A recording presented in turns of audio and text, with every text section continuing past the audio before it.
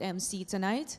Tonight, by the way, too, at the Gala Awards a little later today. So I'm going to see you in just a few minutes. Just don't go anywhere. Thank you.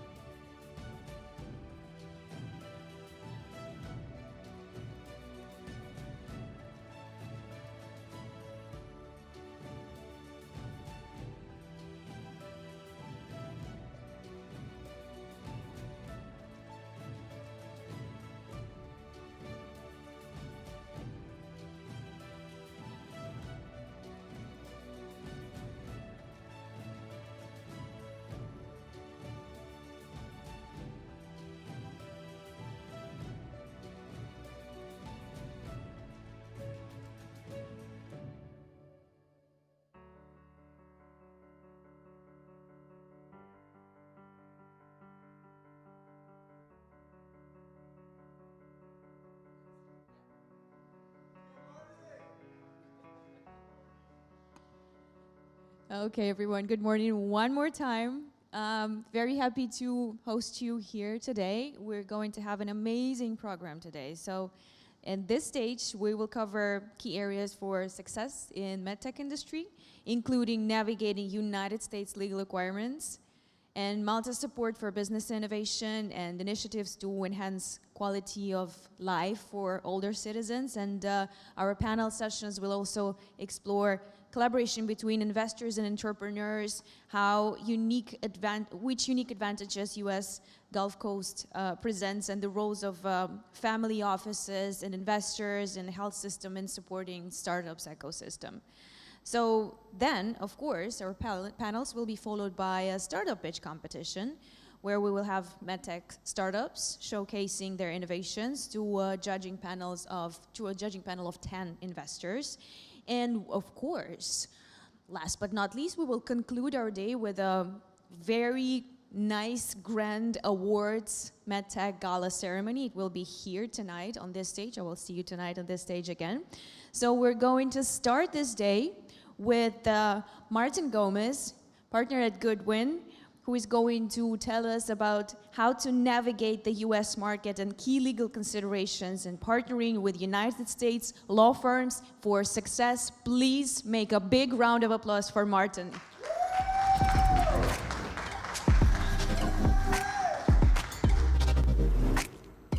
Navigating the US market.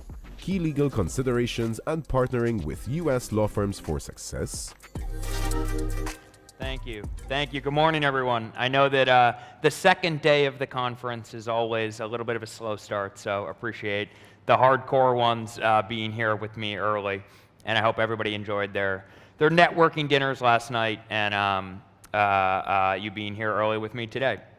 So yeah, this morning I'm going to talk about navigating, I think it's a theme that has kind of permeated this conference so far, navigating the US market, and in particular, key legal considerations and considerations for partnering with US law firms. It's funny, that you'll see that, oh, they moved it. There was a question mark that you saw on the title behind me before, and it was a typo when I first typed it, but I decided not to correct it because maybe it's a question, and hopefully by the end of my presentation, you'll agree with me that I've answered it. So I'm Marty Gomez. I'm a partner at Goodwin. We are a global law firm with over 2,000 lawyers, with offices in Europe as well as the United States. And we have practice groups that span all of the areas that a MedTech company may need. We do company formation, we do VC financings, M&A transaction, regulatory, IP, kind of soup to nuts representation of MedTech companies. And one of the first strategies I think for working with a US law firm that you should keep in mind is your law firm should really have deep expertise in the industry that you're in. And really, as a founder or an operator, or even an investor, but more a founder or an operator, you may only have experience with a handful of deals or transactions. You really want your law firm to be a deep expert and to be your guide and to be able to sort of bring their wisdom to bear on the important transactions that your company goes through. So, at Goodwin, we've done thousands of VC financing, thousands of M&A transactions, and many other sort of capital markets, strategic collaborations, and otherwise. And that's sort of represented. We're consistently sort of at the top of the league table. So you really want counsel that knows these transactions and knows how to guide you through them. Another key strategy is you really want your law firm to have the expertise to be able to guide you through all stages of your company's growth. Many of the legal issues, some of which I'll talk about in a few minutes, that we see come up in transactions, the seeds for those issues were laid, years in advance. Many times, when early stage companies were working with, unsophisticated counsel, and years down the line, these things sort of rear their heads. So what you really want is a law firm that knows how to work with early stage companies, can help structure things the right way, can price services that are appropriate for your capital needs at the appropriate time, but then be able to grow with you, be able to sort of have the sophistication such that if things work out the way you want them to and you're entering into these larger, bigger transactions, your company, your law firm can stick with you through the whole journey. You know, another key piece of U.S. law firm collaboration is, particularly in MedTech, you know, you really want an interdisciplinary team. You want a team that has sort of expertise and the ability to guide you in the different areas of law that touch MedTech. You know, all of these things are interrelated when done properly. Oftentimes, you know, regulatory strategy informs IP strategy. IP strategy, you know, oftentimes is a critical component of transactional structuring and strategy. And so having a team that is kind of interdisciplinary and can handle sort of all of the needs that your MedTech company needs is a critical resource. And also, I think having sort of, you know, cross-border experience, having offices, having spaces, understanding sort of the international market, particularly for folks that are looking to enter the U.S. market from elsewhere, you know, having a firm that represents and is familiar with jurisdictions outside of the United States as well is critical. And, you know, these are just a few examples of the sort of non-U.S. Medical device companies that we represent at Goodwin. Okay, so, you know, with that background, and kind of as I alluded to at the beginning, certainly, I mean, you know, MedTech companies, the data bears it out, MedTech companies are coming to America, you know, in droves. A study done by Boston Consulting Group, whose office is right next to mine in Boston, and UCLA Biodesign a few years ago, found that, you know, 89% of MedTech companies are now prioritizing the FDA. And there's, you know, there's probably a lot of reasons for that, but certainly one of them is sort of the incorporation, the proliferation of digital technologies into the medical device space, and the perception, you know, if not reality, that FDA has been easier to navigate in that regard than, you know, perhaps other regulatory regimes elsewhere in the world. You know, another big reason why MedTech companies are coming to the United States is capital, right?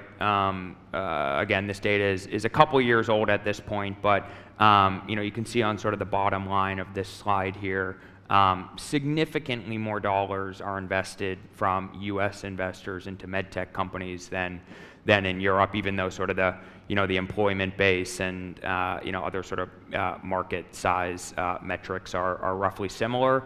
The check sizes and the amount of investment in the U.S. is more significant. So, you know, drawing it back to sort of some, you know, real sort of legal expertise areas, I'm just going to touch briefly on sort of three areas, you know, that you may want to work with a U.S. law firm to help you on. One is corporate, right? So the biggest consideration, you know, not the only, but one of the biggest considerations if you're going to work with a corporate lawyer, you're going to enter the U.S., is, are we going to set up a U.S. subsidiary, or are we going to do sort of the so-called U.S. flip? And both of those have legal considerations and tax considerations. So, you know, U.S. subsidiary, generally the simpler of the two, but there's still legal action items that need to be done. You need to get sort of proper governance in place. You need to do sort of the basic block and tackling of being set up to be able to engage employees and other entities. There are intercompany contracts that need to be put into place to ensure that the U.S. subsidiary can use the IP of the foreign operating company, and other action items. And all of those require, you know, sophisticated legal guidance to make sure that they're done and set up properly. The other way to enter the United States from a corporate perspective is to do the so-called U.S. flip, and that is when you essentially change the ownership structure of your foreign operating company such that now all of the equity holders, all of the owners own the U.S. company. And that, again, involves legal items such as setting up, you know, a corporation in the U.S., actually exchanging the shares that, you know, your foreign equity holders have in a foreign company for a U.S. Piece of equity, and critically making sure that that's done in a tax-efficient way. So in an ideal world, you know, this is done in sort of a one-for-one exchange, and there's no adverse tax consequences to the foreign equity holders. But again, that requires sophisticated legal guidance, sophisticated tax guidance, and something that you want to work with counsel that really knows what they're doing. Okay, in addition to that, right, so you want your corporate legal team. The other big area is sort of, regulatory legal considerations. I won't go through sort of this whole map here, but this is sort of the basic FDA regulatory landscape in the United States. You want a legal partner, you want a law firm that understands sort of this framework and, together with your regulatory consultants can help you make sure that not only are you sort of navigating this pathway in the most efficient way, but also that your products ultimately comply with the whole list of other regulatory considerations for a MedTech product that you may be commercializing in the US. And then the last piece, sort of the last legal item that I think I want to talk about this morning that is important to understand if you're entering the US market has to do with your IP assets. So you want to have legal partners that, first of all, not only understand your technology, that's kind of first and foremost and critical, but also understand the laws for IP protection in the US. Many times in the most critical transactions for a MedTech company, it's the IP that's being assessed by investors, acquirers, or ultimately potentially the public markets. And the laws are different in the United States than, for example, in Europe. One good example in the MedTech space is that in Europe, you cannot get a patent claim to a method of treatment. It's prohibited by the laws for various public policy reasons. That's not the case in the United States. So there's different claim coverage available, and your US investors, US acquirers are going to want to make sure that your IP assets align with the US, as well as the other jurisdictions in the world. So you want to have sophisticated guidance on that respect as well. And then, with the few seconds I have left, really sort of the last thing I'd say about partnering with a US law firm is, look at them not so much as just a legal X's and O's partner, but really as a collaborator. You should look at them for helping you on pricing, connections to venture capitalists, network, all of those things. So that's my last tip. And I'm out of time. So again, I'm Marty Gomez. I'm a partner at Goodwin. I'll be here, for the rest of the week. So would love to chat with folks if you're around, and enjoy the rest of the week. Thank you.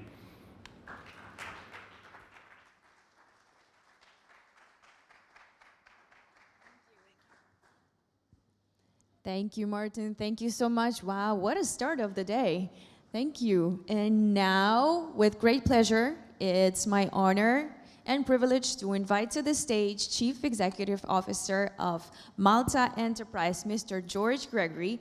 Malta Enterprise is Malta's core economic development agency that plays a crucial role in nurturing Malta's MedTech sector, offering financial assistance and regulatory guidance, please. And of course, strategic support to help MedTech companies thrive. Welcome, and the floor is yours. Thank you.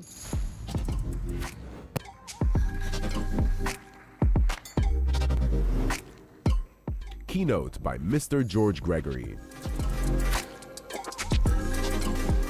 Good morning, ladies and gentlemen, esteemed guests. For those of you who came for the sunny weather, I apologize, but I can assure you we do have 300 days of sun at least a year. So sometimes I do escape to get some of this weather. So I can assure you Malta has a lovely climate. It's a privilege to stand before you today at this prestigious MedTech conference. MedTech World Malta has become a flagship MedTech event, not only locally, but in Europe. We gather here not just to showcase advancements in medical technology, but to celebrate the people that are the driving force behind innovation. Malta is at a crucial stage where we need to make strategic decisions to establish the direction we want the country to take. As a matter of fact, we have recently launched our Vision 2050, which will definitely incorporate something regarding the medical environment. Technology is shaping the world we live in today. Malta, in many ways, was a microcosm of what is happening around us. In these circumstances, we need to develop and nurture ecosystems founded upon new technologies and highly skilled employment. The MedTech sector not only embraces the vision, but also promotes, I apologize, but I apologize for that. The MedTech sector not only embraces this vision, but also promotes and provides improvements in healthcare and overall quality of life. Malta Enterprise is striving to support this ecosystem, not only through our financing support vehicles, but also through engaging and fostering a climate of collaboration with key stakeholders in this sector, such as the Malta Medicines Authority, Mater Dei Hospital, and public healthcare, just to mention a few. The MedTech sector in Malta is deeply rooted within the solid foundations of an existing industry, the pharmaceutical manufacturing industry and the manufacturing of medical devices industry. As a country, we need to build upon these foundations and foster a landscape where innovation can happen through startups. An ecosystem where startups can calibrate and have access to the expertise and resources of the established industry. Startups are the lifeblood of our ecosystem. They embody the spirit of entrepreneurship and are often the first to explore uncharted territories in healthcare. These agile, visionary companies are the ones that challenge the status quo, pushing boundaries to create groundbreaking solutions that can improve lives and revolutionize patient care. Startups bridge the gap between technological tools available, such as AI, virtual reality, data analytics, and more, as well as identifying solutions to better patients' lives. In Malta, startups play a crucial role in fostering a vibrant MedTech ecosystem. They generate highly skilled, specialized jobs, attract talent, and stimulate economic growth. Each startup that emerges not only contributes to the local economy, but also creates a ripple effect, encouraging collaboration, inspiring established companies, and attracting foreign direct investment, as we have seen. Today, we are proud to have partners in this sector who are at the forefront of using technology and innovation to improve our healthcare and medical care. Startups operating in the medical cannabis sector, which are coming up with new formulations for different indications. Startups operating in the fertility sector. Startups in the robotics sector, which are collaborating with the University of Malta to improve surgery outcomes, whilst others are working on molecular diagnostics to improve early-stage diagnosis in oncology. Shortly, we'll also have an operational notified body in Malta to further complement this niche. These are building blocks on which we are building a new modern economic structure. At Malta Enterprise, we understand the challenges that startups face. Access to funding, mentorship, and resources can often be limited. That is why we are committed to creating an environment where innovation can flourish. We provide support through networking opportunities, funding initiatives, and allocation of space, as well as nurture strategic partnerships. Our goal is to ensure that promising solutions have the chance to become a transformative reality. In the past weeks, the government has announced various initiatives that will continue providing startups with the essential infrastructure. There will be a new incubation center for startups and an SME park in Halfar, right in the heart of the pharmaceutical manufacturing industry. Later this year, MDIA will also launch DigHub MT, Malta's European Digital Innovation Hub, offering services to SMEs such as access to high-tech workspace, offering high-performance computing, augmented and virtual reality, 3D printing, and more. MedTech startups can have access to such infrastructure to test their products while in development, make use of training and development in digital skills being offered, and unlock European-wide networking opportunities. As a jurisdiction, we actively support foreign direct investment through financial support, a business-friendly environment, and common languages. For those visiting Malta for the first time, this is a great opportunity to consider this country as your European base, your gateway to the EU. We are lucky to be in a strategic location situated between Europe, North Africa, and the Middle Eastern markets, thus enabling regional trade and collaboration. The regulatory framework is crucial for the MedTech industry. Our regulatory framework is robust and well established in line with the EU legislation. And through our partners, like the Malta Medicines Authority, we ensure EU and FDA standards. And as we heard earlier, with the US attracting so many startups, this is a key element. We've also facilitated an easy market entry. As already mentioned, we are also working together to establish the first notified body in Malta, essential for the certification of medical devices within the EU. Our country boasts a skilled workforce that is highly educated, multilingual, with a strong experience in engineering, IT, and healthcare. We are sure we should also not take for granted Malta's quality of life, with a favorable climate, not today, cultural niches, and a safe environment, making it an appealing destination for expatriates and talent retention. I invite each of you, investors, industry leaders, and policymakers, to join us in championing these startups. Let us collaborate, share insights, and invest in the future of MedTech. Together, we are cultivating a thriving ecosystem that empowers entrepreneurs to drive change and enhance healthcare for all. Let us fuel the advancement together. Do come and visit our Malta Enterprise stand. As you would like to explore, we can support you in your journey. In closing, I want to express my gratitude to all of you for your commitment to innovation and your support for our startups. Together, we can shape the future of MedTech and ensure that our local ecosystem remains a beacon of progress and possibility. Thank you.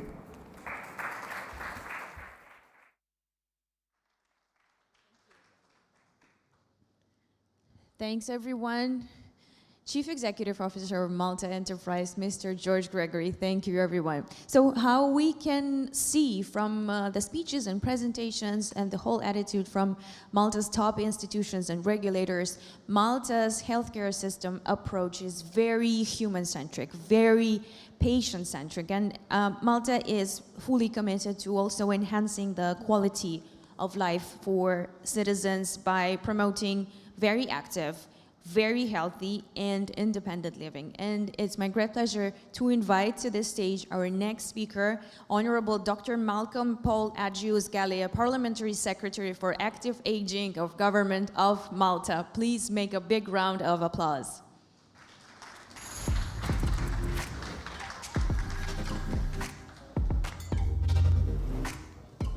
Keynote by Honorable Dr. Malcolm Paul Adjus Galea.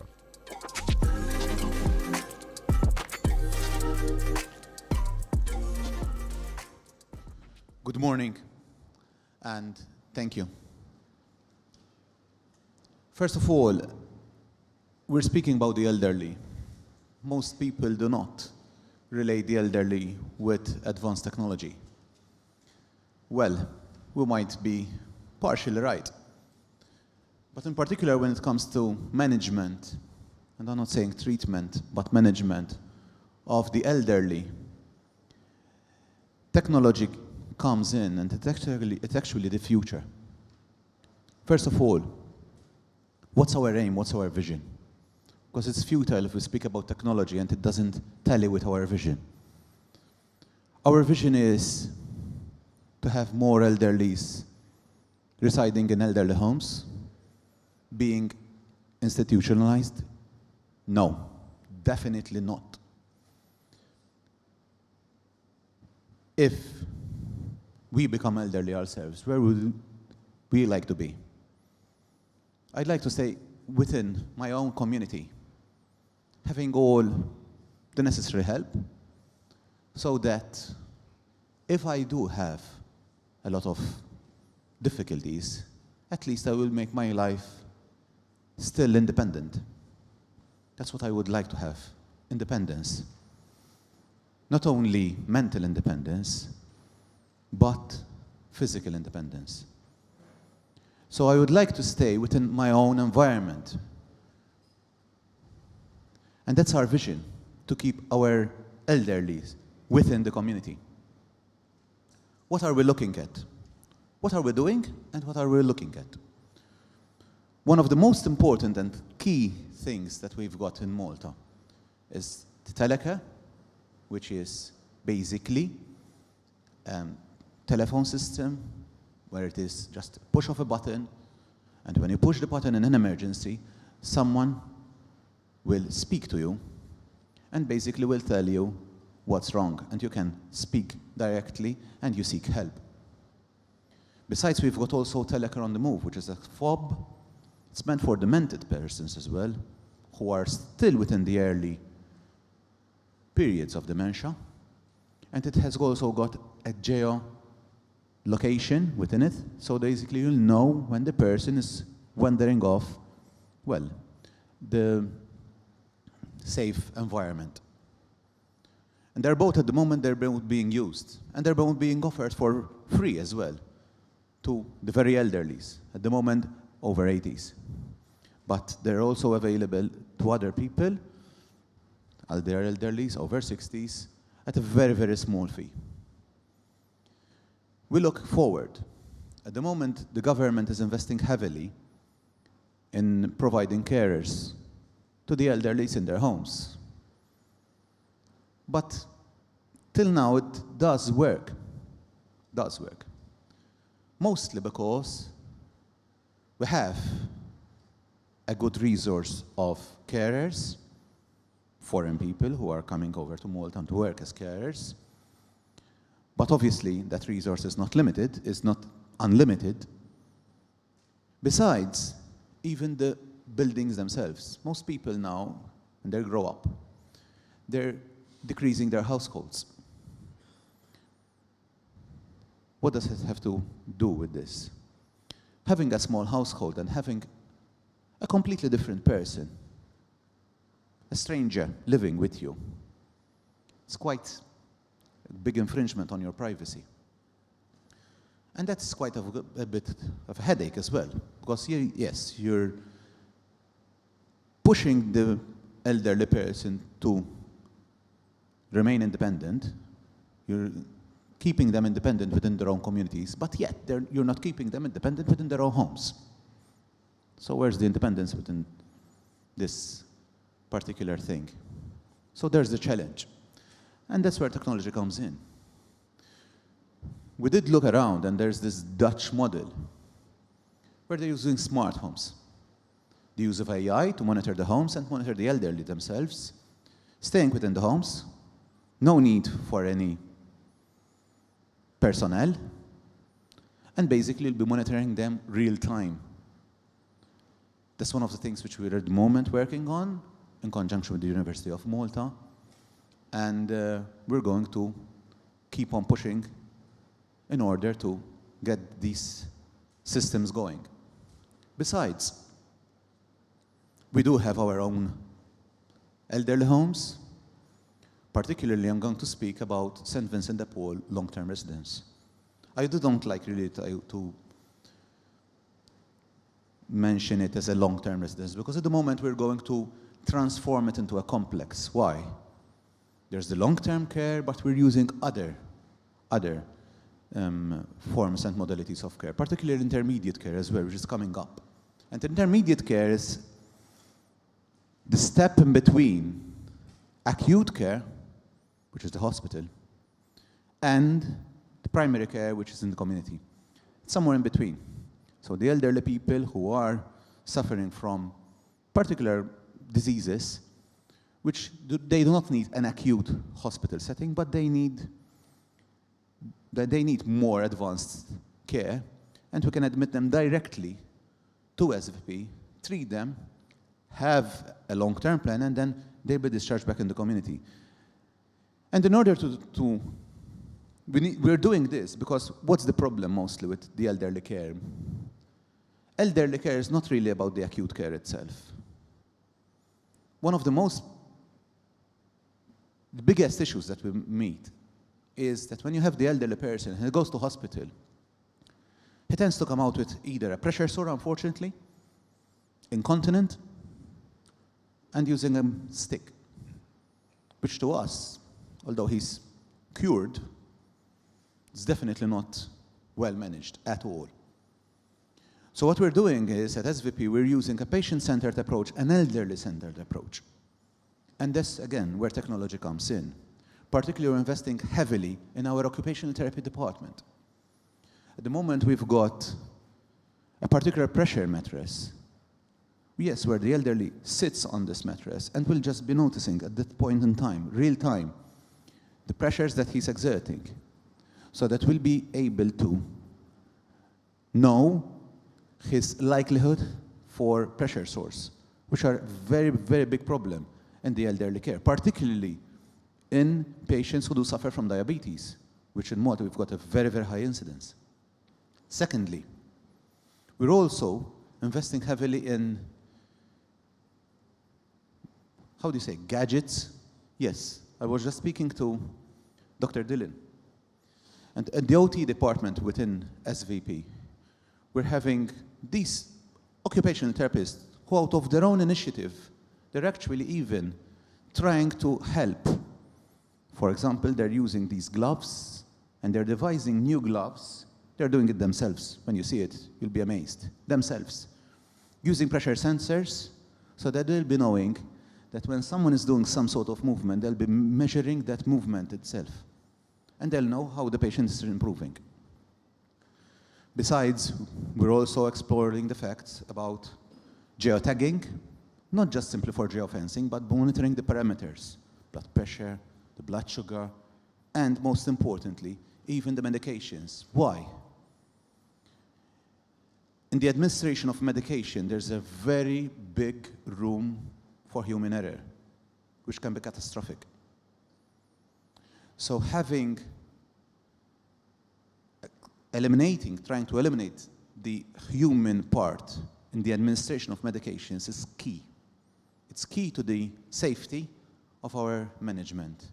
Especially most elderly people do not know what kind of medications they're having. And when you ask, and they will tell you, listen, I've got this white tablet, this other white tablet, and this other pink tablet. Okay. What's that? I don't know.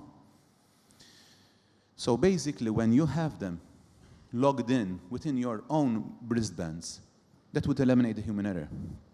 In conclusion, yes, in the elderly care, particularly medical care, we've got a lot of opportunities for technology to come in.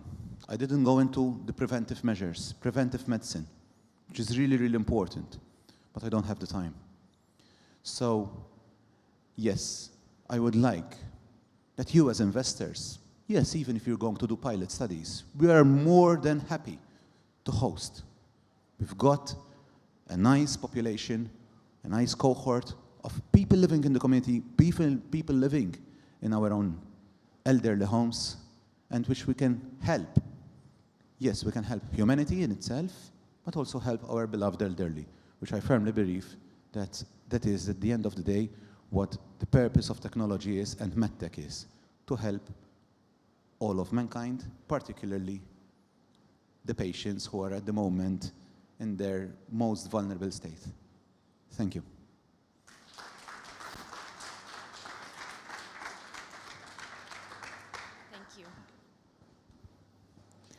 Thank you so much. So now we are getting our stage ready for the first panel discussion of the day. One important thing, this panel session will consist of ladies only, so we're going to hear from female investors and female entrepreneurs, and we're going to see how these categories of people, investors and entrepreneurs, create, that's not me, hello, create a unique bond, how they do collaborate with each other, how they collaborate with their respective teams.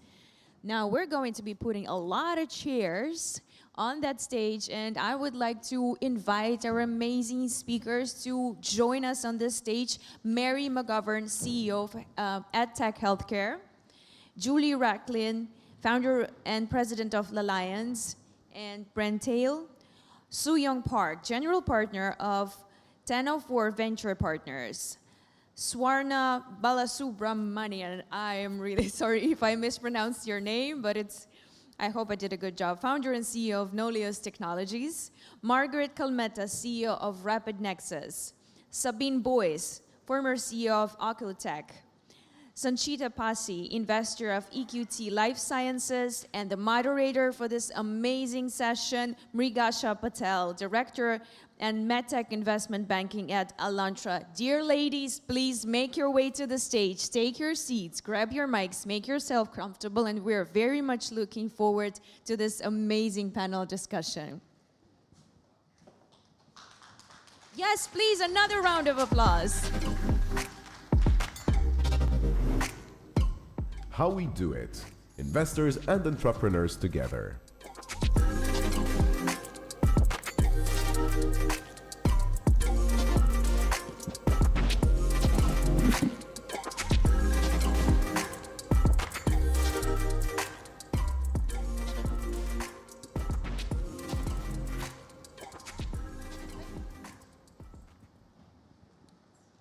All right, the few people that decided to come this morning, thank you. We have a group of fantastic ladies, so why don't we do some introductions, and we'll start with Julie and go down How much time do I have? all the time in the world. Oh, amazing. So I'm Julie. I'm a PhD by training, scientist, but I turned VC for roughly a decade, and now an entrepreneur, and I'm CEO of several things, but notably today BrainTel, which is a company that measures the brain to improve the development of new therapies in brain care. Hi, I'm Mary McGovern, a MedTech startup from the UK. So we have a cold plasma product, which is very high tech and quite interesting. So my background is we're from an industry spin out. So I worked in the semiconductor industry for a long time, developing new business, and then moved to the medical tech sector. Hello everyone, I'm Sanchita. I'm a pharmacist by training. I spent half of my career on the operations side in Abbott, on the cardiovascular portfolio, doing product management for Europe, Middle East, and Africa. Then switched my career to VC. Was doing early stage investments to this summer, and recently joined EQT and doing growth stage, late stage investments in MedTech, digital health, and diagnostics. Good morning, everyone. My name is Dr. Swarna Balasubramaniam, and I was a colon and rectal surgeon in active practice for 20 years.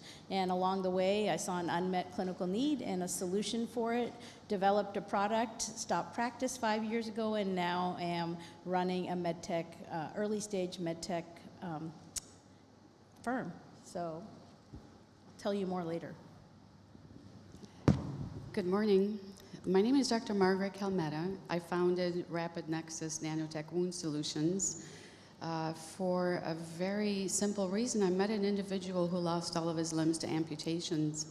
There was not a solution for him, and he suffered from diabetes.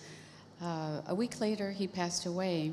At that time, I had my own technology that was 500% faster in the oral surgery field. I quickly made a decision to transfer my technology into the advanced wound space, and we're happy to introduce the world's first peri-wound healing solution, which is the surrounding tissue healing solution for diabetic individuals. Good morning. My name is Sabine Boys. My background is a finance person, but for the last 10 years, I was the CFO and then the CEO of a company called Occlutech, which is the number 2 in provider of occluders in the minimal invasive cardiac space in Europe and number 3 in the world. And the last 4 years when I was the CEO, we were able to double the revenue, which is now up to almost 50 million. And we went quite a high pace of growth with over 20% of growth, which is it's a very unique platform in Europe. There are unfortunately not so many MedTech companies anymore running in Europe that have that platform. We brought a product into the US and had its second trial running actually on time. And it was a great journey, and I decided to embark on a new journey just very recently. And I'm looking forward to this panel. Hi, everybody. My name is So-Young Park. I'm the general partner of 1004 Venture Partners. We are an early-stage global fund to invest in transformative technology to support healthy aging. And I'm Ragasha, the least useful person on this panel. These ladies operate, and I show up later after they do all the hard work. All right, let's get into the questions. So we've got, the way we're gonna organize this, we've got about 5 categories, and we're gonna start with investor perspectives and growth strategies. And Sanchita, Sabine, and So-Young are gonna speak about their experiences. So Sanchita, in your role at EQT Life Sciences, what key qualities do you look for in early stage MedTech startups that indicate potential for success? So we do growth stage. Not, I think So-Young is early stage. Instead of me, where do you want to start? Growth or late? I can start with growth. However you want to. Yeah. So on growth, that's, I guess, all of these companies I hope get to that stage. By commercial, we mean different things in different categories. Of course, MedTech is very different than digital. I'll start with the MedTech space. One fundamental thing for our fund specifically is the health economics of a company. So as the name suggests of the fund, health economics, what we mean by that is it has to improve clinical outcomes, which I think a lot of companies focus on very early on because clinical validation is the first step to adoption. But in our opinion, a good health economic case or a business case for the people who are going to adopt the technology from a provider perspective and a payer perspective is essential for commercial adoption. So what we mean by that is it's not just a revenue traction. We don't need to show just like, X amount of millions in revenues or potential forecasts, but what is the business case for these providers? So for example, if a technology is shown to, let's say, reduce cost of care, but in terms of fewer hospitalization rates, fewer reintervention rates, in that case, we have a clear business case for a provider to want to adopt this technology, even if there's an upfront cost. So that's one way we look at commercial. So it's not just that the fact that you're in the market, but also you are going to be adopted. From a market need perspective, there's ways that we look at it differently based on the technology you have that would give us an idea of the commercial potential. Because we don't come in with, we're not private equity where you're like, a profitable company and, X million revenues. We're still early commercial, so it's entering the market or just entered the market or about to enter the market, but we need to have clarity on the commercial adoption. So on the market need, what I mean by that is, we have discussions with KOLs and with physicians on the ground and try to understand if there's a need from their perspective. So I think this is very common in many investors, today. It's not just the technology is, better, really helping patients. Unfortunately, it's about the physician that's going to adopt the technology and use it. So there's a lot of usability diligence that we do on the physician level. And if it's, let's say, we look at the clinical results and the clinical trials that have been done, the pace of, let's say, recruitment within a study, if there's been any hiccups there, I'm not saying it's always a guarantee, but it gives us an idea of if it's going to be adopted or not, if there's actually patients for that technology. On digital health, of course, it's a bit different. We had a lot of discussions yesterday in the Investors Forum on this, but I think we're all trying to figure it out, I guess, at the same time. But there we'd say we go a bit later stage, more established revenues, not just early revenues. We shy away from, consumer-focused devices only. So any enabling technologies, I'd say it's, the future of medical devices also will be medical technologies and not just, pure hardware. So it's still a process for us to define what that means, but it's way later, I'd say. I think it would be helpful if you could talk about, what the revenue threshold is for some of these companies, because, in MedTech, you have to go through this cliff where you have to sort of understand limited market release and then go to full commercialization. So, there are different inflection points. So that would be helpful, I think, for... Yeah, no, that's a good question. And unfortunately, I'm not sure there's one answer that fits all medical devices. I'd say, let's stagger it this way. If you want to see, let's say, the first year of 1 million revenues, what is the quality of that revenues? That's what we look at mostly. Where is this coming from? Is it just one use, 25 users across different countries that used it once? Or is it being used regularly in their routine practice?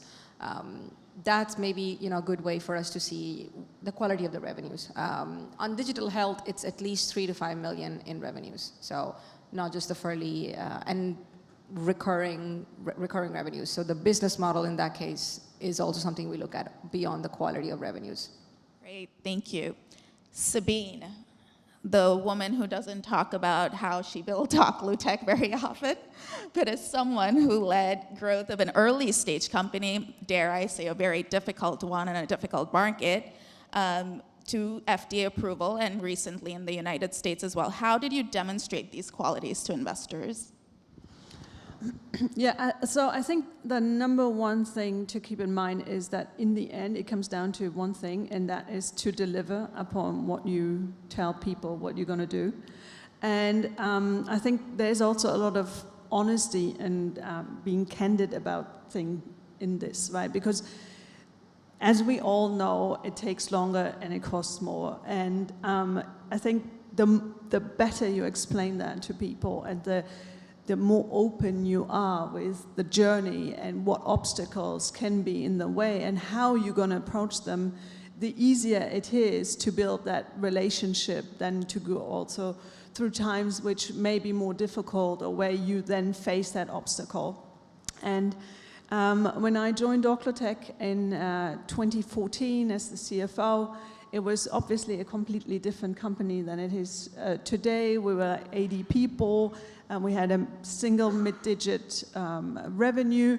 But I think in the end, it's about the product, right? Like you said, it's can you build this product, and is it a recurring revenue?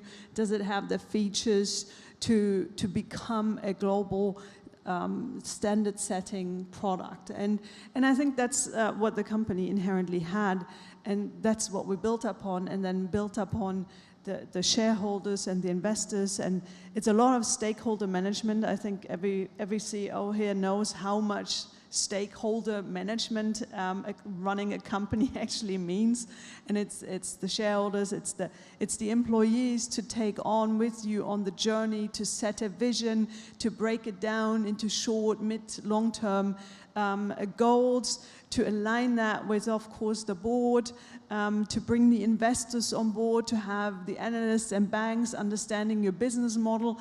So there is a lot of parts that need to come together to then go through that journey. But in the end, you just got to deliver. And I think that's really the important part of building the trust going forward and building something sustainable that will take the company to the next level. And I think that's what we've done quite successfully at Occlutech, where we have built the company, and it's now a very global player, active in 85 markets, entered the US, as you mentioned, with the first PMA FDA approval end of last year, now coming the second product, and building that trust and being candid and open about all the obstacles that might come your way, but having a good plan of how to take all the stakeholders along. I think this is what I would say is the bottom line of building a solid company. I think it would also be helpful because, you know, in Europe, it's so difficult to commercialize some of these technologies because you don't have enough volumes. So, you know, it would be helpful if you could speak to how you ended up building this double-digit revenue growth trajectory there. Yeah, so, I mean, Europe is a wonderful place for once, but it has some difficulties, and it has become more increasingly difficult.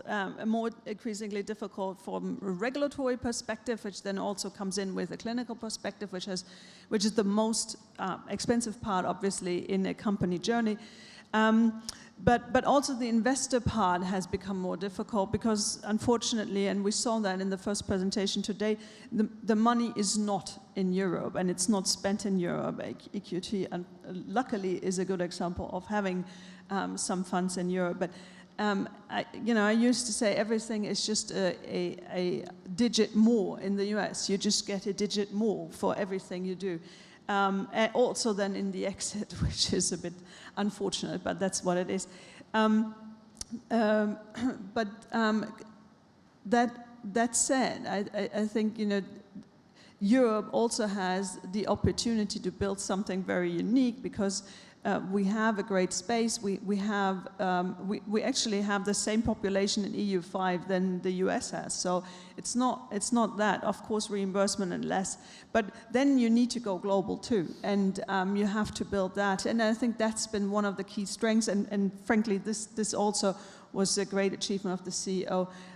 When I came in as the CFO and building that distribution network, being present in all markets, and we were market leaders in a number of countries, including Japan, which is one of the highest standard quality countries, and to have that and to build this and to be able to show this high quality and performance, I think helps then taking this forward, and this is how we've built it. Well, that's great, and I know you're going to do it again, so congratulations on a very successful decade there. So Young, given your focus on US-based investments, how do you see these qualities play out in the American MedTech landscape, and how do these possibly compare to the rest of the world? I actually see that the quality, if you want to be successful globally, I see you should be successful locally. So in local, how much you can actually gain your foundations and traction, and then you can actually be ready to go to outer world from your comfort zone. So I guess US is slightly different market, but still what you built so far will be such a great asset, and then it definitely will be helpful to go to US market. But US market, as you know, the payment system is slightly different. Of course, we have a government-led aspects, but also a lot of decision-making comes from the physicians, payers. Now we have more voices from patients. So that kind of complexity, I want you to be aware when you go to US market. Great, thank you. So the next portion of this, we're going to talk about founder journey and securing investments, and Swarna, Margaret, and Mary are going to speak a little bit about their companies and how they've done that. So Swarna, you've transitioned from a practicing surgeon to an entrepreneur in medical devices. Can you share how you approached communicating the clinical value of your company and solution to investors, particularly in a space as specific as ileus recovery? And then do you feel it was easier to gain investors' confidence given your background? Thank you for this question. You know, I really would first off say that I am a little bit of an accidental entrepreneur. What happened was that when I was in practice, I saw a huge unmet clinical need that affected not only patients, this problem of intestinal paralysis that occurs after anyone has abdominal surgery, but also affects surgeons and hospitals. So surgeons, you know, have more work when patients have complications and longer hospital stays, and hospitals in the US bear the economic burden of the cost. And I saw a solution in another device, and I started asking the question, how can we bring this to all of our patients instead of just the specific number of patients that it was a wound care device.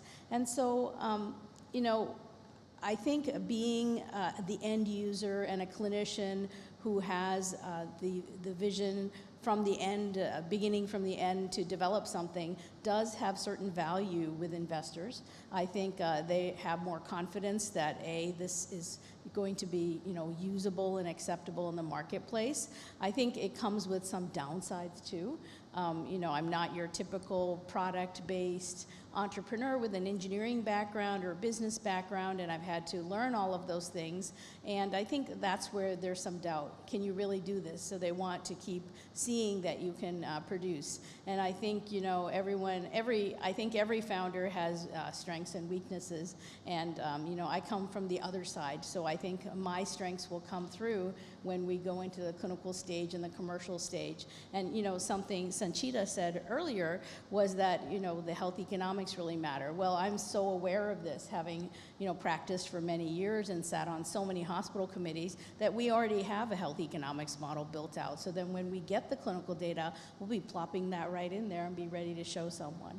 So I think, you know, there's just different strengths you come with as an entrepreneur, and, you know, it's just, it's always a challenge and always a pleasure. Well, isn't it interesting? Because if you asked a male physician, the answer would be very different. They'd say, it wasn't hard for me at all. Probably true. All right, thank you, Swarna. Margaret, have you ever faced the challenge of communicating the significance of your wound healing technology? What strategies did you use to help investors understand the potential impact of your innovation? Absolutely. I've had a challenge of communicating the impact of the technology. Number one, the general public does not understand what chronic wounds really are, that they are non-healing and they can cause sepsis, amputations, or death. So most investors are from a general public arena, not PhDs or MDs, or I should say not PhDs. And so therefore, I have to start out by using visual language and get very, very simple and get in a little bit of the understanding of the problem that this can actually cause sepsis and death right in 3 sentences. So that's a challenge. And then can you speak a little bit about, the potential of the impact of your innovation on a larger scale? Absolutely. So the impact is that today alone, every 20 seconds, someone is receiving an amputation around the globe just because they have diabetes. In the US, the numbers are pretty staggering, as in other countries. 1,380 amputations will be performed today and every day. And the reason for that is because wound care industry focuses on the hole in the leg, the wound. The hole in the leg with the diabetic population is not actually the problem. The problem is they have neuropathy, they have a breakdown of their tissues in the peripheral limb, and that's why the wound opens, and that's why it doesn't heal, and that's why it's a repetitive process. These patients undergo years and years of therapy and live with an open wound. We had a patient that had an open wound for 40 years. She was burned when she was 17 years old and came to us decades later, and we closed that wound for her. I mean, that's great. I've spent so many years in the peripheral vascular space, and I can tell you this is a complete disaster in the United States right now. But thank you for that. Mary, with AdTech Healthcare's focus on cold plasma technology, you've been at the forefront of disruptive innovation within a very specific niche of biotech, which is not very easily understood. So can you please speak to about how have you managed to maintain investor confidence with that and momentum over a long development cycle? Yes, cold plasma is an energized gas like the aurora. It's really cool looking. It's quite Star Trek-y, very colorful. And what it does is it physically breaks a hole in the bacterial cell wall and disrupts, kills the bacteria. So because we're an industry spin-out, plasma is made in the semiconductor industry. So explaining the technology to my key stakeholders wasn't that hard because it was plasma.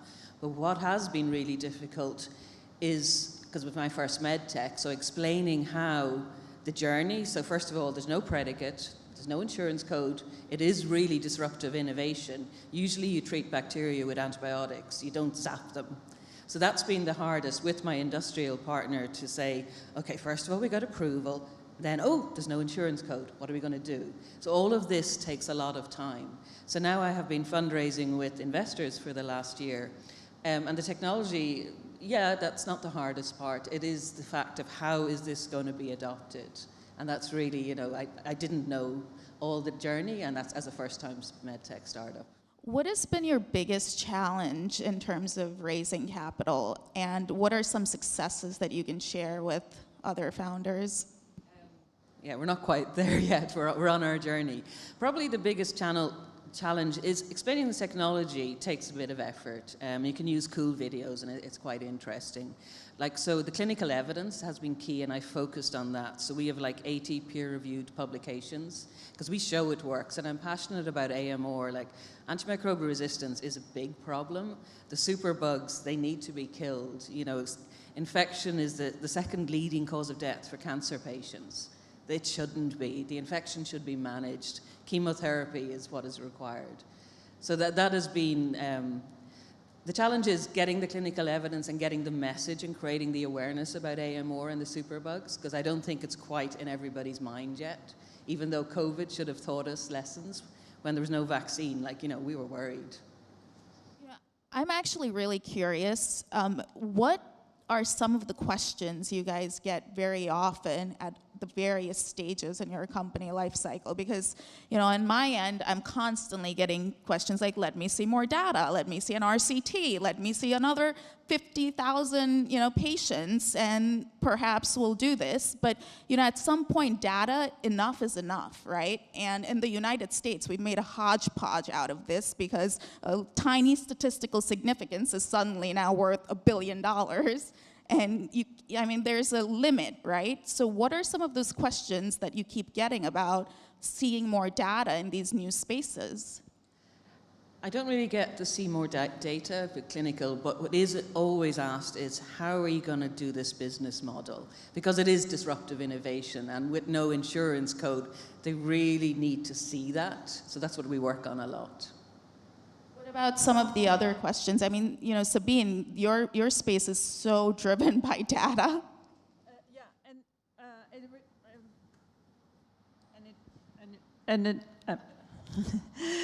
And it really depends on what product and what life cycle, obviously, you talk about. At Occlutech, we have products that are very well established, have been implanted 100,000 of times. We've sold 100,000 of implants. So then you obviously have more different questions. Then it's more about scalability. How do you commercialize? How do you keep track with good growth? And how do you take it further? But we also, of course, had products that are very innovative, that like in heart failure, which is a very hot topic now, device therapy in heart failure. And there's a lot of data, and there's a lot of data being generated, and it's not always very clear on how this data is to be interpreted.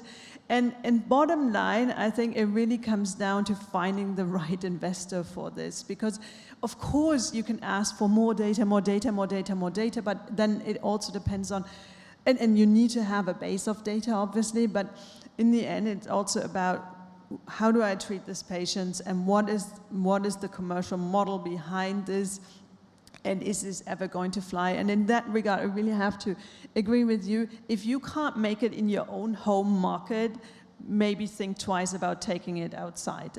There has to be some success there to really take the basis. But I would say it's a bit of a game to ask for more and more data at one point. So it needs to get out of this and then show the commercial traction and the evidence for the patient.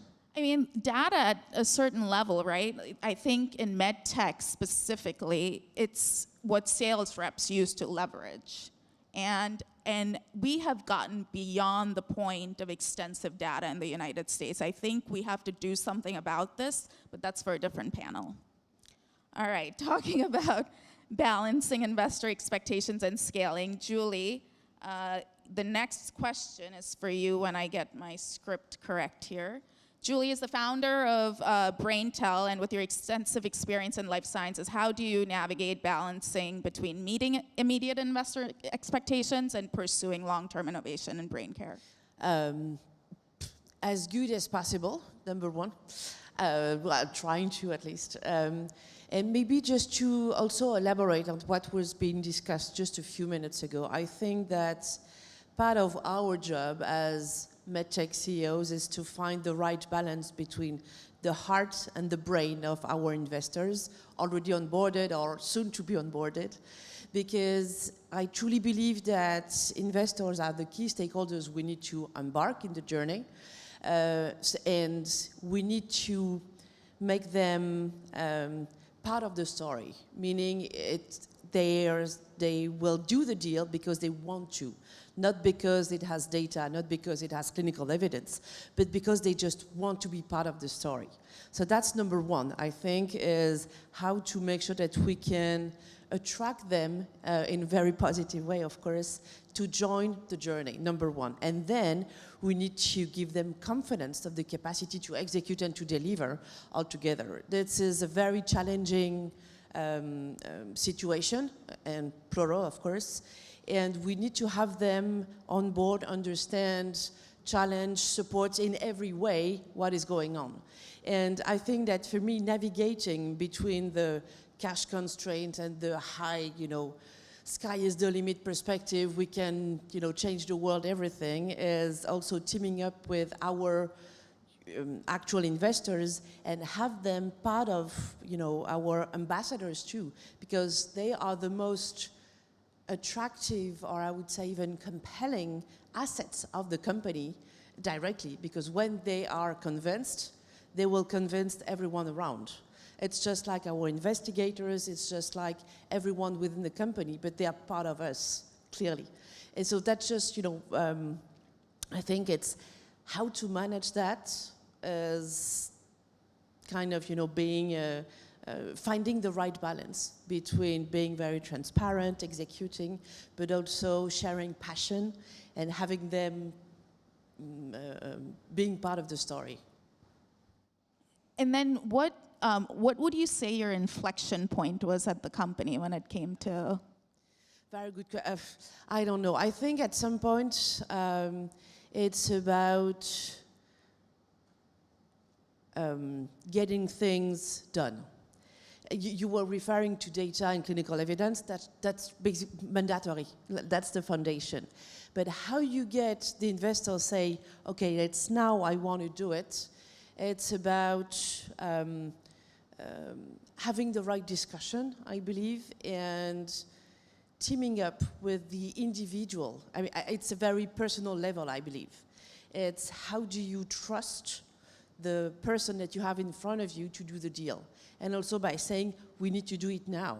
There is time to market is now. And that's this sense of emergency at some point that we need to work on. It's being transparent, but also very pragmatic at some point. And I'm currently fundraising, discussing with investors. We have cash issues just like everyone else, trying to really be equity driven and invest every single euro that we have very efficiently. But then at some point it's about value creation. And if the people you're talking to endorse the project, they will understand. It's, this nucleation point comes, or I think happens, when the people in front of you understand that. So my job is to make sure that they understand that's the right timing to join us. Yeah, Comment? absolutely. Yeah. So I think these are all fantastic points, and I think you brought up earlier, Margisha, that I'm doing something very specific, and I have similar problems even at the early stage. And so I think I find that there's two kinds of investors. We live in a time of very short attention spans, and so a lot of investors do what I call checkbox investing. So they look for external markers of whether you've had a different kind of investor, whether you've gotten a certain kind of grant, whether you have, and this is where the data stuff comes from. Ticking the box approach. Exactly, Let's exactly. start doing it on TikTok. Well, I mean, it comes in many forms, but I think if you find the investor who actually has the time to join your journey and listen to what you have, because when you're in a new market, you're not going to already have an established market. And in my situation, there is demonstration that the basic technology already works because it started as a clinical observation. But a lot of people just do not have the patience or the time to do that kind of diligence with you. And so I think having that extremely large funnel at the top to sort out which investor is the right investor is the right approach. And it's taken me a while to figure that out and to sort it out. But when they start asking for data, I immediately say, okay, thank you very much. I'll come back with data. And it's also about understanding what they expect from us. We need to understand investors' model and how they are going to make money, because they need to make money at some point. So we need to integrate that into the plan that we're proposing and offering. That's why I already have a health economics model. But the thing is, they have to want to listen first, right? I'm going to talk. Okay, I'm going to take the investors' invitation to defend. No, not to defend, but I think one point that I wanted to mention, what you said, and then I'll answer to that. What's the inflection point? And I think sometimes the people and the person itself is the inflection point. So it's going from talking to doing. When you see doers, it comes across. When you have a track record of showing that you've delivered, you've accomplished, and it doesn't have to be in the same thing. So I'm not saying, only serial entrepreneurs or only a certain type of CEO, that it comes across. So then you get confidence if you're going into a disruptive market of, okay, this person can deliver it. Are they surrounding themselves with the right people to deliver it? Because it's not always just about the data. You can have the best data in the world, but if you don't get the right people to communicate that or to position your company, it's not going to be adopted. So I think the question on value inflection, I'm pretty sure like what you discussed was like doing, and a lot of people just talk. So that's when you lose them. On what you just mentioned, I think there is a clear difference, and I take this as an investor as well. Like I notice it around me. There are different types of investors. So it's a marriage. I like to say, it's like when you're dating, you have to assess both parties. It's not just because they have the money. You want them with you on your journey. So I think there's a lot of investors that don't have that background and maybe are just followers, not lead investors. They will ask these questions because it's not their job to lead the round, so it's not their responsibility, so they'll trust someone else to come in. As a lead investor, I think you have to take on that responsibility. You have to go deep. And I think what I'm noticing from the partners now that I'm observing at my firm, and I recently joined, but they have 30 years of experience, is that there's a pros and cons of having the experience. Let's say, it's very easy for some of them to really see what's going to work and what's not going to work because they've been there so long. If you go into a market that's established, cardiovascular, there's no point in convincing me on something because we know the strategics, we know the market, we know the transactions that have happened. So it's easier to understand what's going to work and what's not going to work. In a new market, that maybe doesn't apply, but experience does matter when it comes to not distinguishing who will make it, I think. So, my 2 cents. And in my situation, the investors approaching have been very interested in the X return, and especially early investors. And so we've had to work our modeling to show them what the X return is going to be. And most recently, we've been doing testing to show what market segment we're displacing, what product we're displacing, how much market share that product has. And then we do a second set of modeling saying, okay, an acquirer can do this because they're already have a global presence, and this is the market share that they'll be displacing with our product. So we have two working models to be able to substantiate what we're talking about. So that's been taking a lot of my time is the actual modeling. So I'm wearing a lot of hats, first of all, technology is displacing because there's not a solution out there for the diabetic individuals that are experiencing non-healing wounds. And second of all, then I have to come from the financial point of view. So it's been a very good journey as of late because we've tested a lot on the antimicrobial level, the lowest hanging fruit, and then also the healing level. So we're able to show what market segments we're able to displace. Yeah, I agree with that. I do believe that people invest in people, and of course it is like a marriage. That said, I think we all kind of suffer a bit from the short attention span syndrome.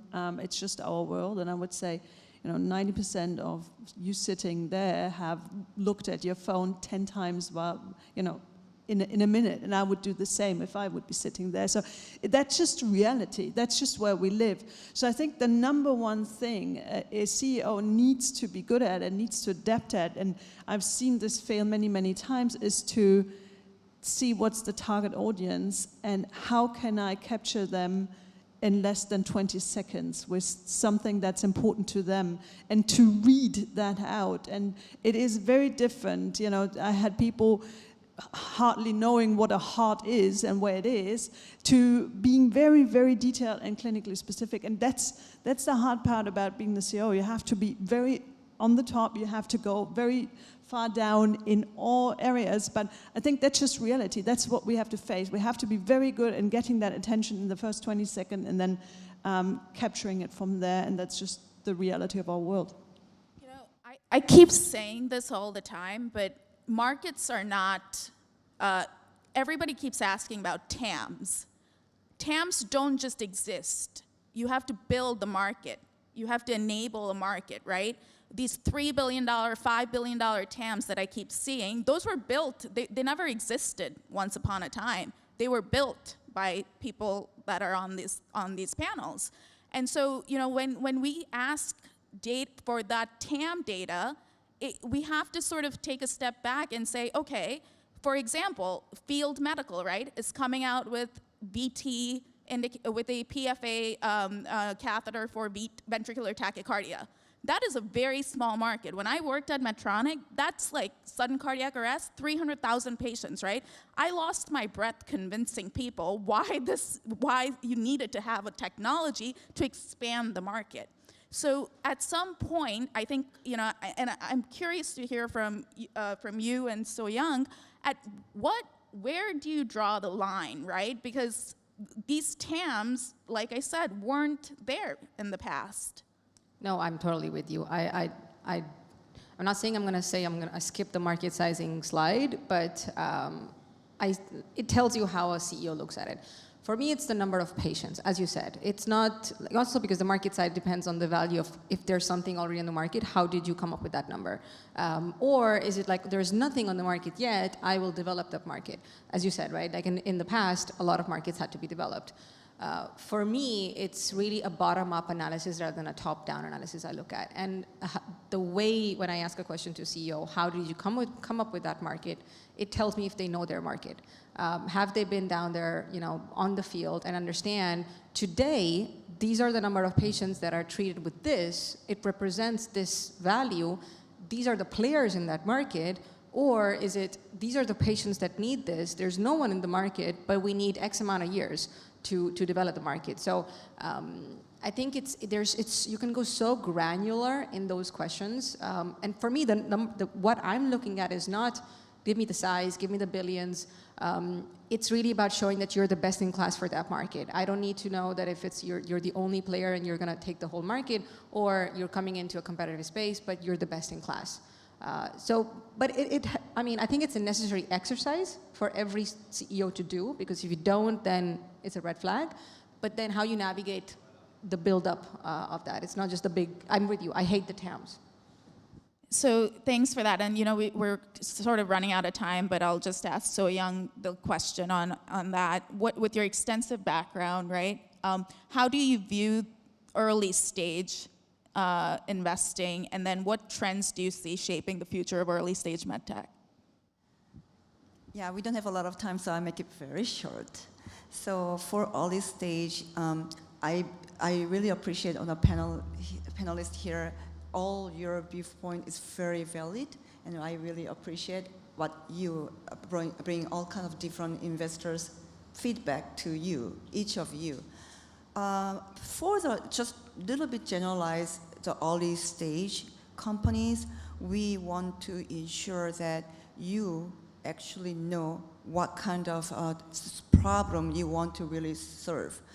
You may think this is a big problem. Maybe someone really don't care that kind of problem. So that's the one thing, who really care about this problem?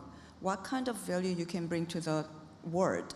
The second, your solution. Your solution, you may think this is amazing, serve this most difficult problem in the world, but oftentimes I hear this solution really serve the maybe 10% of the problem. You want to spend your time, energy, and then all the monetary resources to serve nobody really care. That's really a heartbreaking thing for me. So I want to always ensure that all these stage founders, please think about what kind of solution you can bring to this problem, how much percentage you can achieve to serve this problem. And then finally, we talk about TAM, SAM, SOM. TAM is not really meaningful to any investor, but what we see, especially for the early stage, is the growth potential. So based on TEM, we say, we can just gauge. It's kind of more like back-end envelope calculation. You may be able to make us at least a 20% growth in 5 years. We actually calculated.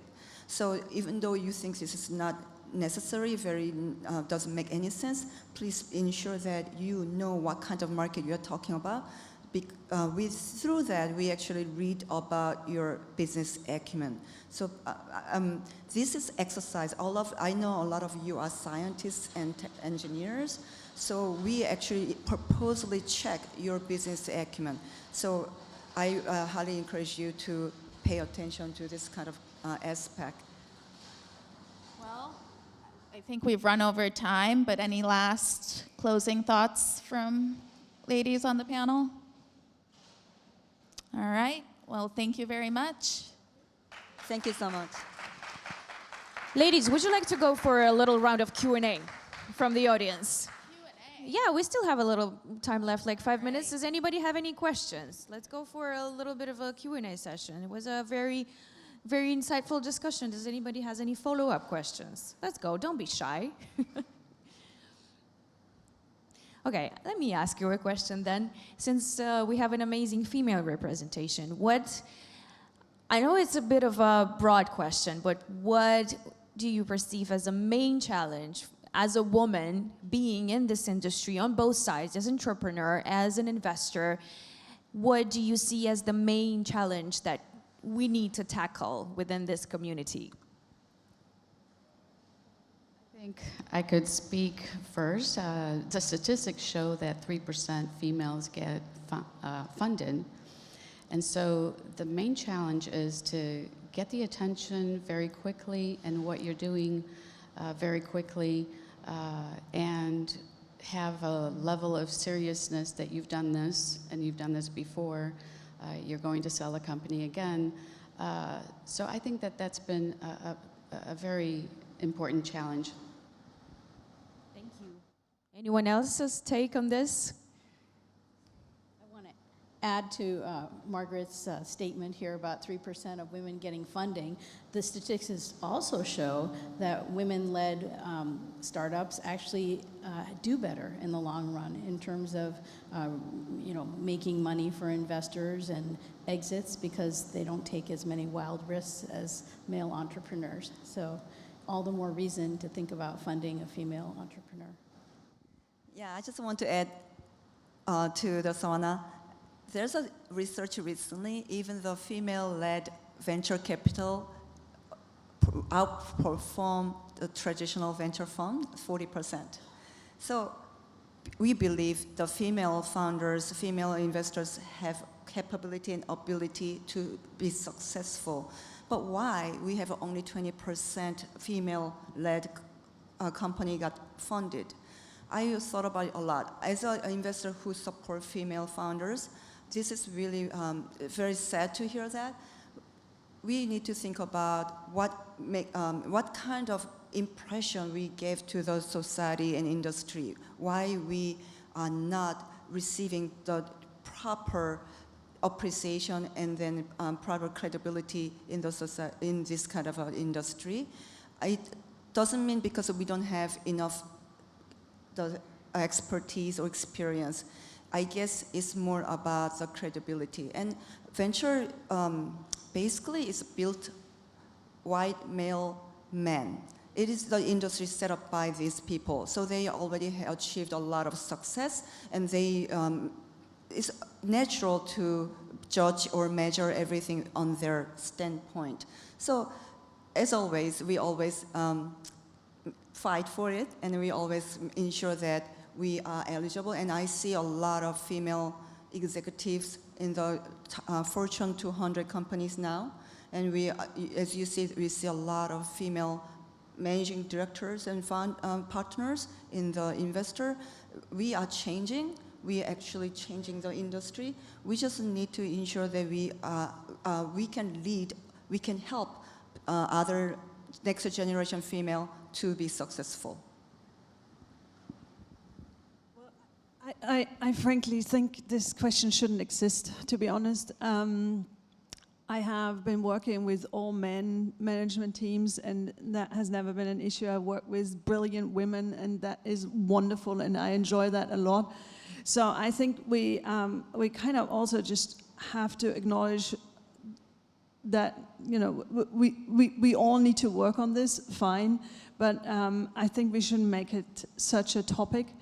And in the end, we have to deliver.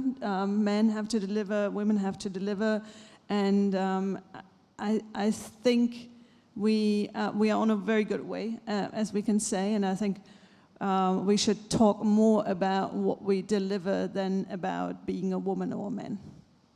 You know, I have to agree, because I can tell you as a banker, I have different challenges, but there have been so many supportive men that have helped me get to where I am. So we just have to start moving away from this female versus male thing, and we just have to move forward. And I highly encourage this panel here to be, you know, very confident in your abilities. I mean, it's not easy to grow these companies and take them to where you've been.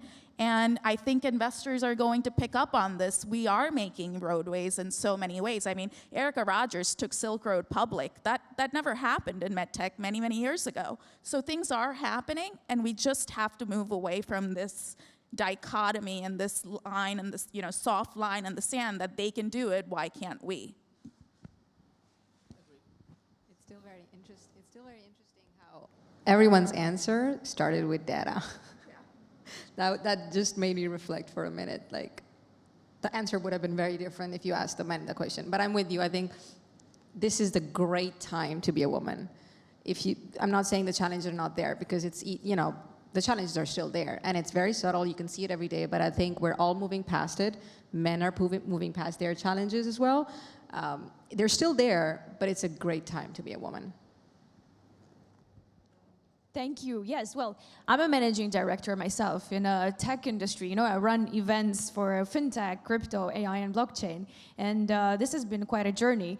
And one of our superstars and ambassadors, Dr. Sarah Al-Madani out of Dubai. She's a very well-known entrepreneur there. And she always says, female founders don't need to be empowered. They are powerful enough by themselves. They just need to be supported.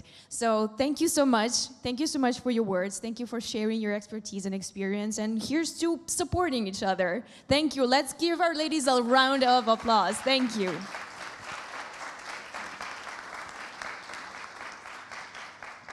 I would say a standing ovation. Thank you.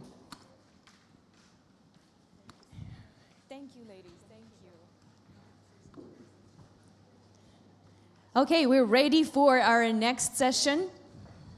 Just rearranging chairs a little bit here. So the next panel is Third Coast with First Place Positioning. So Third Coast it brings spotlight on the competitive advantages of the United States Gulf Coast, which is known as the Third Coast. So it's my big pleasure to invite to the stage amazing esteemed panelists. Werner Vorster, founder and CEO of Vitals. Tushar Sharma, founder and CEO of VV5 Medical. Savannah Esteve Moriale, program director in surgery innovation at MD Anderson Cancer Center. Alex Condon, COO of Gallant Data. Tyler Mental, CEO and co-founder of Corvios Medical. Rafael Veraza, CEO and president of Vascular Perfusion Solutions. An amazing moderator for this session, Giovanni Lauricella, CEO of Lifeblood. The floor is yours. Take your seats, grab your mics, have a wonderful discussion.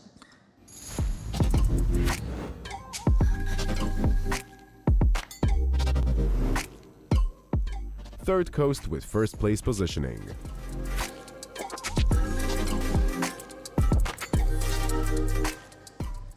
That music is fun in the morning. So, who has heard of Texas being referred to as a third coast? Raise your hand. All right. Can't really see too well, but we're going to educate the rest of you who haven't as to why. I'm going to start off with my why, actually. I moved to Texas full-time about 4 or 5 months ago. I've known everyone on this panel for quite some time at this point, and very well. Texas is now, and has been for the past couple of years, very near and dear to my heart. The people are exceptional. It's a state income-free state. Did I say that right? State income tax-free state. The weather is actually great. Maybe not so much in the summer, but in the winter. And one of the longest springs I've ever endured in my life, which was absolutely gorgeous. But incredible food, incredible MedTech innovation, incredible people, and a lot of economic reasons to be there. All these people here are going to be talking about why they've stayed in Texas, what's going on in Texas, and also defining why it's called the Third Coast. Because there technically is a coast, and a nice one by that. And also, it's right smack in the middle of the two coasts that we all know from that West Coast where California, Oregon, and Washington reside, and everything from Maine down to Florida on the other side. So we're going to talk smack in the middle, geographic positioning, logistical benefits, economic benefits, medical innovation benefits, funding benefits, and also we'll get into some cultural activities. And speaking of, I just want to shout out before we go into interviews, Tyler, show those boots off, baby. Show those boots off. That's the one Texan I know that no matter where he goes around the world, he wears his cowboy boots proud. So stay tuned for what we're about to go through. We're about to define Texas and the reason why it's the Third Coast, and what I'd like to say in first place positioning, because we are on the rise. There's a reason why Elon Musk moved to Austin out of California. We're about to find out why from these fine people here, including starting with my good friend and office mate, Werner. Tell us a little bit about yourself, your name, where you're from, where your company's based, what your company does, a little bit about the company, and we'll move on down the line. Hi everyone, my name is Werner. As Giovanni said, I'm the co-founder and CEO of Vitals. We developed a wearable that monitors patient vital signs remotely.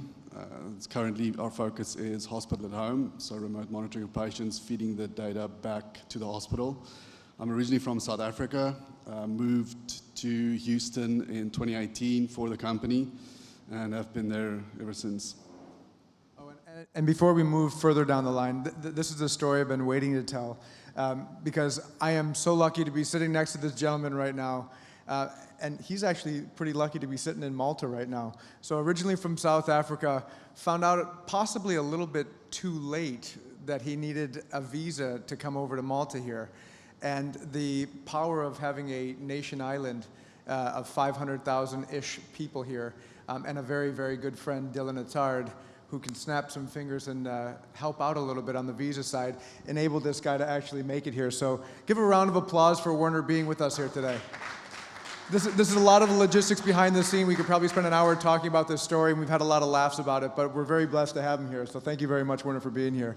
Rafa, tell us about yourself. Well, hi, I'm Rafael Veraza. I'm the CEO and president of Vascular Perfusion Solutions. We're based out of San Antonio, Texas, very touristy area. There's a huge military presence there. There are bases and a huge military research complex. The company developed a device to preserve hearts for heart transplantation, to preserve them longer. The company really started with funding from the Department of Defense. That's why, strategically it was a good place to keep the company in San Antonio, Texas. A lot of our partners are in the military. And then the company came out of the University of Texas system, which is, I think, the largest public university system in the United States, with a lot of funding opportunities. So yeah, we're in Texas. A lot of our preclinical development, we're being able to keep costs pretty low because we are specifically in Texas, close to San Antonio, Houston, Austin, Dallas. So I'm happy to be here. Thanks, Giovanni. Thank you for coming. Savannah. Good morning, everyone. My name is Savannah Moriali. I'm originally from Louisiana, which is right next door to Texas. And I currently lead an innovation program at MD Anderson Cancer Center, one of the world's leading cancer care centers, with Dr. Justin Bird, who's also in the audience today. So our goal of our program is to truly define unmet clinical needs, understand what our patients and our providers need to be solved, and then we tackle those problems in two different ways. We can either build an in-house solution, early stage prototyping and concept development, and then we need to partner with people like the lovely people here to bring those to market. Or we will find external technologies that are good fits for our problems, evaluate and implement those for our patients. So it's a really exciting and unique job, and it's a growing program. So it's really been a pleasure, and thank you, Giovanni, for inviting us to be here. Very glad that you're here. Tushar, the Tush. In full form over here. Hi, good morning, everybody. My name is Tushar Sharma. I'm the CEO and co-founder for Vivify Medical, and we are working on laparoscopic and robotic surgical devices for reversing chronic conditions, both benign and malignant of the prostate, starting off with benign prostate hyperplasia and prostate cancer subsequently.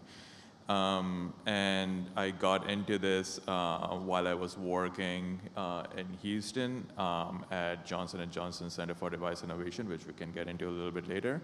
But originally from India, came to the US for pursuing my master's and PhD at UT Austin, and I guess I never left. Alex.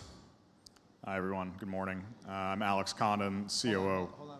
Talk about real quickly, you did an awesome tour this morning to MDina, so just give a quick talk about that. Before you introduce yourself, tell everyone about MDina. So Medina is the original fort in Malta. Malta, I guess, was established 1530. Medina kind of sprung up around 1565, and it's called the Silent City. It's very quiet when you're there. It's very peaceful to kind of walk around. This morning it was pouring rain, but I somehow convinced a handful of people, Tushar included, to wake up extremely early, take a 30-minute Uber in the pouring rain to go walk around a very slippery city. But if you have time after the event, I would highly recommend you go. It's definitely better than the Popeye Village. Now, who are you? Thank you for sharing that. No problem. I'm Alex Condon, COO, co-founder of Galen Data. We're a medical device cloud connectivity platform. So what that means is we help medical device companies that have a device in a state of readiness to connect to the internet. We help them kind of aggregate all their data in one place. We have a platform that allows them to configure views of that data for their different stakeholders, clinicians, patients, they themselves, run their algorithms very close to the data, create reports, notifications, get the data into the EHR, all while meeting kind of all the regulatory standards, both in the US and globally, and also meeting the highest levels of cybersecurity. And we do that as a SaaS offering for companies who need it. Thank you. Cowboy Tyler, tell us about yourself. Good morning, y'all. Had to say it. My name is Tyler Melton. I am the CEO and co-founder of Corvius Medical. We're working on a catheter-based solution for congestive heart failure. So essentially, new clinical evidence shows that specific nerve activity increases volume in the heart, and over time pretty much deteriorates the heart. And by removing that nerve activity, you can offset heart failure over time. We were launched out of the Texas Medical Center Biodesign Program, smack dab in 2020, which was a lot of fun. My co-founder is a cardiologist out of UCSF in San Francisco. And yeah, been born and raised in Texas, born in Houston, spent about 8 years in Austin, going to UT Austin for my undergrad, and then ultimately back to Rice before I got involved at J&J when I met Tushar and some others here, and launched my program after that. Excellent, thank you. And just for my own frame of reference, Rafa, were you born in Texas? No, I was born in Mexico City, but Mexico City. Yeah. Okay, so for a frame of reference for everyone listening in right now, we have only one born and raised Texan on this panel. The reason why I want to highlight that, so we have Arizona, India, Louisiana, Mexico, South Africa, and I was born in Buffalo, New York, to spend 20 years in Florida and moved there full-time 4 or 5 months ago. That's the growth that Texas is experiencing right now, and I really do want to highlight that. But if anything, it's a testament to why Texas is great is, why did you stay, Tyler? I want to stay on you. So you've been there, you're building your company there. I've known you for years at this point. You've traveled around the world. You have your co-founder over in San Francisco. You have a lot of reasons and opportunity that you could have done something elsewhere, but you didn't. So I want to talk about why. Why'd you stay? There's a handful of reasons, of course. One big one is I'm a little biased here. I went to Rice for my MBA, but I really, really like the medical ecosystem in Houston because of a few things. One, it's a smaller community, so we all know each other. which is pretty phenomenal. I spent a lot of time in San Francisco, and it's not the same sort of way. And I really appreciate that. A small pond is nice because all the fishes get to hang out. A lot of support system versus some of the other sites. What's really nice as well is that Rice University is right across the street from the medical center. So we have a lot of really talented individuals coming over from Rice, engineering-wise, that we can really leverage, and as that's part of my network as well. So I have a lot of access to some high-quality people that we can also afford because the cost of living is lower, the salaries are equivalent to that. As a startup, that's really great for us to have the same talent with less funding that we have to raise. Thank you for that. And I also want to prep you guys. Think about a cultural reason, like a fun thing about Texas that you think that the audience doesn't know about Texas, and share it with them. Could be anything. But I want to throw this back over to you, Alex, because you're with Galen. You were co-founder of Galen. You're in the medical device industry, but you didn't come from the medical device industry. And that's another big pull for what we have going on in Texas, specifically even Houston. Talk about how what we have going on in the Houston, Texas area with other industries that actually can leverage themselves into medical device.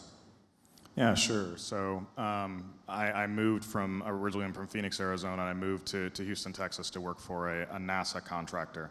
And I was there for about 5 years before Galen spun up. And the reason why kind of one ties in with the other. So, Johnson Space Center, which is the home of manned space flight, is based in Houston, Texas. Houston, we have a problem, very famous line.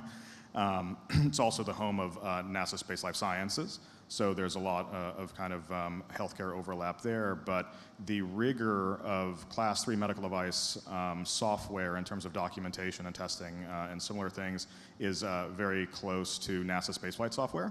So there's actually a density of software providers by Johnson Space Center that service the medical device community, which is rather interesting.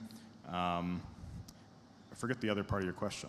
Which was the other part? So you leverage. Why is it special? Yeah. Correct. So I would say between that industry and all of the engineers that come from NASA, which is one of the reasons why it is such an international city, you also have it's the global energy capital of the world. So you have all of this intellectual density and a lot of international flavors all coming together in a very, I would say, work-forward, very professional city where collaboration historically has always been kind of key. So you have the hardworking ethic, international population, a lot of insanely bright people, and then it just so happens we have the largest medical center in the world, and when all those things combine, you have this kind of amazing ecosystem that I haven't seen replicated anywhere else in the world.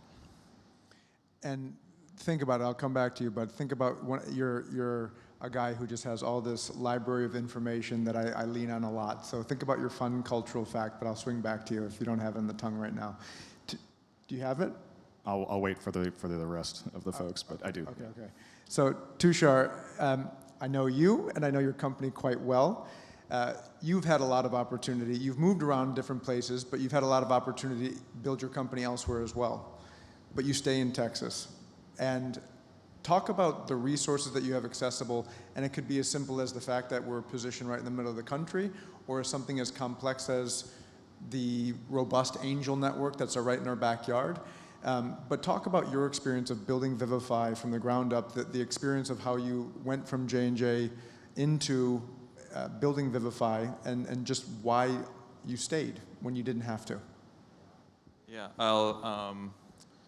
Yeah, I'll start with the story. So I was working at J&J Center for Device Innovation as a contractor, and J&J CDI was the only one of its kind entity that J&J set up in the entire world. It was kind of a skunkworks model for J&J where we would work on very front-end innovation ideas that would eventually get absorbed into the J&J pipeline or be spun off.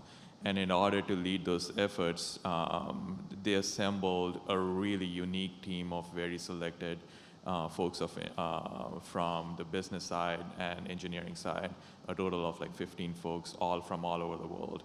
And I was very fortunate to be part of one of those team members and got to work with some really amazing, brilliant people and legendary surgeons such as Billy Cohn, the famous cardiothoracic surgeon, especially in Texas and in the Southwest area, and really learned firsthand from really those visionary physician entrepreneurs how to really do front-end innovation, take those paper napkin sketches all the way to first-in-human readiness.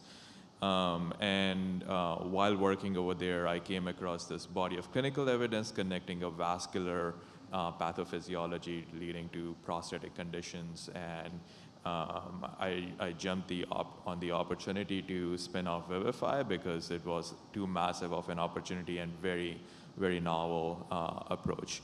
So that's how we started Vivify. And I started Vivify while I was working at CDI because J&J did not operate in the field of urology at that time, so there was no conflict of interest there. But I submitted an SBIR grant application, and then thinking it will never get funded because we proposed a very radically wild concept, and NSF would definitely turn us down, and lo and behold, they funded us, and it's like, oh, we now actually have to do something. So that was the start of Vivify. And then eventually we got to a concept where we thought we can actually start and go fundraising now. But this was 2023, and we had a really hard time finding investors. The very first investor that actually believed in us was not from Texas. It was based out of Oregon. So, and the funds were coming from the state of Oregon. And so the condition of getting those funds was that we have to spend pretty much the entire funds to generate payroll in Oregon. And at that point of time, I seriously contemplated that there is a possibility that I might have to move out of Texas, even though the resources in Texas are way much better in terms of raising a startup in MedTech. And so Texas Medical Center caught wind of this, and this is where the Houston community comes in. They caught wind of this, and they short-circuited their entire screening mechanism and pathway. They typically take anywhere between 5 to 6 months to make an investment, but they did due diligence in less than 1 month and took me straight to the CEO of Texas Medical Center, which runs this $25 million evergreen fund. And in about 3 months, they had made a decision that they want to invest in Vivify Medical, and they put in 3 times the money that we had received from Oregon. So that's how we got to where we are today because of that big check. And that's how we managed to hire the amazing talent that exists in the ecosystem. Some very senior, experienced folks, 15 years at J&J, 5 years at Alcon. That is our head of R&D, and you know, that's the beauty of Houston ecosystem. Everybody's so close-knit, and everybody understands, and everybody's willing to help. Love that. Thank you. And before we go to you, Savannah, and tell your story, I just want to get some fun facts on Texas. Have you guys thought of them yet? Fun cultural facts or fun facts? Well, one medical device one that I really like is, I don't remember the exact year, but DeBakey invented the graft in Texas, right, for the aneurysm or for vascular, and they're still using that Dacron graft 60 years later, or a portion of it. That's a pretty cool one. Culturally, I guess, Texas is one of the few places that's been run by 6 different flags nationally, right? So I think, what is it, Spain, France, Mexico, Texas, the Confederates, and then the United States of America. So I think that probably affects some of our culture and diversity in Texas as well over time. And I read in a book, go ahead. Theme park. There's a theme park named after the Six Flags. So I actually just learned that. I have a 3-year-old son, and I bought him a book called This is Texas, and it talks about all the famous things within Texas. And one of them was how Texas was raised under Six Flags. And it talks about that was the name of the theme park. And I've heard of Six Flags the entire time. I had no idea that was about. So that's actually a very interesting one. Can I add another fun fact to what Tyler just mentioned about DeBakey? So I heard this story through Billy Cohen, who was the last resident trained under DeBakey and Denton Cooley.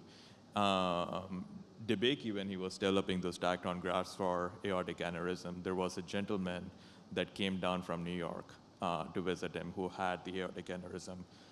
Big guy, and basically DeBakey told him, like, hey, we'll have to operate on you, otherwise you're gonna die. And he explained, like, we're going to make an incision, put this tactron graft, reinforce the aorta, and, you'll be fine. He said no, and then a couple of months later, he ended up dying. That was Albert Einstein.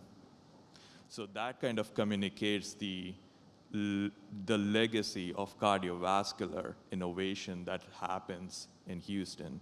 And that has continued to this present day with BivaCore, total artificial heart implant, and all of the cardiovascular innovation that comes down from there. Thank you for sharing that, Tushar. Alex, tell us some fun facts. So I'll give you one fun, and then I'll give you one kind of business-related. So the fun one, and I'm only doing this because you're from Buffalo. So, and this is not something that Houston goes and brags about, and this information is probably also a little bit dated.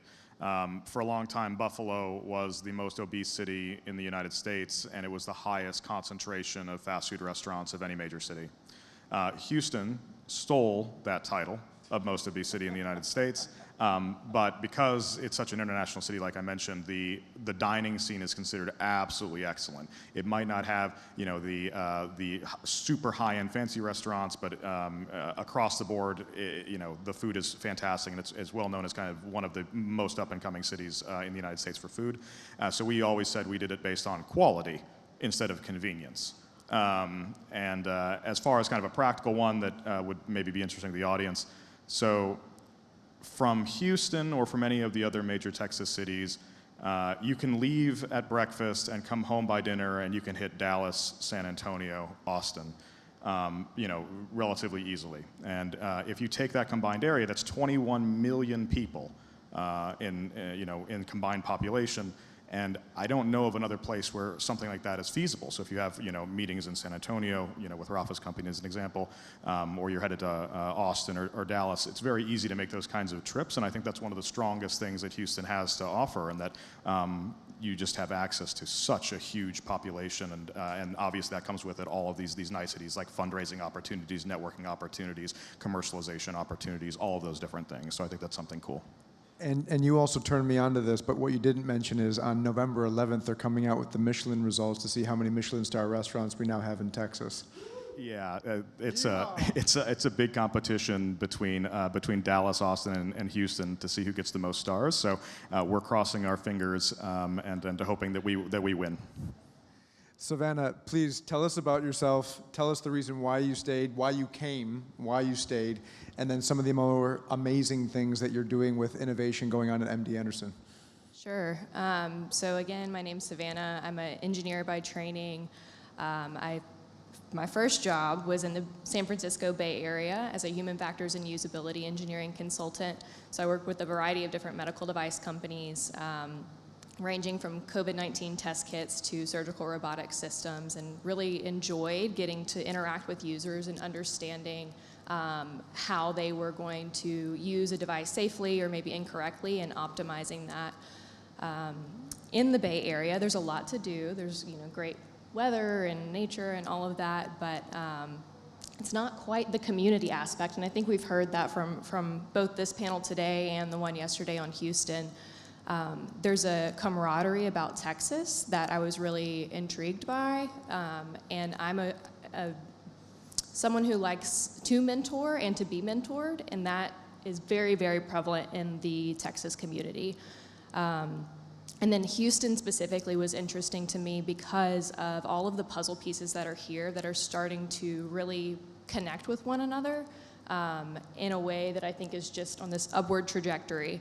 And as someone who's in an early career position, I think it's the perfect place to be, and it's only going to continue to grow, and I'm very, very excited to be here in this year, not 10 years earlier, not 10 years later, like was said yesterday, but that's why I came, for the community, for the puzzle pieces that are coming together, and I get to be a part of that, and I will stay because I see the growth that Lifeblood and other partners are bringing to the table that I get to be a part of. Thank you. And I want you to go a little bit deeper, because you and I have talked about this, because holistically, when people think about MD Anderson, cancer comes to mind, as it should. And then if we want to talk about product base, it's typically biopharma, which is not wrong to think.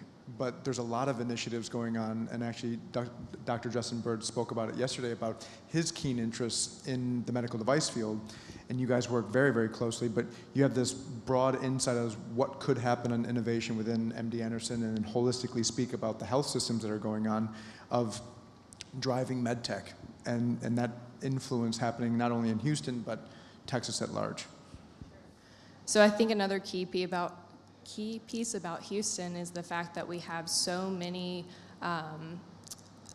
leading experts in their fields in medicine that have just great ideas and don't know how to quite turn the needle yet to commercialize those technologies. But MD Anderson is starting to recognize that we have an opportunity to translate those things that have been maybe sitting on a shelf for a couple of years in terms of IP that really can lead the way for what's going to be next for patients. And I think one thing that we have seen MD Anderson invest in is we are establishing a new clinical services building where we'll have a state-of-the-art prototyping lab and testing facility, similar to what you see at Houston Methodist, where we can bring in industry and collaborate with usability studies, animal studies, cadaver labs, to develop our internal technologies and evaluate external ones.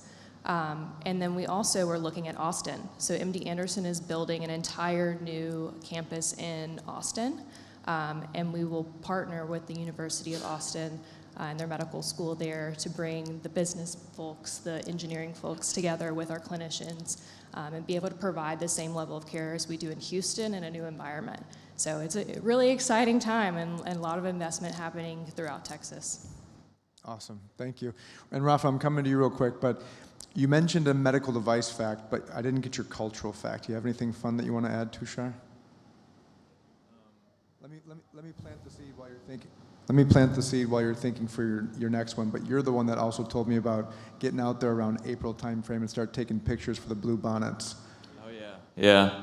Oh, sorry about that. Yeah, there's the blue bonnets. There's a lot of things to do around Houston, and I think in general, Houston is a great place to raise a family. Not a great place if you're a tourist. There's not as much touristy things to do, so it can be dismissed very easily in the first glance, but it's a great place to live. There's a lot of fun things to do with kids, beautiful museums, and NASA Space Center is right there in the backyard.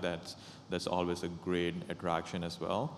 And the best part for me that I love about Houston is diversity. It's one of the most ethnically diverse city in the country. And the part that I did not mention about myself is I lived in Portland, Oregon for a while.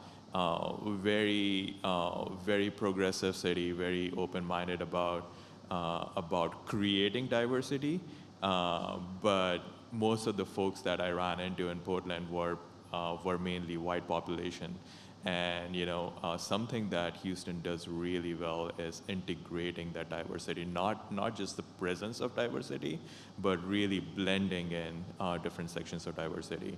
Some of the best fusion foods come out of Houston. That's one of my favorite attractions. I'll add to that real quickly. If you take on aggregate the number of theaters and museums we have and combine them, we have the most per capita of any major city in the country. So there's a thriving art scene in Houston that most people aren't aware of. And I don't know if do we have to call them cow people now, or do we still say cowboys and cowgirls? But you're saying that there's more to Houston than just cowboys and cowgirls? The state sport is rodeo. So yeah, Texans love their 10-gallon hats and their cows and stuff like this. And obviously, cowboy culture runs very deep. A lot of those hardworking industries. So ranching was giant in Houston, and likewise, kind of the oil and gas industries that sprung up both onshore and offshore. And I think that kind of adds to the ethos. So it's not just the cowboy culture. It also has this underlying vein of being hard work and embracing that with this cowboy aesthetic. And Savannah, I'm going to come back to you for your cultural fun one, but Rafa, I'm going to toss it over to you because you actually are the only one on this panel that's not in the greater Houston area. You're from San Antonio, and I love San Antonio. I want to tell my personal story about that one is this is a Texas panel, and I've been to Dallas, I've been to Houston, I live there now, I've been to Austin, I've been to San Antonio, which I love, and between my wife and I, it was actually a toss-up. Was it going to be San Antonio, or was it going to be Houston? And fortunately, unfortunately, I live on a plane, and as you know this, I'd like you to tell your story of how you even had to get to Malta. But San Antonio needs to grow that airport just slightly. And I know that Biomed SA, who Heather Hansen was here last year, and if you're listening to this, Heather, I know that you're going to drive that initiative to change that airport. But San Antonio is gorgeous and has a lot of things going on for it. And Tushar, you mentioned it's not a tourist town, but I'll tell you, if you read that book, This is Texas, which I'm reading my son right now, there's a lot to do in Texas, a lot, and a lot to do in Houston. I mean, from an hour drive, you can get down to Galveston. As you guys mentioned, the museum district. Werner and I, we live in a place called the Woodlands, which is about 35, 40 minutes north of Houston proper, and we sit right on top of IAH, the International Houston Airport, which then allows us to get to anywhere in the world, direct flights down to Australia, Asia, Europe, the Middle East, and certainly coast to coast, and South Africa, direct flights to South Africa? Atlanta, then to South Africa. Well, maybe we'll talk about Atlanta next year. And so the whole point is we just discovered that there's a whole wine region right above where we live, and it's called the Blue Bonnet Wine Trail. And you jump on the 45, and 3.5, 4 hours later, you're in Dallas. So there's a tremendous amount to do, like you said, Alex, about connecting 21 million people within a 2.5 to 3 hour drive from Houston. That's what's so fascinating about it. So 2.5 hours away from where all of us live is where you live. And I want you to talk about your experience in San Antonio, what keeps you there, the life science and the MedTech community tied to that military aspect. I think, and Andreas Forsland, if you're in here, I can't see, it's too dark out there, but you and I were talking about this earlier. I'd love for you to lean into that military connection if you can, if you know anything about it, and just tell us about why San Antonio. So I'm definitely, the only one outside of Houston representing the rest of Texas. San Antonio's weather is better than Houston, for sure. Houston's pretty humid. San Antonio is very touristy. We have the River Walk, which is very famous. The Alamo, of course, the big fight between Mexico and Texas. But yeah, the military community, it's called Military City USA. So you have Air Force, military, Army, I think, that's it, yeah. Two big Air Force bases, and then 2 or 3 different Army bases. So it's very military friendly, and then a lot of funding from the Department of Defense. But not only that, you have, I think it's the only private BSL-4 lab. It's in San Antonio, Texas, at Texas Biomed. There's a primate research center there, which not many people know about. A lot of vaccine research there. And then you have also the Southwest Research Institute, which a lot of big inventions in the United States and around the world, like the personal computer was invented there. A lot of research for NASA, a lot of research for rockets, for SpaceX, they do research there. And it's the largest private research institute. You just hire them to do research for anything you want. And it's in San Antonio, not many people know about that. And then we do have an MD Anderson Center, Cancer Center. We have a medical school. We have a university that is actually, so it's the UT system, it's in all over Texas, and they have different schools. So we have UT San Antonio, UTSA, and they just announced finally that they're merging with the medical school. So for many years they tried to merge, and finally it's happening. So it's now gonna be this massive institute of having the medical school and the university in San Antonio. So in terms of cultural little cool things, it's very Hispanic. The culture, a lot of Mexican influence. So in spring, the whole city shuts down for 10 days. This massive party called Fiesta, and there's events almost every single day.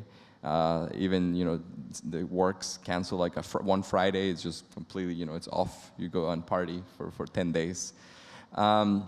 Having the military presence really was what really started our company. And we spun out of the university, but we got a grant from the Department of Defense for $1 million with collaborations with the militaries. We still have that. That allows us to raise some money from angels. One thing I think we need to do better, specifically I think Houston is improving, Dallas, Austin, but San Antonio has a lot of really good tech, good health tech, but we're lacking on the investors. So we really have to, work on that.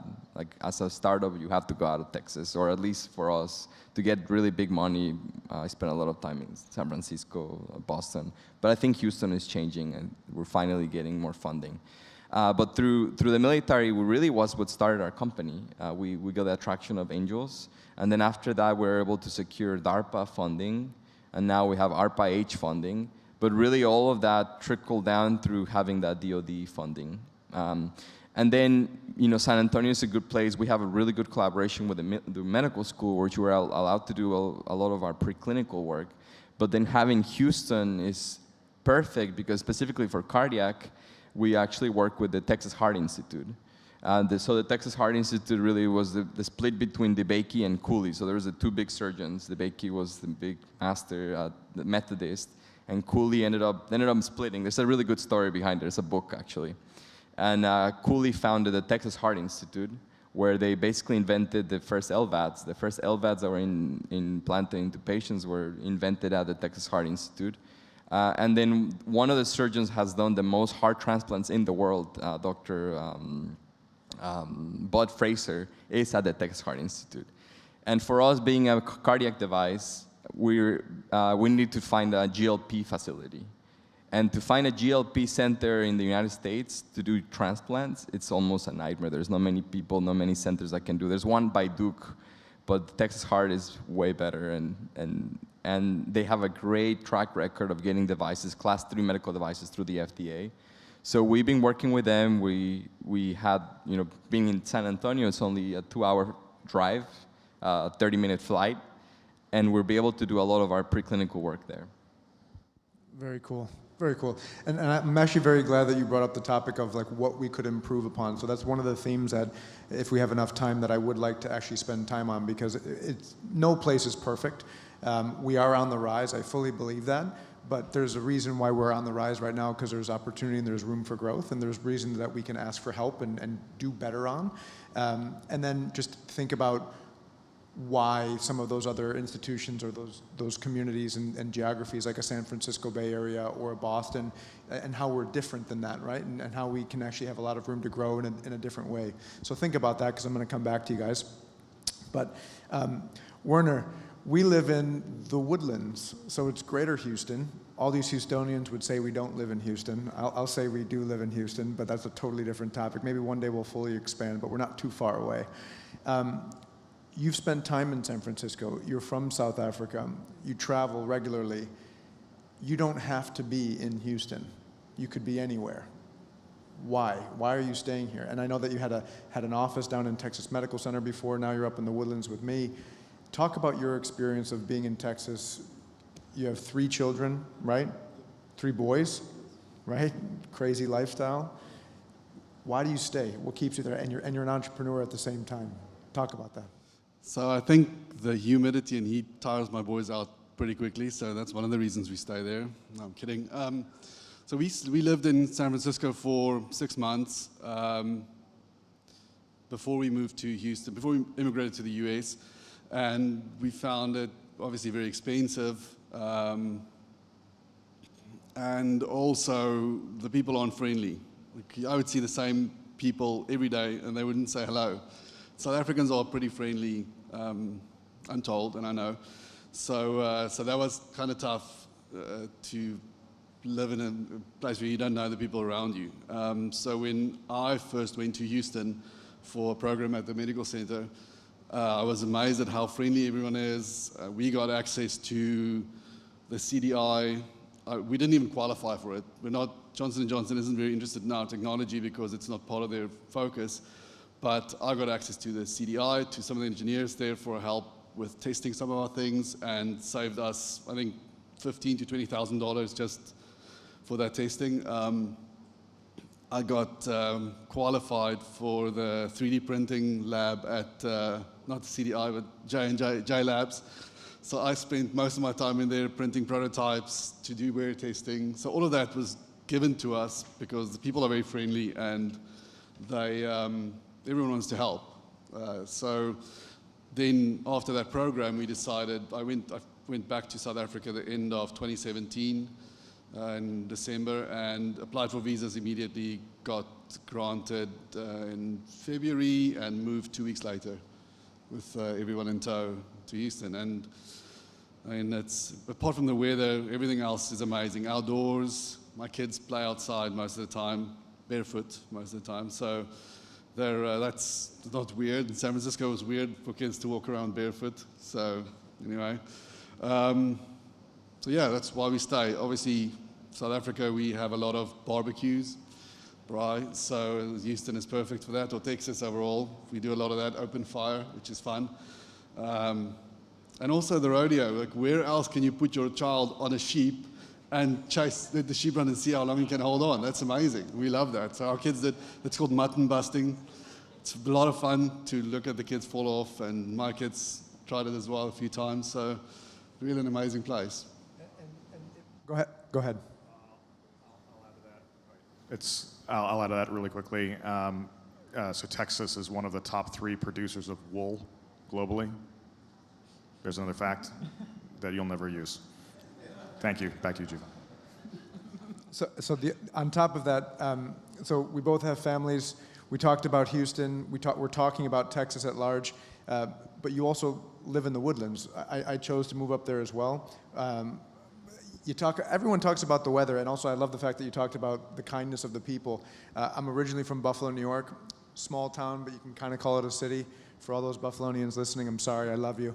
But actually I went to the Texans-Buffalo Bills game on October 6th, and I have to say I was rooting for the Texans. And we did win. But they make eye contact. They say hi. They're friendly people. And, you know, Braulio Ortiz is in the audience. I'm here. Very, very good friend of mine. Came to my wedding. Known him for years.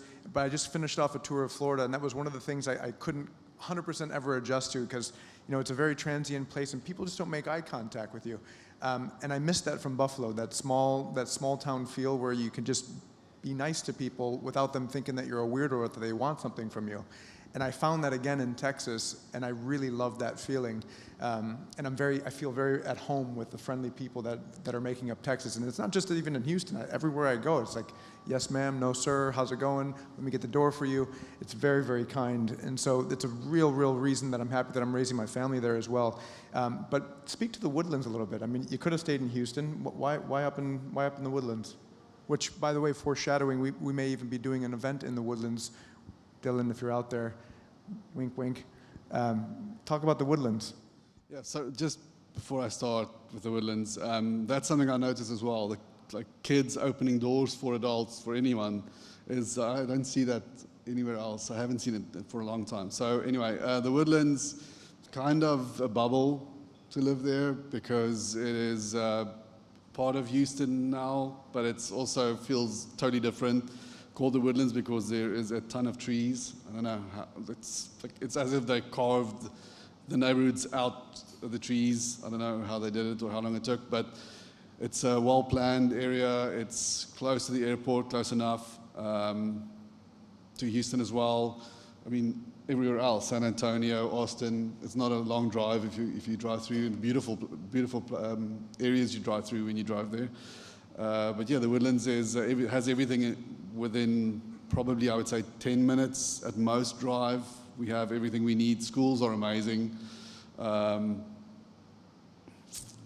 what I would say there is, it was originally built for the Exxon and gas and oil executives.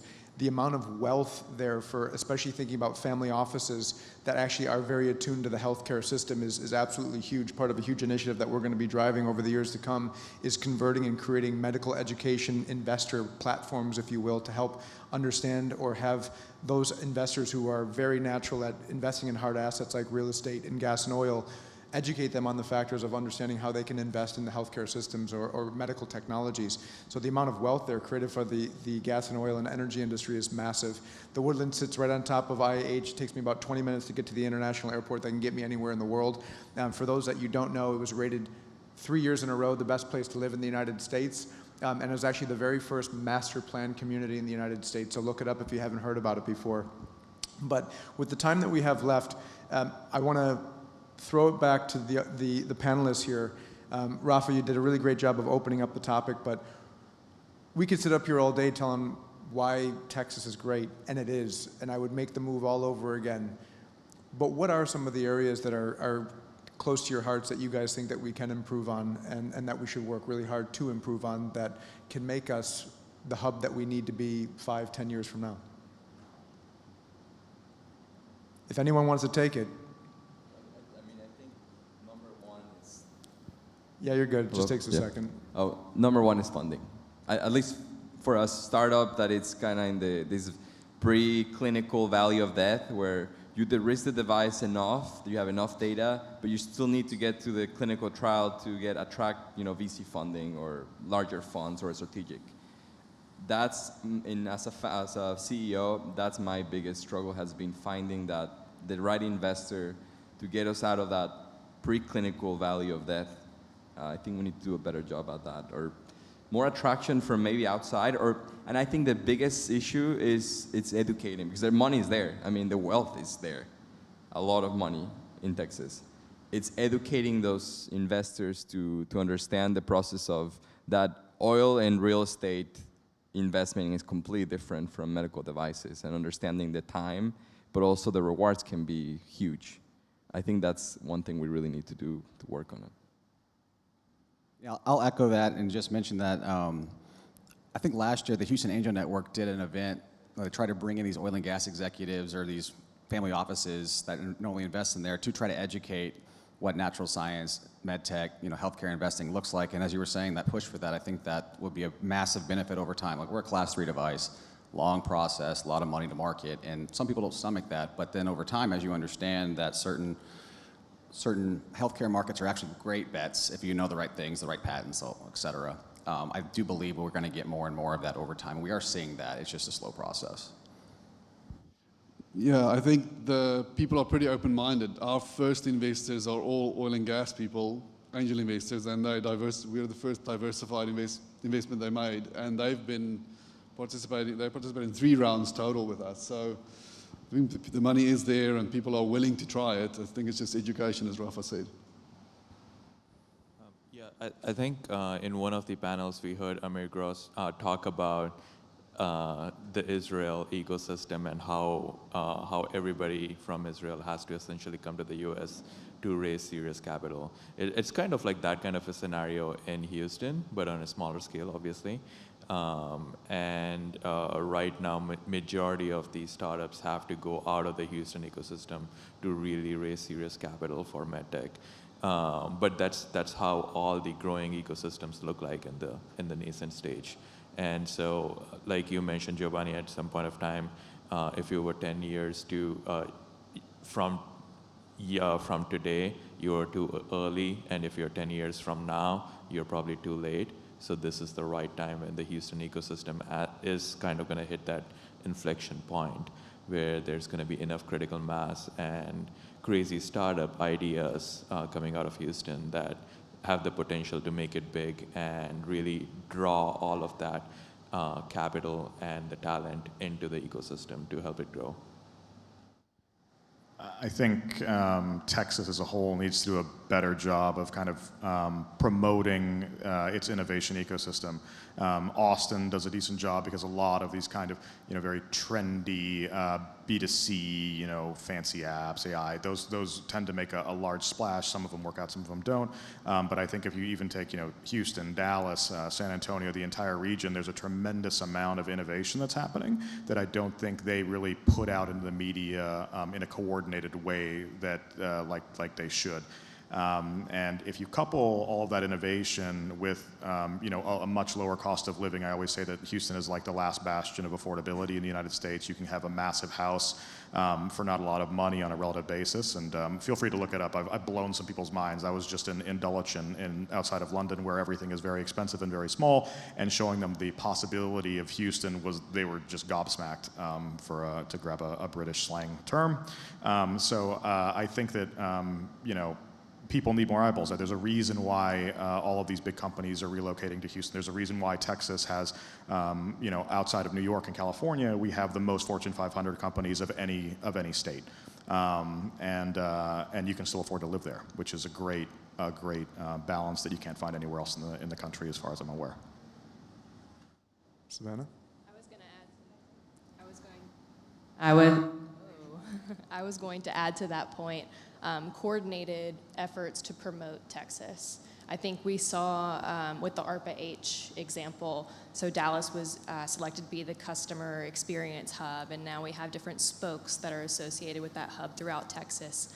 I would have loved to see all of these major cities truly come together and collaborate on the application and provide an even stronger visual of what can be in Texas. So I think to add to your point, in addition to the fundraising and a collaborative effort to promote what we're doing in Texas. I'll add to that. That's a really good point, because every city has this, like the biomedessays, or each city has its own little organization to promote life science and MedTech. But one state that does a great job at this, and we should learn from them, is Biocom California.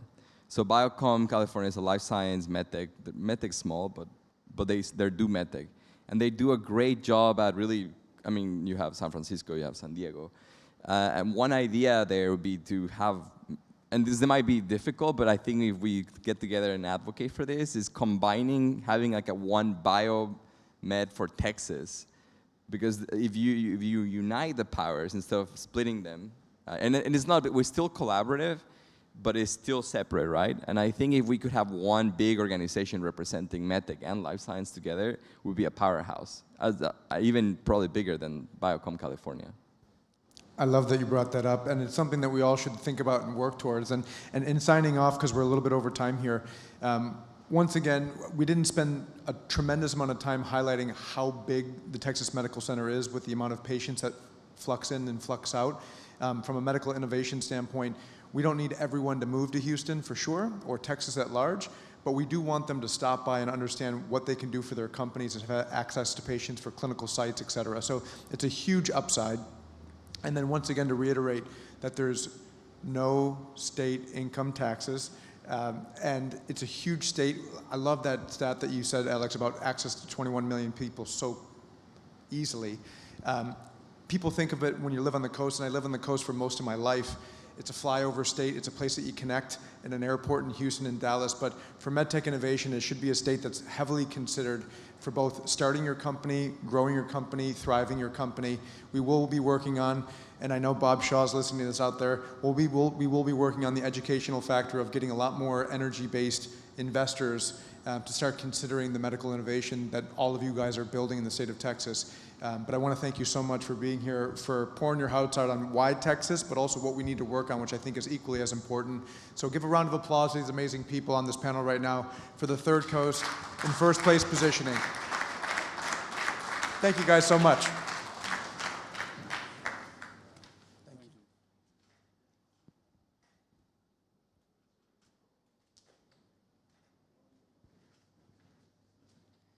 Thank you for a fantastic panel. Thank you. Now we all want to go to have an event in Texas. So we're on to the next topic. It takes a village to build a startup. What is this concept? So this concept emphasizes that the founders actually thrive when they are supported by a big network of mentors, investors, industry networks, and other peers. So with our next experts during the panel, we're going to find out what it takes to build a thriving community around startups. So I would like to invite to the stage Darcy Baker, CEO of ProLucid Technologies, Spencer Todd, CEO and co-founder of Formally AI, Braulio Ortiz, principal and co-founder of Biotechnica, Mikhail Fischer, Vice President Corporate Development of Lifestyle Partners, Joseph Snyder, principal at Lifeblood, Tom Busby, director of Outcome Capital, and the moderator for the session, Andrew Ortega Verdeger, CEO of Intel Basque. Ladies and gentlemen, have a good time on stage.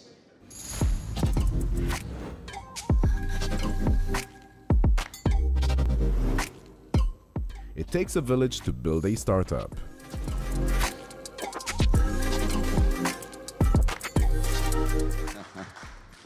Welcome everyone. Good morning.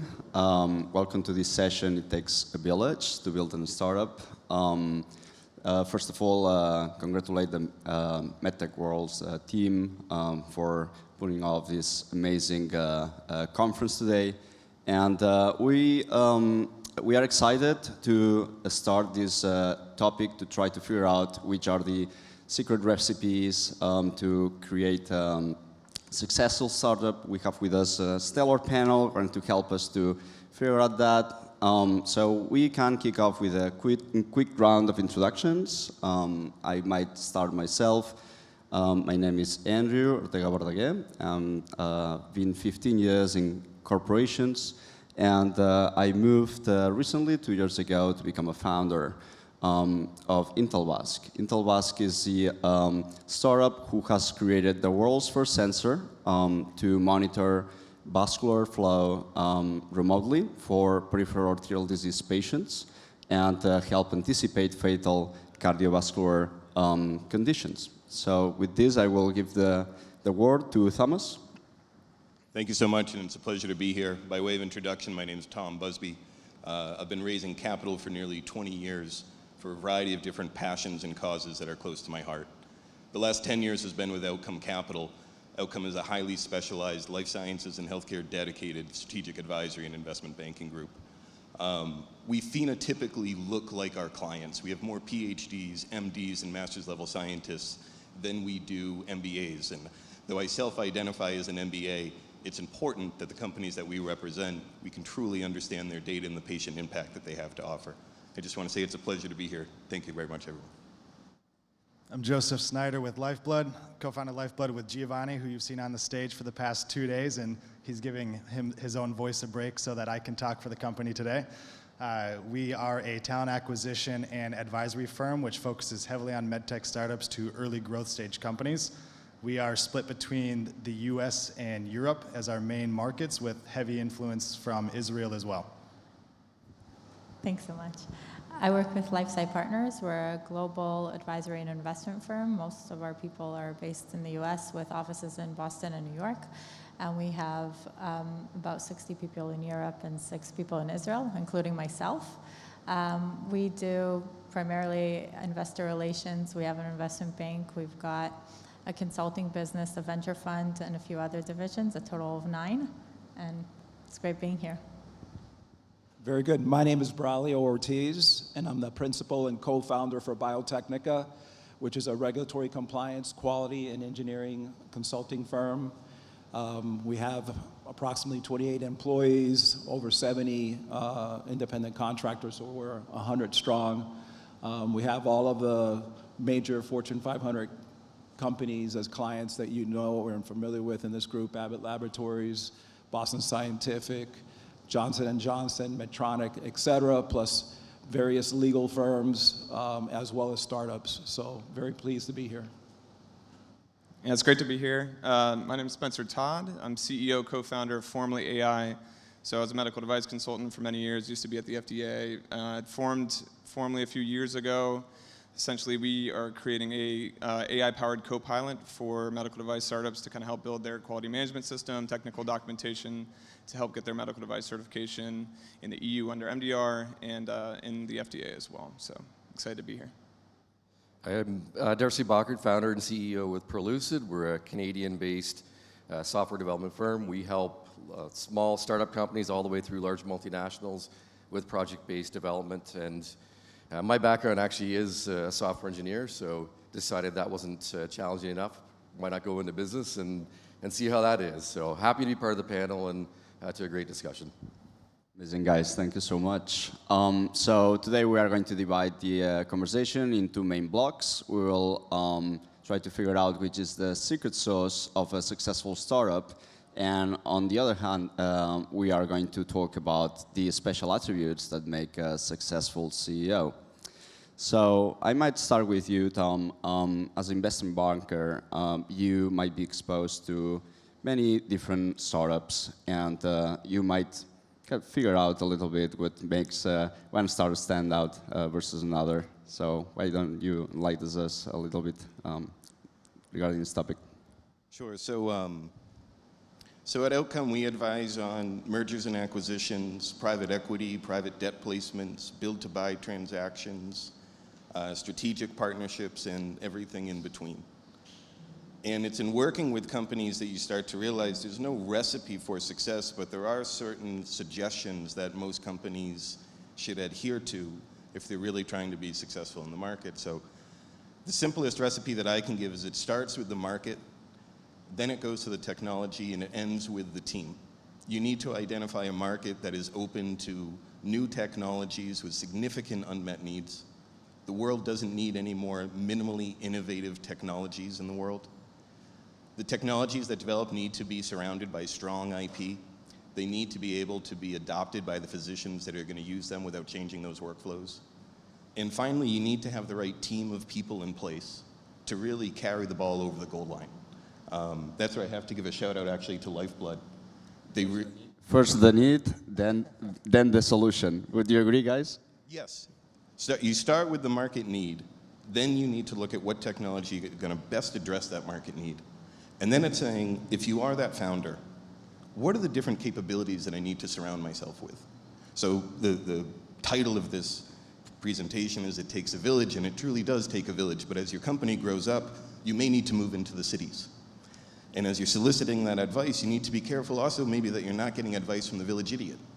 Advice is sometimes free to receive, and you need to separate when you're receiving an opinion from true advice. So for those founders out there, you need to be really careful about who you're listening to, and also understand that what might work for one company in one market may really not be appropriate for what you're trying to do. Okay, yeah, great insights. Anyone else? I would like to add something there. Like many things in life, timing is everything. So at some point, not too far down the road, the CEO and the boards of investors should consider bringing in a very strong third-party independent consultant, regulatory compliance, quality engineering, for two primary reasons. One, you shouldn't rely solely on your internal staff. They could be blinded or biased due to limited, experience with product launches or startup companies. So you really want an independent set of eyes to come in and look at the regulatory quality and engineering strategies to make sure they're sound.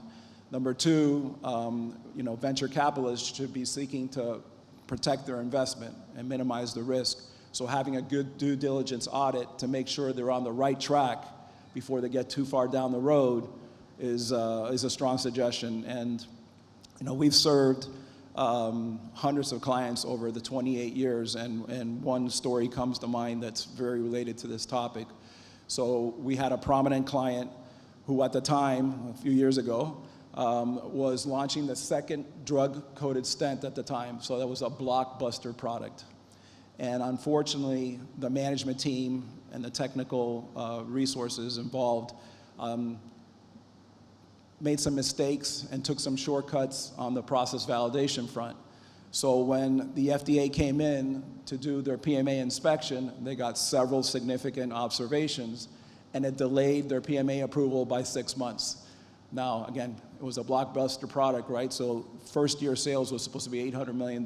So that mistake cost them $400 million, almost $500 million. And then they had to hire us to give them the guidance, help them with the 43 responses, help them with the corrective actions, and finally address those validation deficiencies.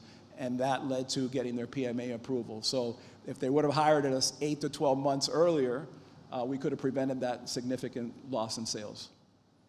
Yeah, this brings a very good question I wanted to give it to you, Joseph. So there is, obviously, there's talent that has to be incorporated at staged startups. So you as a talent manager, when startups we should be looking at hiring someone or subcontracting? So to piggyback, first off, Braulio, you mentioned the successful organizations, the technical, the regulatory, the quality. I would add clinical to that. You talked on the market. You're not even getting invested in anymore if you don't know how you're getting to market, your customer segmentation, your reimbursement. If the money's not there and it's not backed by the technical side of things, the company's being set up for failure. And from a talent perspective, it can go many ways. I was talking to a CEO yesterday, and he said that he was deliberately delayed on the QMS side of things. Other people build that in from the very start to have it up and running, and others outsource it and have an expert come in and catch it up for them. So there's not a perfect way to get it done, but the best companies and leaders know that they have weak points, they identify it, they have the self-awareness, and then they start filling the gaps, whether it's with external consultants or whether if they have the capital, bringing in an expert internally can be the right way to go as well. If you have a head of clinical that has the FDA connections or a head of regulatory, sometimes it's good to bring them in-house full-time because it's a very specific niche and the FDA is a relationship-driven market, so you want that full-time on your staff. Other times, if you don't have the connections or you don't know the expert, you go to somebody that has them already and knows the strategics and has probably lived it a few times and can share the pitfalls before you fall into them. So the takeaway I will get that startup should know when it's the right time for each startup to bring the talent in or subcontracting. Yeah, really, really insightful, really important. So, Michal, you have anything to add on that? You wear a lot of hats. So, in terms of successful startup, what would be your point of view? I think the most successful way for a startup to guide themselves is to always put themselves in the investor's shoes, to say to themselves, I am now the investor in my company, and how am I going to return the money that I invested in the company to myself? The way I'm going to do that is by making sure that this company has an exit strategy. So that could be through M&A, but it could also be through commercial revenue. But making sure that my product has a market fit, making sure that I'm surrounded by talent that can help me get there. But putting yourselves in those shoes and constantly thinking, okay, how am I doing this in the most cost-efficient way? How am I doing this in the fastest way possible? And never cutting corners is probably the most important. And surround yourself, whether it's full-time employees or it's outsourced, doesn't really make a difference as long as I'm constantly thinking about this is my company and this is how I'm going to bring my money back to the investors. And working with, I think we've got a team here of great people who can create a village that helps every startup to grow itself. I just want to shout out for, yeah, oh, go ahead. I actually just wanted to say I could not agree with what you just said more. So most people get into healthcare and medtech because they want to help other people's lives. There's easier ways to make money. There's easier sectors to have this be done. Life science is the most strategically dense area that we could go to. So sometimes we do see founders that almost approach it like they need a donation, like they're looking for a philanthropic donation. When what you really need to focus on is I'm getting an investment, and the onus is on me to provide a return. So as an example, stroke is an area that I care very much about. It's a disease state that has affected my family. It is an extremely hard area to raise capital in, to change those paradigms and to change the treatments and to do the trials, to dislodge TPT. It's just a very hard market. And so that's where you have some individuals and founders that get affected by a personal experience and they extrapolate a little bit too much of this is what the world needs now. No, we could take away that the successful startup definitely needs a roadmap and have very clear at which stage we need what until from the inception till the M&A or IPO. So I'll give you Spencer as regulator. So you have received for years many new technologies, ways of disrupting a particular condition that might not have changed for years.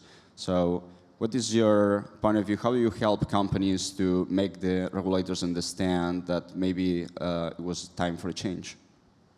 Yeah, I think in my experience, I'm going to echo some things that I already said here. Really the strategy is the same for most companies, which is always focus in the beginning on product market fit and never lose track of that.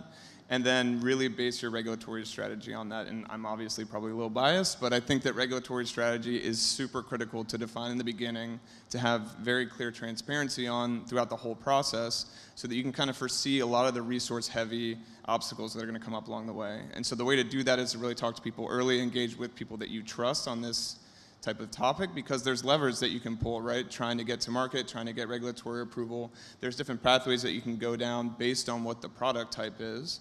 And so for these more advanced technologies, speaking to experts about that early on and figuring out kind of what is the current thinking in EU MDR or maybe the FDA, just like releasing some of these new AI guidances and things like that. How do we kind of tackle that in our current product is really important. And then once you've kind of defined that, I think you can decide, okay, is it going to be enough for me to essentially outsource this to somebody? Or should I really look at hiring someone who's going to be a specialist on my team that's going to be here with us for the next like 5 years and be able to get us not only through certification and commercialization, but any product changes and things like that down the road, you have that kind of internal expertise. So, you know, having both, you know, Braulio and Joseph support on that, understanding who those candidates are, and then kind of choosing what works best for you in that circumstance, I think is the best kind of approach. Yeah. Just to follow up on that, when we, you know, a lot of great points there around making sure you really have that product market fit to start. And then as you're executing, we get asked this all the time, you know, what should we do ourselves versus where do we go out and get help? And I think that's a really critical question that if you do right, will help set the stage as you go. There are things core to your product, your technology that we, you know, even though we could do it and help, we say don't, like, own that yourselves.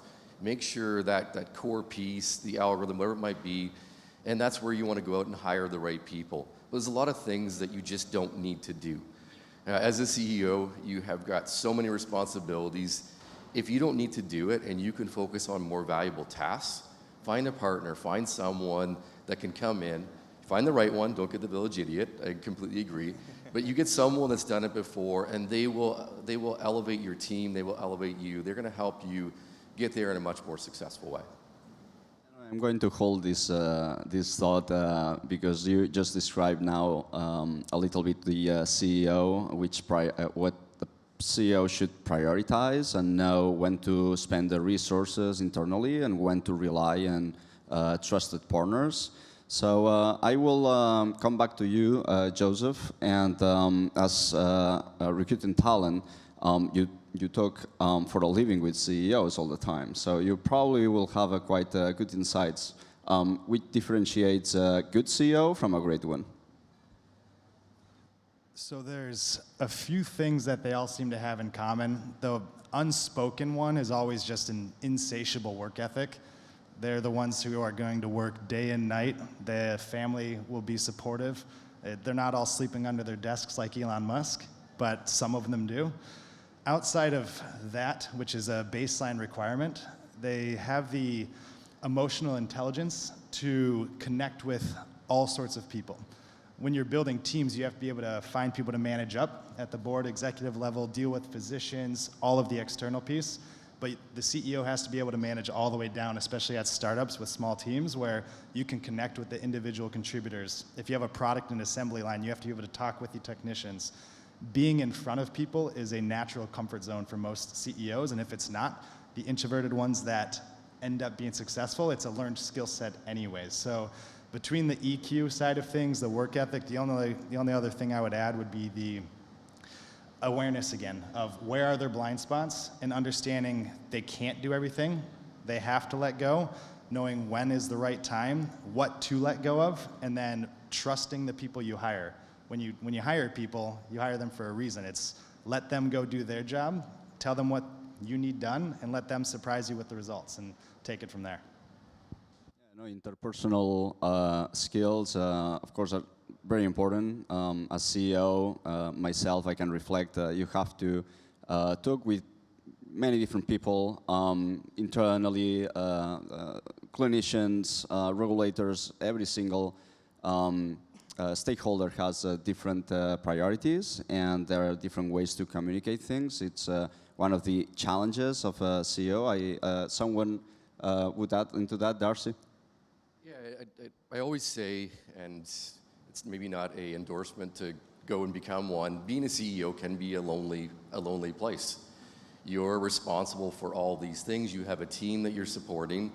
And back to the theme of it takes a village, you need peers that you can talk to. You need advisors that you can work with. You need so many people surrounding you, because otherwise it can be isolating.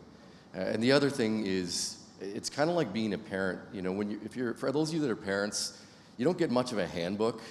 You kind of all of a sudden, you go home, you got a new baby, and you're trying to figure out what do I do next? Where's the manual? And, you know, the way I would relate that, it's okay to fail, but when you do fail, fast and recover, surround yourself with great people where you can, with mentors, and, you know, don't be afraid to reach out for help. I think that's something, even for myself, I founded the company in 2008, made all kinds of mistakes along the way, had to really figure it out. That's okay. Just keep going and have that support system. That's going to be huge for your success. Parenting analogy always gets me to being a parent of 2 young kids, but the best advice I had before my first son was born was be the parent you want your child to be. And then that can relate directly to leading teams. Be the manager, be the leader you want your team to be, because you want to be able to backfill yourself and have them echo the culture you're trying to build.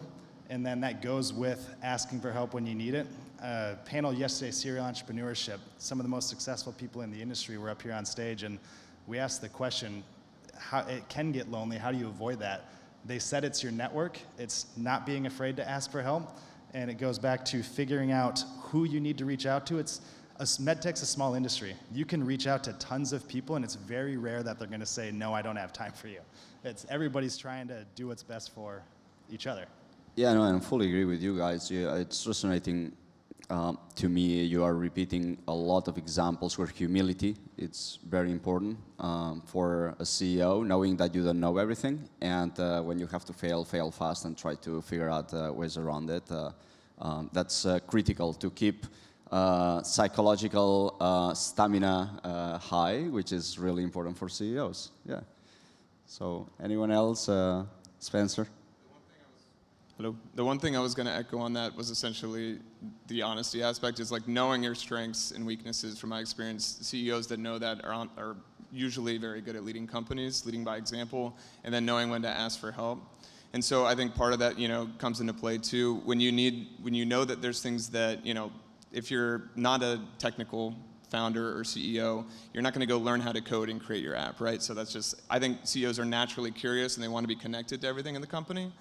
But knowing what your strengths are, knowing okay, I'm probably going to need to spend some resources to get this done and get it done in like a quality way, so that I don't have to go back and redo it later down the road and waste time and money on that kind of thing, is really important for CEOs to understand from the beginning. And you're never going to get it right the first time, every single time. You're always going to fail. But yeah, fail often and like know exactly kind of the risks that you're taking along the way, so you strategically kind of invest in those things along the process. No, support, absolutely, it's key. Michal, I will hand it to you. You give support to CEOs. So what's your take on this, and humility and ethics of a leader? It's actually what I was going to talk about, but everyone else did. So maybe I'll just mention something else that's super critical, and we haven't really touched based on it, but it's the whole side of communications and selling. As a CEO, you're selling, right? You're selling to, you're doing deals, you're selling to investors, and you need to be good at that, and you need to invest in shaping your story. And sometimes, we're not always great at it, and we can rely on other people to help us with it, but I think it's something that's just out there. You meet with companies that have crazy technology, but it's just not being presented right. And you meet with companies with less interesting technology, and they're doing an awesome job at selling it, and they're the ones raising the money and taking it forward, which is unfortunate, obviously, for patients afterwards. So I think that, it's a skill that you need to learn, but it's again about putting yourself in that putting yourself on the other side of the table, whether it's an investor, whether it's a partner that you're speaking with about a deal that you're doing. It's putting yourself on their side and seeing what's in it for them and speaking to that. So making sure you have all the points that they want seen covered by creating a village, but also just constantly keeping in mind what's in it for the other side, which is just important in my opinion. And I love your comment, because now I will have a question to the panel. Let's see what you think. Taking your point about the CEO has to sell constantly. We are, again, interacting with all sorts of stakeholders, not the same selling the project to an investor, either it's institutional or angel, also changes. But you have also to sell your project to a surgeon sometimes, which are completely different kind of people, which are really data-driven, and because every single thing that they change, that may jeopardize a patient's life. But also the team. You have to motivate the team and always look in the next carrot. So which is what would be your inputs regarding a good balance of being really optimistic? Because CEOs, we have to be real optimistic and not overselling to generate this confidence and trust from the partners that we interact with. Anyone? I guess I'll jump in first. I mean, the best CEOs, they're authentic. They're the ones you see on stage, and then you have a beer with them at the bar, and it's the same person. There's no on-off switch. It's who they are. They're comfortable with who they are. It can sometimes be a take it or leave it. This is me, but they're successful because of that. And even with piggybacking on the sales side, I mean, you co-founded a company. You're a CEO right now. You guys are still living it, even if you're not developing a product. I mean, the scar tissue that you have to be able to endure coming through it as well is part of the equation. And in my case, a lot of trials and tribulations, 28 years in business, 40 years in the industry. I've seen it all. But you have to be able to sleep at night. So yes, you're selling to all the stakeholders. You want your staff to be super motivated, right? So you've got to be the one out front leading the charge, and they'll follow you. So the other thing I was going to add, it's a little bit different off subject, but I heard it in one of the talks yesterday, and I thought it was a very important statement. So I know that we're managing investors' money and we want to do their best with it, but don't be afraid to spend, and don't be too frugal in certain areas, because, for example, I'm getting consultant support. You can find lots of consultants, onesie, twosies. They may be good in a certain area, but you want to hire the best, whether it's for your talent recruitment and Lifeblood Capitals or a consulting firm. Hire someone with the track record. Hire someone that has depth, that can bring in the special skills needed for your product and project, and don't try to shortchange yourself, because it could be significantly damaging to your company. Darcy? Back to the question around overselling versus not. As an engineer by background, didn't learn a lot about sales in school. I think that a degree in psychology or other things would have been a lot more helpful for what I do. But when founding the company, that was one of my primary things, and I couldn't agree more with the comments. We're always selling. You're selling the vision to the team. You're selling projects. You're selling in everything you do. And I struggle with it. And this is one of the failures that I had of, you try and read a book on how to sell, and you go in with a script and so on. And it got to a point where I had to just throw it all out and realize we're helping people. We're all helping people. And when that mentality switch changed, whether you're helping a patient, you're helping a company, you're helping, now it comes from a place of genuine, interest in, what are you doing? How can I help? If I can, great. If I can't, that's okay. We still learn something. And that was a massive differentiator for us and as a company. Yeah, authenticity, it's key. Thomas, yeah. I was just going to mention, I appreciate your honesty so much to say selling did not come natural to me. It's a really hard thing, because I'll be honest, selling came very natural to me. But there's a dislocation between who is really good at talking about the technology and the impact, and who is maybe really good at creating enthusiasm. So oftentimes startup founders in MedTech are technology oriented, PhDs, engineers, so on and so forth. And selling is almost unnatural to them. It almost seems as though they're devaluing themselves and their backgrounds by going and saying, you should buy this. What is interesting, though, is enthusiasm is contagious, so act accordingly. And so for those who are thinking, wow, selling is really hard, don't think about selling anything. Think about creating enthusiasm for your technology. And the sell will happen naturally from there. It's also the sort of thing where if you're a founder out there meeting with investors, this is not presenting your PhD thesis. So when we work with companies and we have an investor meeting, one of the first things that we say is, this is not a presentation. This is a dialogue. This is a two-way conversation. And for many that have a more technology-oriented background, they're saying, well, I don't know how to do that. What if I get a question I don't have an answer for? Well, the answer is, I really am excited to go find an answer to that, and thanks for bringing that up, because I hadn't thought of that before. And that's for me, too, where watching pitches in different industries can actually be really helpful. What I would take away from these guys is a savvy CEO should acknowledge its own background and then complement himself, surrounding himself by a C-suite that can bring this other, if it's an engineer, bringing the sales or the commercial background and the medical background as well. So CEOs should, create a C-suite that complement each other. And there is a component you mentioned, Joseph, regarding the board. We have been listening in the last years, downsizing rounds, and on one side of the table because of the casuistic situation. But on the other hand, sometimes exits were harder because we were, CEOs, they get pressed by investors sometimes overselling the outcomes and the sales are going to get once they get commercial approval.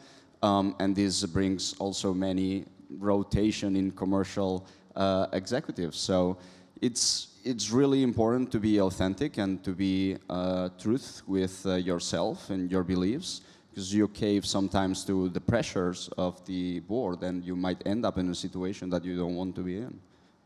Yeah, and I think you could probably elaborate on this more on the financial side, but if you start, excuse my language, with bullshitting your way through it, it will catch up to you and everything's gonna fall apart.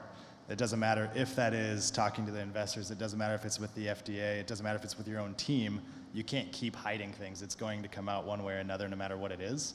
But from an investor side, if they find out about that, I'm guessing that relationship's damaged, and you're not just damaging one relationship, that's a network that will tell you, don't touch this person, you can't trust them. You definitely have one shot only. Once you're out there, it's such a small ecosystem. So a lot of the advice to these early stage companies like, oh, you want to reach out to VCs? Great. How much are you looking to raise? What's your next milestone? Are you in preclinical? Are you in clinical? Maybe you're not the right fit for VCs right now, but you're more of a fit for family offices. So let's think about those target investors. And if you want to reach out to these VCs, you can. But when you come to them, you can be very honest and just say, look, I know that I'm too early for you, but I'd love your advice on this. And you can do that alone, or you can do it with an advisor. You know, a lot of times there is an advantage to going with somebody else because you'll have, I was in a meeting last week with a company. I introduced them to an investor. They said, oh my gosh, that was the best meeting. He knew exactly what we were talking about. He has experience in this market. He's going to introduce us to all his network. And the investor came back and he said, these guys are overselling. They have no idea what they're talking about. They spoke nothing about their competition. They think that they're the sun is, over there, and they really just have to go home and do their homework, and I can't connect them with my network, even though I promised to, until they do that homework, and this is what they should do. So, whether you go alone with that integrity to just say, look, I know that I'm too early, but I'd love your advice. And I think, investors appreciate that, and they all love hearing about these early stage companies, even if it's not relevant for their fund, or going through somebody else and getting that honest feedback from them can really help you kind of build your strategy and shape your story so that you're best prepared for the investors that you actually want to speak with. Absolutely. So I acknowledge we are short in time, so before to wrap up with some take-home messages, wanted just to check if there is any questions from the audience. Well, with that, we have talked about how hard it is to build a startup, and I can confirm that. You need to surround yourself with savvy people, like all our stellar panel that we had today. The humility, it's really important to know where you cannot get, and surround yourself from extraordinary people, both from the personal with a very high ethics and also professional, knowing very well which are the pain points that you have. And yeah, we have a question here.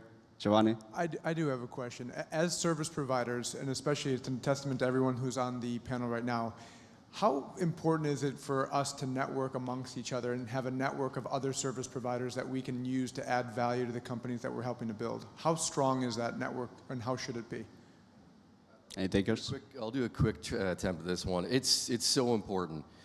Even for us, we know what we do really well, and it's just one small piece of what all these companies need help with. And being able to say, hey, we know talent, we know regulatory, we know all these other things, we know investors, we highly recommend them. That is so impactful because if we do a good job and we refer someone that does a great job, it's going to make them even better. So that network, we value it so highly, it's critical.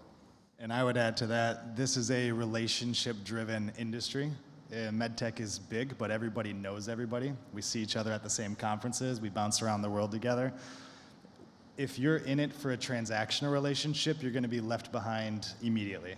So if there's somebody we know that can help, it's beneficial for us even as a firm to send them over, because if we help them now, that client, potential client, will remember it and come back and possibly utilize us later. And that's how the cycle keeps going, and it doesn't matter where you pass them, but paying it forward is a thing. Up in genuine relationships and try to help each other within our industry. At the end of the day, we all want the same, to bring extraordinary products that benefit patients. And I agree, it's a big industry, but still we keep it very small. We know each other, and our reputation precedes us. So absolutely. Just like the CEOs, it's one of those things where it doesn't have to be lonely even on the consulting side. It can feel that way, but there's a lot of us out there, there's a lot of CEOs, so that's where you just have to keep connecting. If I can, Giovanni, I have a saying, networking is the party that never ends where you never know who is invited. You know, it's a funny thing, you'll go to conferences like this, you'll have dozens and dozens of meetings, and then that's wonderful, and then you end up at an airport sitting next to someone and having the best conversation ever. And so you need to be open to that a little bit. So Giovanni, I will say, you put this panel together. I was actually working on a deal that was very pertinent to one of the members here and called and said, hey, I want to share something with you. So getting your name out there and having the smile on your face and getting to the point can really be great. So it's a great point, Gio. Yeah, absolutely. With that, we'll wrap up this session. Thank you very much for everyone.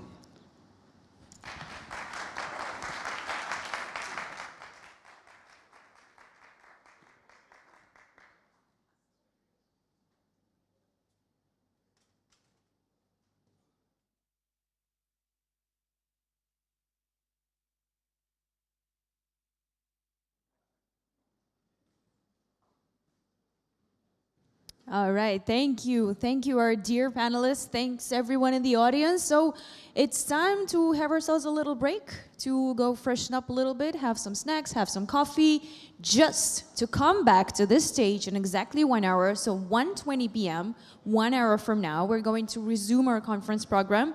And also, there's a startup pitch competition by MedTech happening later in the afternoon, so make sure to be there and come back. If not, I will come and find you.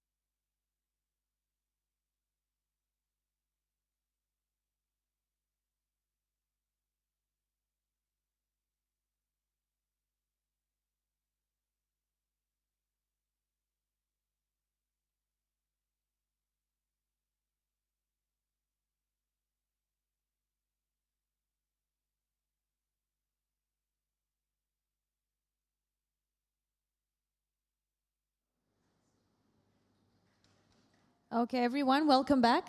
Welcome back to our amazing stage. Welcome back to day 2 of MedTech World. We have several more panels to go. We're going to have also the startup pitch competition coming in, I think about 2 hours. We still have 3 amazing panels to run today. So now we're going to focus on health system investment arms. How do these work? And the role of healthcare organization investment divisions. How do they support medical innovations? How do they support the startups ecosystem? So without further ado, I would like to invite amazing panelists to this stage. Sean Cheng, Managing Director of Ascension Ventures, Todd Schwarzinger, Partner at Cleveland Clinic Ventures, Stefan Madensing, Technology Development Manager, Mayo Clinic and Department of Business Development, Lirindun Rushai, Director of Venture Investing, OSF Ventures, John Paris, Managing Director of Rex Health Ventures, and the one and only Giovanni Loricella, CEO of Lifeblood. Welcome, gentlemen, and have a good time on stage.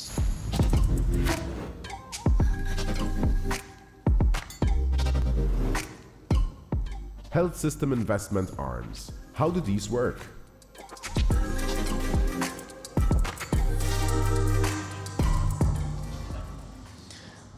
Hi, everyone. By extreme popular demand from last year, this panel that we had demystifying the role of health system investment arms was wildly successful. So this is year 2. And we have a quite distinguished panel up here representing from coast to coast in the United States some very exceptional health system venture arm representatives. And we're going to demystify how these work, the role and the uniqueness that they play within the ecosystem of investment into medtech and health tech. And without further ado, let's go down the line and go through these lovely introductions. Please say your name, where you're based, the company that you represent, and then we'll just dump right into it. Sounds awesome. Testing. All right. Well, first off, thank you so much for having us, and grateful to be here with this awesome gang. So John Perez, I'm Managing Director at Rex Health Ventures. Rex Health Ventures is the corporate venture arm for UNC Health, so very similar health system strategic arm. And the organization is in the great state of North Carolina. I'm actually a virtual employee, so based out of Utah, and thrilled to be here. So, Test. Giovanni, thank you for having me. Great to be back. Quite the panel last year, so I thought I'd come back for round 2. Lirindun Rushai, Director of Venture Investing Deal Lead with OSF Ventures, headquartered in Peoria, Illinois. OSF stands for Order of St. Francis. We're a Catholic health system, 17 hospital system. Latest fund is 100. And thanks so much for having us. Beautiful venue. Todd Schwarzinger, I'm a partner with Cleveland Clinic Ventures. So obviously based in Cleveland, Ohio, but we have a footprint in Cleveland, Florida. We just built a brand new hospital in London and the UAE. Excited for the discussion today. Stefan Madansing here, coming from Mayo Clinic Ventures. Very grateful to be in beautiful Malta this week. Our team is distributed amongst the 3 flagship hospitals that we have within the United States. I myself live in Rochester, Minnesota. I lead a team that's based down in Florida and Arizona as well. We're focused on the commercialization and venture investing of technology, both developed at Mayo Clinic and companies that we're able to collaborate with to move healthcare forward. Great to be here as the last panelist.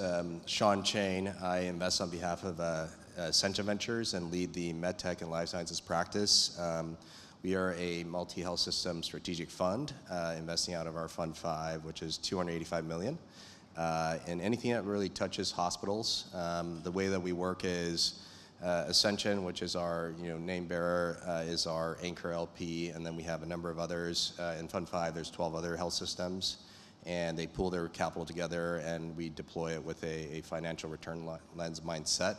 Although we do a decent job of connecting the investment to the constituent LPs where needed. So I'm based out of Boston. Our fund has a pretty distributed approach now with partners spread across the U.S. A team of 13 total with 5 investment partners. Very happy to be here and look forward to the conversation. Thank you, Sean. Thank you, Sean. And thank you, everybody here on the panel. So you have to correct me when I'm wrong on this, and that's the beauty of having this particular panel. I think last year we had a lot of health system venture arms that were actually quite similar in nature. But what I'm excited about this year is there's almost a feeling of uniqueness amongst you all. And I've talked to all of you individually.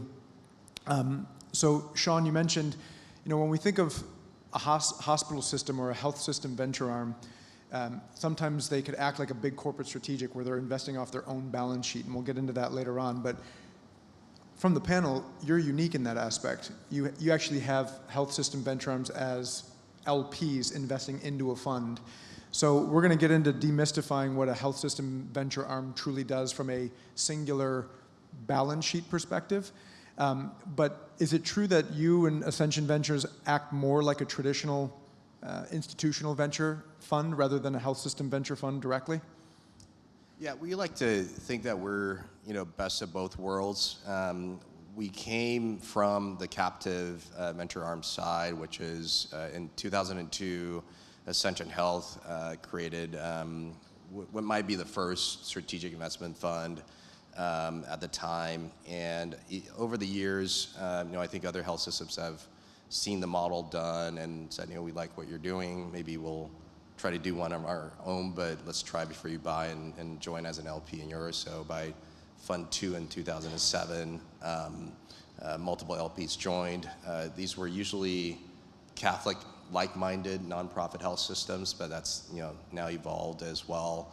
I think that it's really trade-offs, right? So on the captive health system side, and I'll defer to my esteemed colleagues here on that, you have probably a faster decision-making process because you have a single LP that can decide, and then you have a direct connection to the strategic side, which I think a lot of the folks here can get into. For us, we have a financial mindset as well. So when we underwrite deals, we still really have to hit that 3 to 5 year return at the 3 to 5x. So our funds have performed over the years at that 20-40% IRR, which is really the bottom of the top quartile. And that's part of the fun.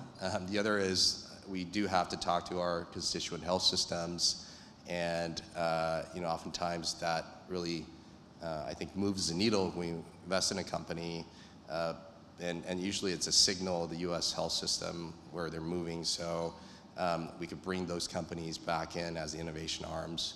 And I think a lot of the different health systems see venture arms, us included, in different ways. So sometimes it's a innovation search function, which we're happy to fulfill.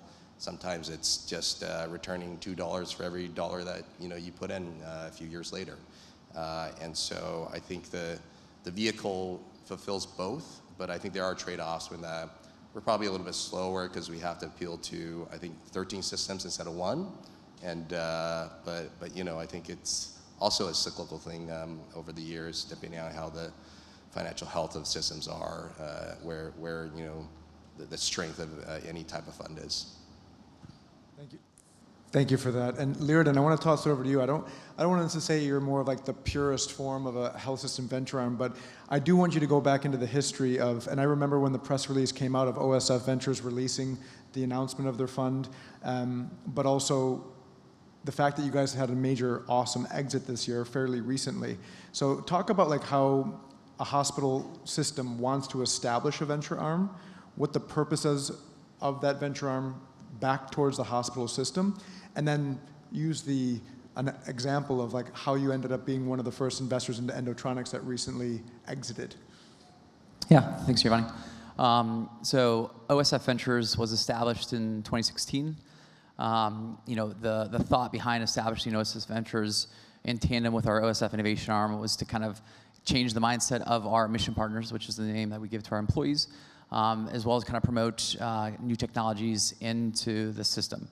It took a while, but I think we've gotten there in terms of just mindset and willingness to work with startups, try new opportunities, try new technologies from an OSF perspective in our OSF ecosystem. That first fund, we were just trying to figure out what we were doing in terms of getting our name out there, getting our brand out there, letting people know kind of who we are. We're in Central Illinois, so people don't necessarily think of a Midwest kind of health system being as forward-thinking and innovative as we are.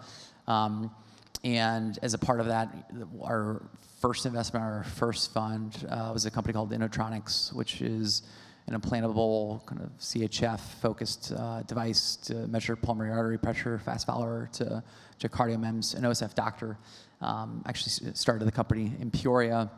So it's a great kind of story for Peoria and the innovation kind of landscape there. It took a while and had to kind of go through clinical trials and PMA pathway and FDA approval, but we were very excited. It got Innotronics was acquired by Edwards in July. Huge win for the Peoria ecosystem as well as OSF. But it took a little bit of time. Had to be patient with that. But the impact on patient lives is very meaningful, particularly that chronic heart failure population.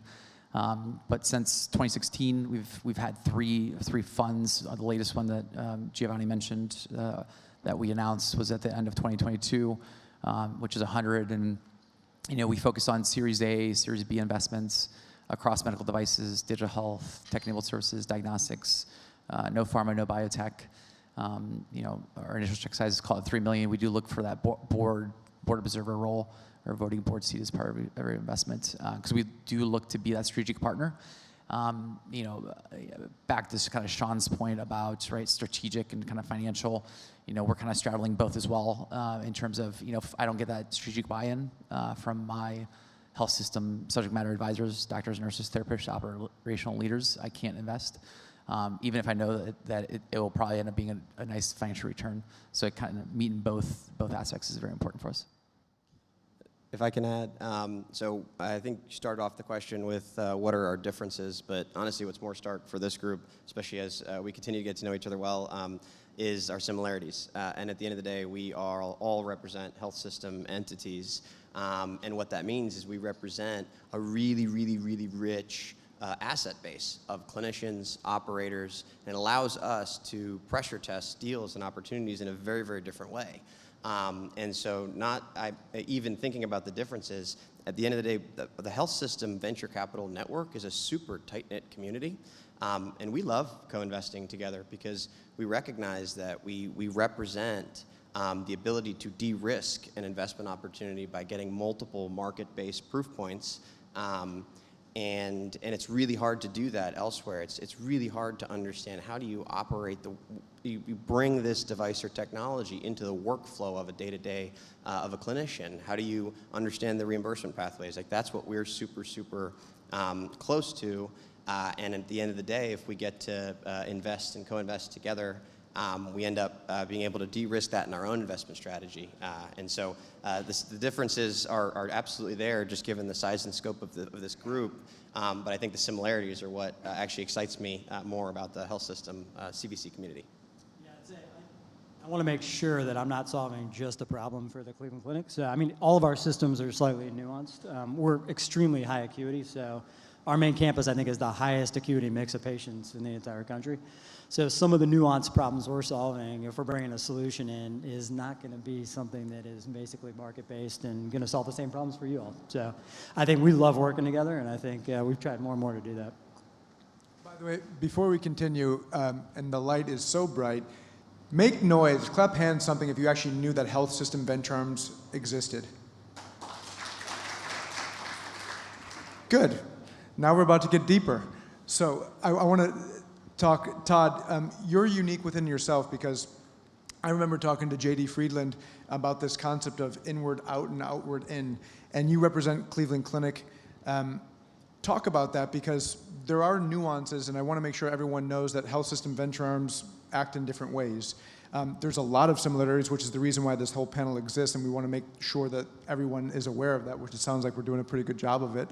But at the same time, I don't want you guys to be bombarded with a bunch of startup companies coming up to you that aren't necessarily relevant, and even more so, it's our job to educate them on how to approach you best so that everyone's time is best used. So talk to us about Cleveland Clinic Innovations, Cleveland Clinic Ventures, and what you guys best do with not only supporting innovation, but also building innovation.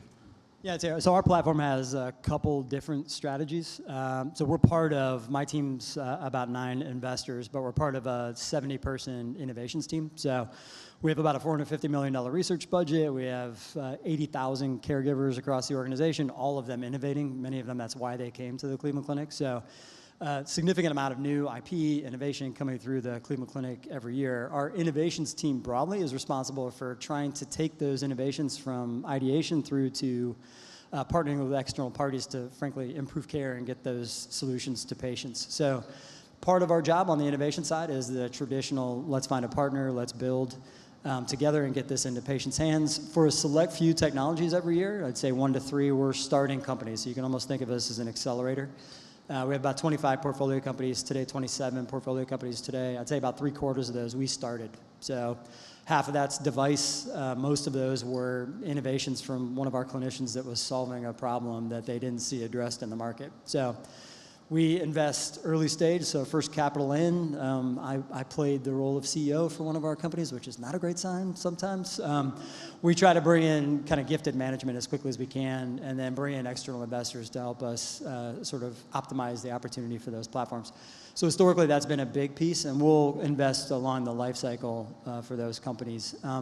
The other piece is we're also the eyes and ears out in the market. So we have amazing innovation at the clinic, but we're solving a fraction of the problems that are out there, and there's amazing innovation outside the walls of the clinic. So in the last 18 months, I've seen about 1,500 companies, my team has, and we've connected about 200 of those companies into the organization, solving clinical problems, operational problems, and to the extent that we can make that match, build a strong clinical tie, ideally we're building something together, generating new IP, there's an opportunity for us to invest as well. So in the last 6 months, we've announced kind of 4 investments, and they're all external. They're companies that we identified a pretty significant need at the clinic, proactively went out and looked for a universe of partners that could help us solve that problem, picked a partner, and we're kind of working together to really build a solution to solve not just our issues at the clinic, but again, something that hopefully is dynamic enough to solve the problems for the providers outside as well. So to your answer, how can we interact with folks here today? It's sort of what I've been doing for the last 2 days, which has been fun. My best thing that I can do in my seat here is get you to somebody way more interesting than me at the Cleveland Clinic as a starting point. So making the match to a clinician at the clinic, and then the collaboration begins from there, and that's our path to invest. So it does take some patience. Providers are an interesting animal. Each of us are a snowflake in terms of navigating, but I'd say we can be the front door to help you connect into the organization. So. Thank you. And Stefan, I want to toss it over to you. Very few people likely have not heard of Mayo Clinic, and you represent Mayo Clinic Innovations and Ventures. Even from feedback from a countless amount of startups that I've been hearing who have either reached out or had communications with Mayo Clinic, and even you specifically, there's this notion of co-development versus like this classic, you're an investor, you're going to write a check, and that's what they need to go spend it and build their company. Just so we can help everyone in the audience understand the difference of you writing a check from Mayo Clinic Ventures and just saying, hey, here you go, I'm an investor, versus co-development. What are the differences there? Yeah, I'll talk about the similarities before I talk about the differences, and I think John really laid the foundation for us to have that conversation. So much of what Todd's program does within Cleveland Clinic mirrors a lot of the similar goals and objectives that our team has. So from a Mayo Clinic venture perspective, I like to think of us maybe less so as a traditional VC and more like a venture partner. We have the ability to deploy capital, but our first and foremost goals for the institution are twofold. The first is to help bring new technology to the patient to inform and improve patient care. And the second is to generate revenue from Mayo Clinic. And so we're always very transparent about what that means. What that results in from an operational perspective is when we were evaluating opportunities with startups, with other companies, whether they be outside of Mayo or whether we're looking to spin technology out, new venture formation, collaborations, we're looking at where we can be providing value beyond the capital. We're not a traditional VC. In fact, the typical multiple on ROI is not our front and center value metric for performance. Our goal is to fundamentally continue to maintain the revenue that's generated at the institution and operate as a diversified revenue stream for Mayo Clinic. And that brings a pretty different perspective. So when I'm talking to a startup, I'm often talking to them not only about what kind of capital we can bring to bear at what stage they're at, because we have mechanisms from very early stage to mid and to late, ranging from a couple $100K to a couple million and beyond, depending on where the company is at and what their needs are. But what we're looking for, again, is that opportunity to bring value more so than the capital. And that, again, manifests as, like Giovanni said, where we look for these collaborative or co-development opportunities. For us, what that means, and you can kind of tell from my title, I'm both the technology and business development manager. We marry our tech transfer function and our business development function within Mayo Clinic.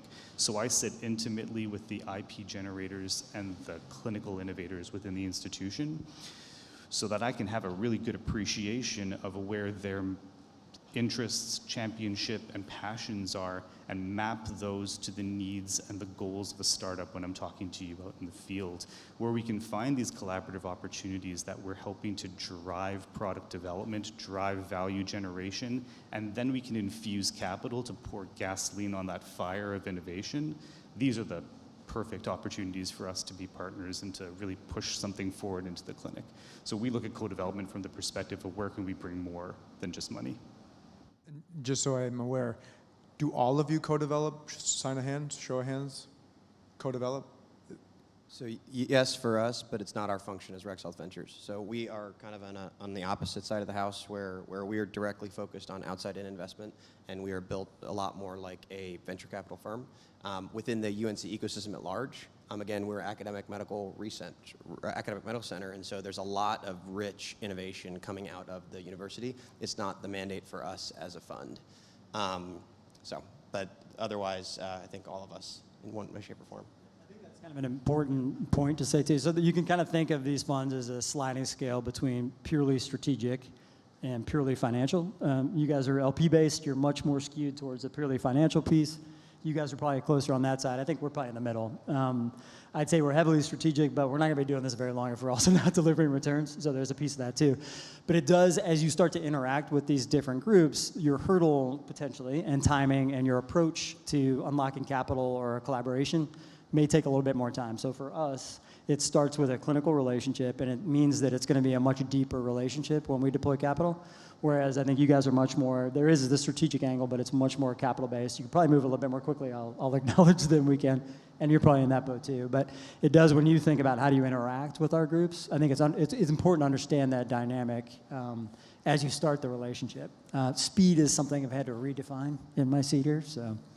Well, and that's one thing I wanted to maybe extra emphasize. And you said, timeliness for us is probably a little bit more expedited, and it kind of chuckled a little bit because speed to act is always challenging in our world. And actually, I think there was an interesting panel yesterday. I don't remember what the question was, but it was talking about the nuances of Medtronic and how to navigate the waters of J&J and something along those. You have 40 decision makers that you need to work through.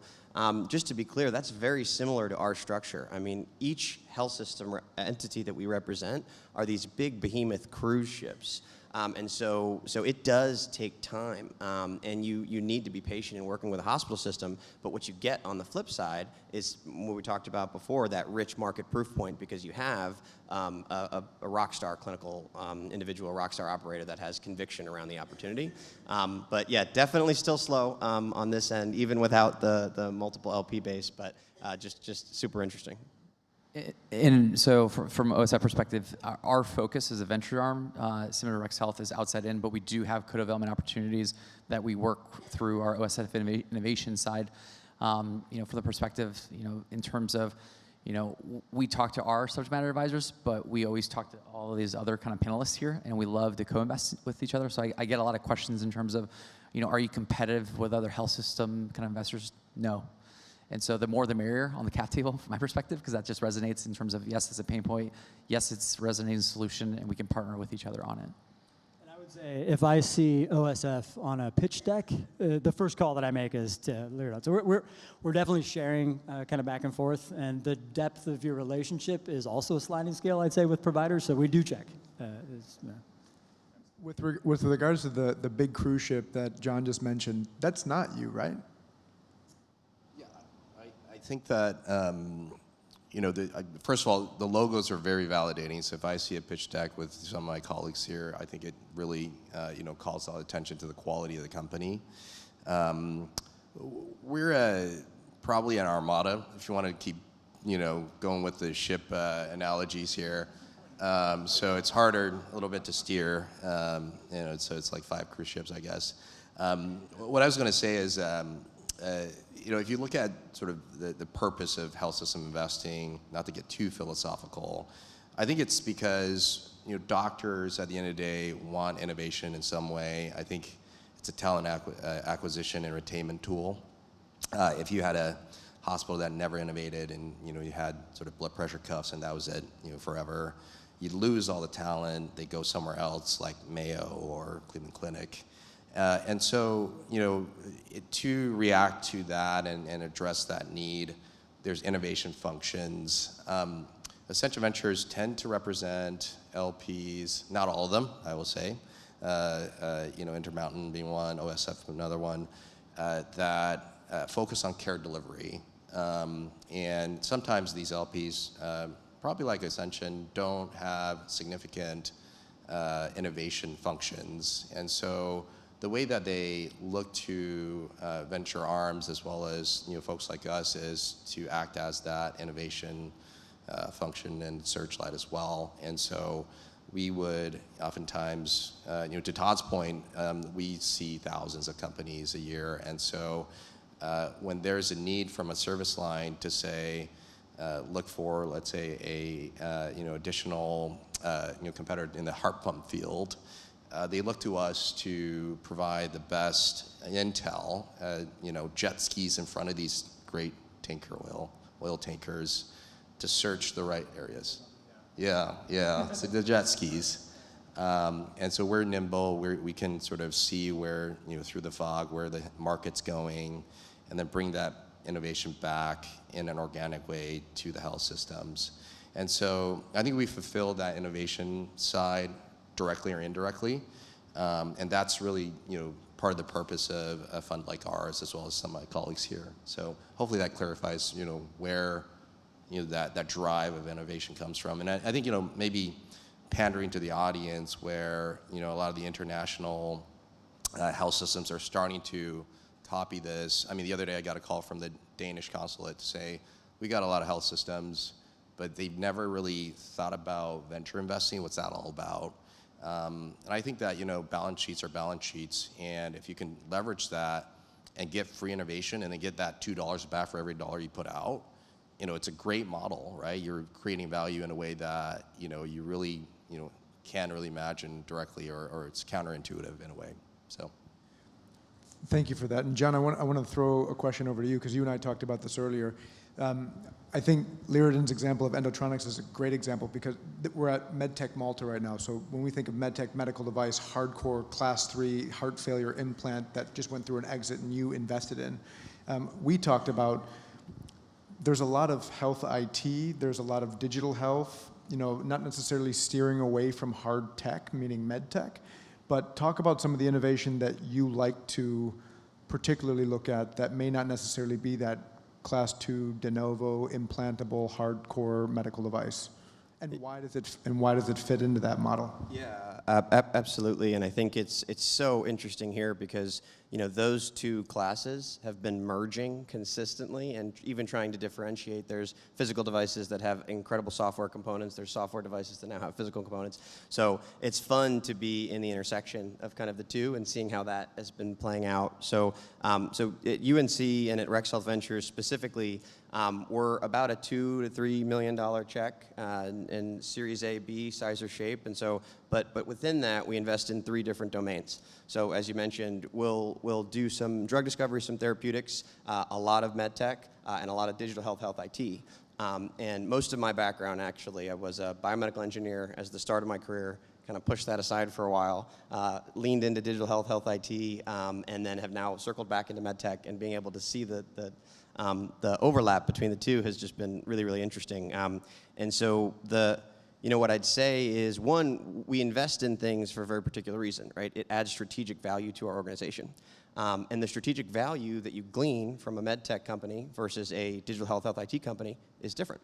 The decision-making process is different. And so what I'd, at least just kind of seeing these worlds collide, in the MedTech world, and again, it's funny, we talked about timing, it still takes a long time, but your decision-making process tends to be a little easier, right? If it's your cardiology company and you have your head of cardiology that is bought into a device, that is an easier path towards an investment for us because we have that rich clinical feedback.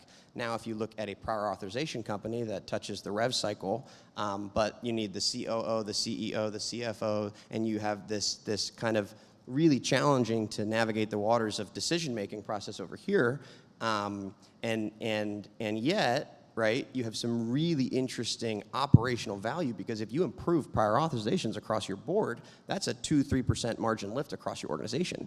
Versus here, right, you're improving patient care in a very different way for those cardiology patients. So you get a ton of different value in the different segments that you invest. And I think for us, just super grateful and lucky that we have so folks on the operating side to be able to talk through some of those operational-based plays on the MedTech side, to be able to, and the clinical side, to be able to go very, very deep down the rabbit hole with neurology, et cetera. But then the return profiles are very, very different too. So now you start to talk very binary outcomes here. It's very hard to move past a challenging primary endpoint that doesn't go as really well. In the digital healthcare space, if you have $2 million in revenue, and we've seen a lot of this play out in a lot of our portfolio companies, use case is now kind of losing wind, you can pivot very quickly. And so the outcomes are a little bit less binary in that world. And so a little bit, I kind of went on a little bit of a rant there, but kind of the stark differences between the two spaces. And it's funny, those you kind of hear it, the investors that are really into MedTech are like, how the heck are you playing in the digital healthcare, health IT space? Like LLM, AI, wazoo, like I don't know how to understand the differentiation between them. And then you see the more focused on the digital health IT is how do you get through regulation? How do you get through the FDA process? And so luckily we get to kind of play in the middle, and it's been a very fun space. Thank you for that. And because I genuinely don't know, and like an LP-based fund like you, Sean, with Ascension, raise your hand. Do you guys lead rounds? You can lead? Prefer to syndicate as a non-lead, though? Is that fair to say? Or do you like to lead? So we're about half and half. If you looked at the history of 90 investments, it's like 45 lead, 45 not. It really depends on the deal situation and the depth of knowledge of the individual partner. So for me, I love heart failure, cardiology is where I came from. It's where my PhD was.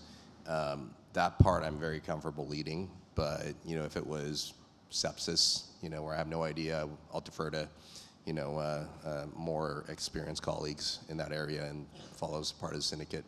So it really depends on the situation for us. I'll say one thing that is a clear differentiator across the group is we do not lead. We will rarely ever, and nor do we have the capabilities in the house to do valuation, to set a Series A price. We don't do it. The only times where we kind of cross that bridge is in the position of a new co-formation, but we're looking at our partners across the table when we're generating and setting up a new venture. Even if we are first money in, we're not leading that first money in.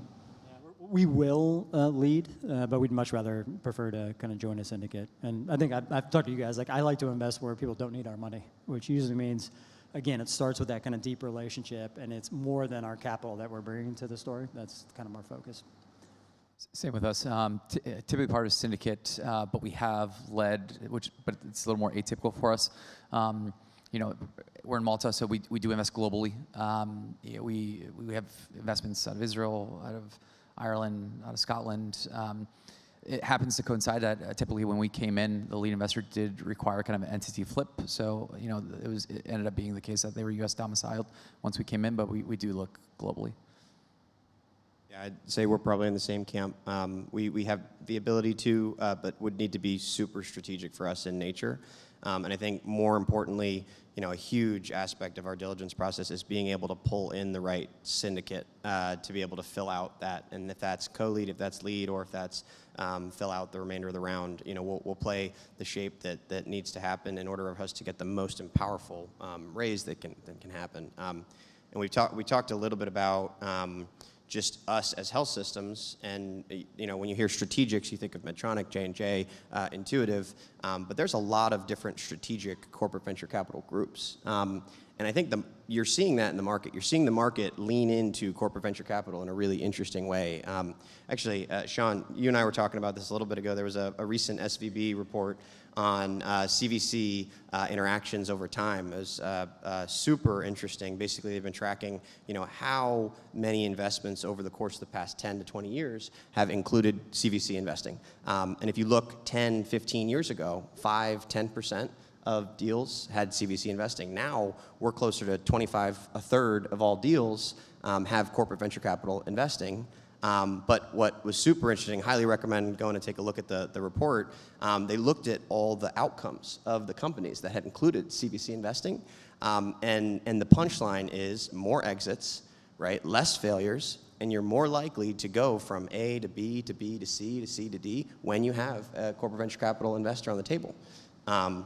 That doesn't mean you have to have all corporate venture capital individuals on the table. It's not an or strategy. It's very much an and. And so when we talk about syndicate, it's not only the health systems. We look at institutional investors. We want to make sure everything that we can pull together is going to be the best group that's going to get that company to success. And I want to throw this back to Sean. We'll go back down the list again, just to educate the audience on understanding where you guys come in. Another piece of feedback that I've received is, I would think naturally, and I've been proven wrong, that sometimes hospital health systems that push access to a clinician champion, for example, or access to clinicians, which is a value add, would come in ridiculously early. But sometimes there's actually, you guys are coming, I would say mid, I don't want to say late stage, but you actually go a little bit later than I initially expected. Is that the truth? And where do you guys actually invest in, and what have you seen, I should say, what is your typical check size? And I know it ranges. So I think the party line for us is the initial check size is 5 to 15 million. But if you look at lately, the median has been 8 to 12. And we like to stay agile, so I don't want to put a definition on the stage of investing, because I think for a multi-LP fund, we're always reactive to the rest of the portfolio. So have we taken on enough risk for the return, and how have they performed, and where do we need to place more chips on the table to get that return, so that they mix up into a 20 to 40% IRRs, right? So we could go early or late. I've said sort of late stage before, and then everybody it starts pitching to me late stage, and I make an early stage investment, so I contradict myself. It's just never good. But it is very much state of the market, state of our fund, and then where we have appetite to take risk. So the mix of those things really, I think help.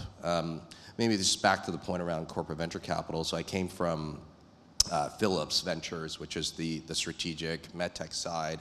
I think, especially for MedTech, it makes perfect sense, right? Because the acquirers and the exits are where some of the big MedTechs are, and if you can have them on the cap table, it significantly de-risks that. Not naming any specific ones, but the hit rates for those are like 1/3 of the investments from the CVCs get acquired by the mothership. The other maybe notable is having health systems logos on the cap table not only de-risks you in a clinical way, because you have access to the clinical perspectives that may not always be the sugary ones that your advisors are providing you, since they're also on the cap table. We're a little bit more frank and objective in that feedback. We've seen instances in the past where a few of our companies have exited and gone public.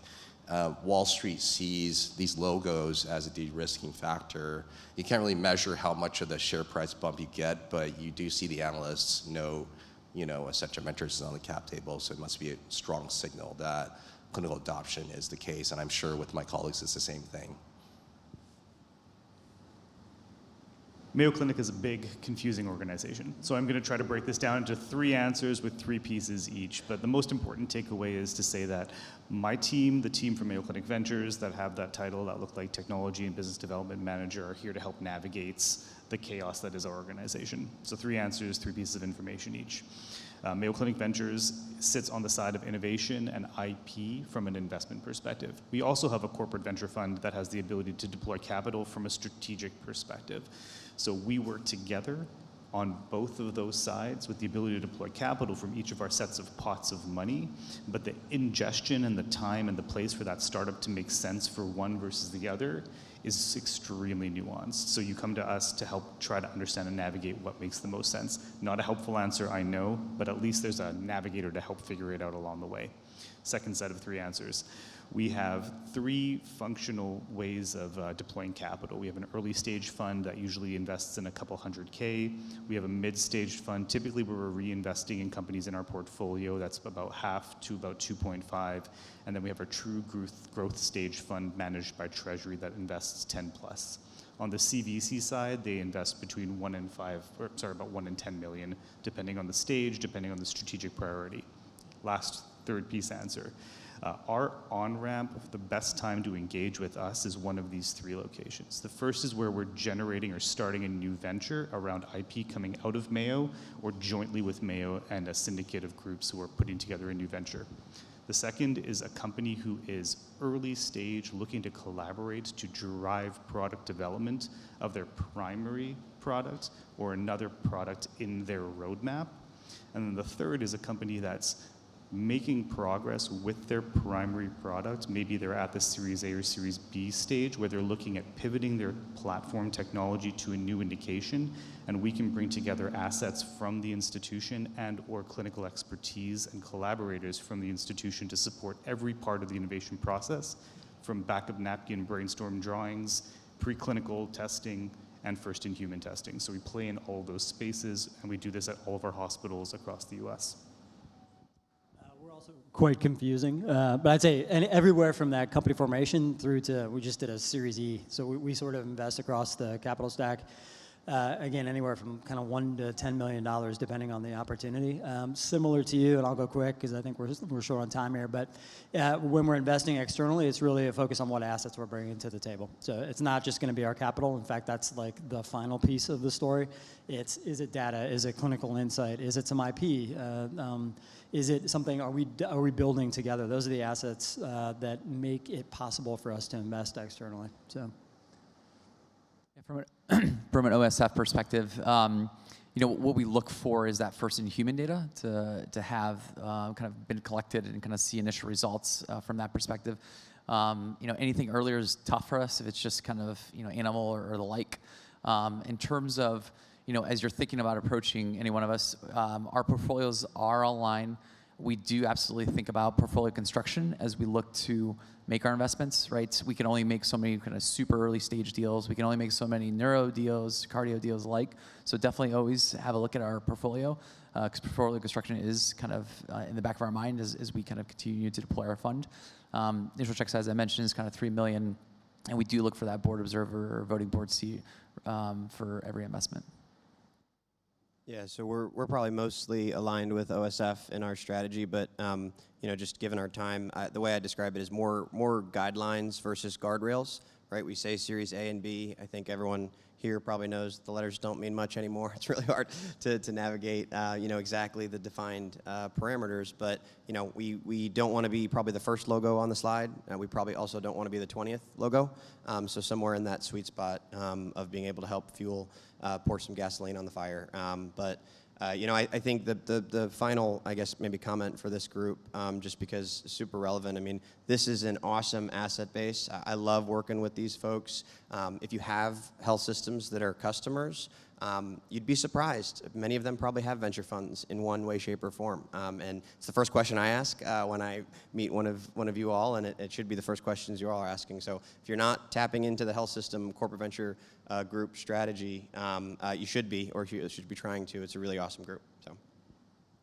So So we started about talking about, are there a lot of similarities? Is there more similarities or is there more differences? But give a round of applause if you learned something today on these different hospital venture arms, investment arms here today. So thank you guys so much for being on this panel. Thank you for sharing your insights, and it was awesome being with you. Thank you so much.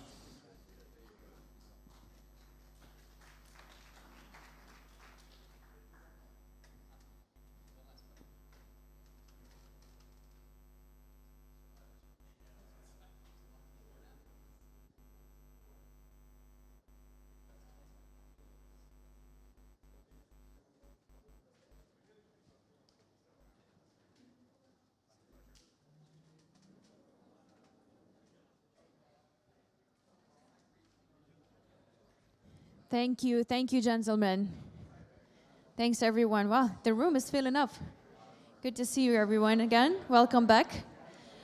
So our next panel, I really like the name. It's called CEO Rodeo. So we're going to hear from top MedTech CEOs, from the builders, from leaders, and people who actually are building the ecosystem with their own hands. So please give it up for our amazing panelists. Ruben Dan Francisco, CEO and founder of Anera Health. Robert Hamilton, CEO of Neurosignal. David Narrow, CEO of Sonovex. Julie Racklin, founder and president, Alliance, and CEO of Braintail. Grammy Smith, CEO of Ostomy Secure, and moderator, Julie Adrian, managing partner, UK Health Group Lead of Fin Partners. Everyone, have a good time, and we are waiting for your amazing insights.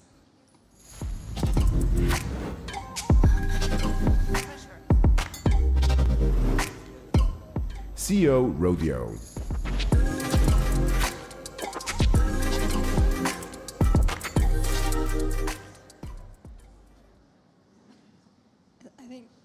Can you guys hear me? There we go. That was our walking in music, I think. I think we missed it, though. Let's get those rowdy VCs out of here.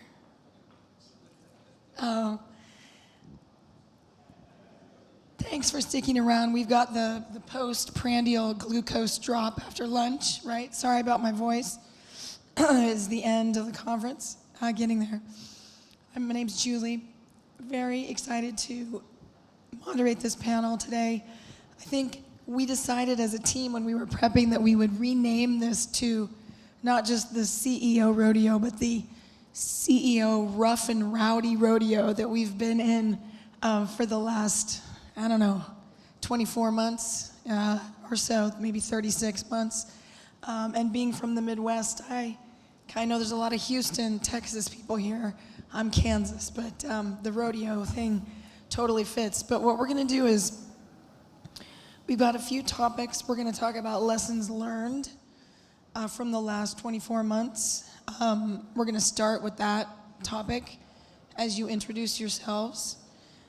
Then we're going to go into what we lovingly called letters to my former self. So if you were writing a letter back to yourself 15 years ago, 10, 15, 20 years ago, what would you say about CEO and how to manage the rodeo, and what tips you would have for others in the audience?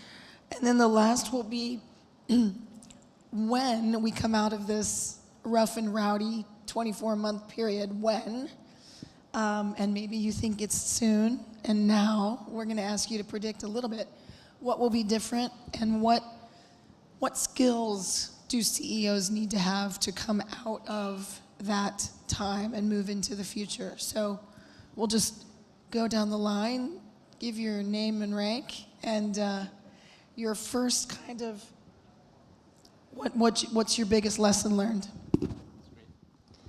So, good afternoon, everybody. I'm Ruben De Francisco, founder and CEO of Anera Health. We are a sleep diagnostics and monitoring company based in the Netherlands with commercial operations in the US, the Netherlands, and Germany. We take the gold standard sleep test into everyone's home. So for me, the rodeo, the last few months, the last year has been fundraising. So I'm very happy that we closed the Series C round of 30 million at the start of the year. but it was some really tough 12 to 18 months in the current situation in the capital markets, and basically fundraisers becoming really, really long.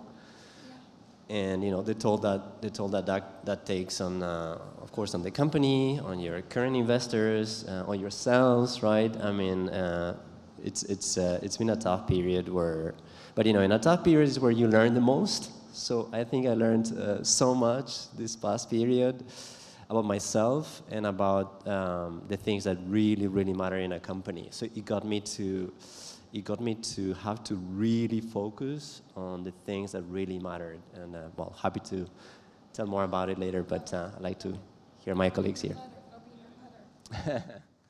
Yes, good afternoon, everybody. Thanks for having me. I'm just looking along both lines here. I'm definitely the elder statesman here, been described as a MedTech veteran. So I've been in the industry for 35 years and started with US Surgical Autosuture, a very innovative company that's now part of Medtronic.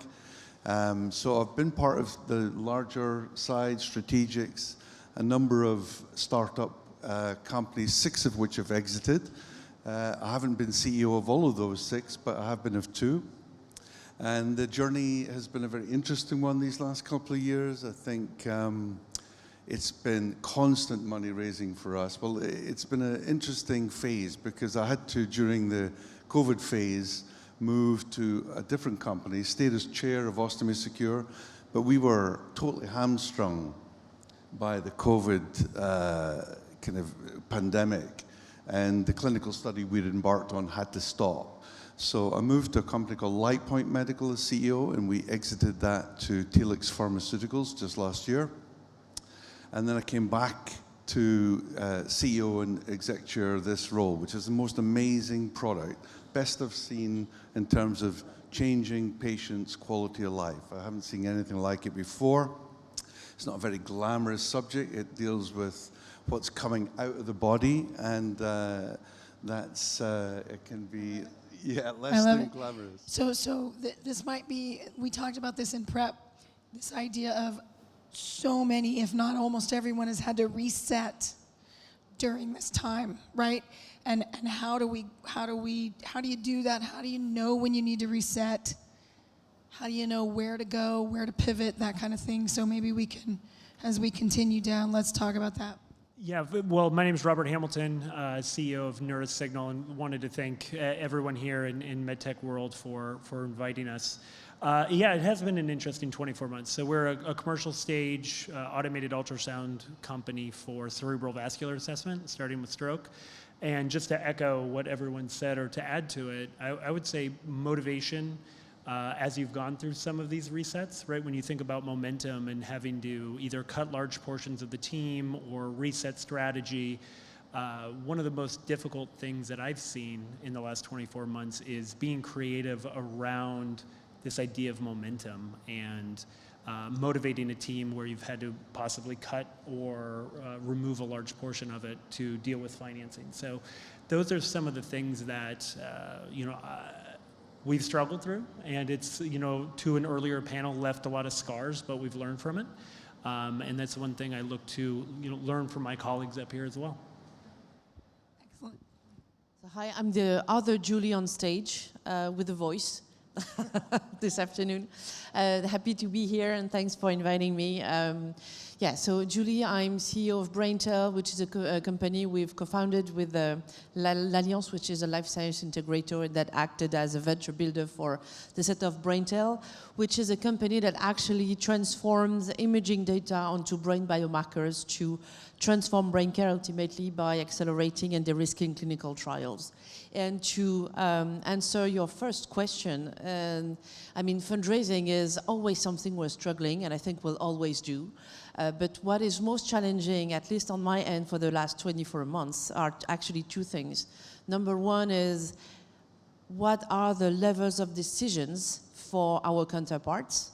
Because fundraising is an issue, but the question is, what will be the transformative action or situation that will basically switch or pivot the decision. And number two is time to action, because both externally and internally, I think that time has weirdly expanded, and people don't tend to act as fast as they used to be, or to the opposite, goes way too fast without, moving forward. So that's what I'm struggling with. Yeah, hey everybody, thanks for having me. My name is David Narrow. I lead a company called Sonovex that spun out from Johns Hopkins. We have two different solutions that improve care for dialysis patients, one to improve time to AV fistula maturation, and another to guide cannulation. We just raised a $15 million financing, and it probably took every bit of that last 24 months. And the irony is, we got the first piece in, and it was slow, and then all of a sudden there was more demand than we had space. And what you were saying made me think of, I've been told many times, I think it's a compliment, but I'm very politely persistent, and I think you just have to, until you hear the no, it really helps to just say, hey, here's the thing we just accomplished, here's what happened this past week, here's what's about to happen, oh, by the way, that did happen. And finding the right cadence with the right people is always a bit more of an art than a science, but there are people that I met years ago that said, not right now, but happy to keep involved, and some of those people are the ones that came in and filled out the round. So you really never know, so those relationships are important. I think the thing I learned the most that really changed my frame of reference is just getting the empathy of what it's like to be a VC in this market. So, understanding the context of the global markets, how tough it is to raise new LP money, how the distributions are from prior funds, what the return profile needs to look like, and then also just making their life easier. Like, it's one thing to send a pitch deck and be like, well, what are the next steps? You want the data room?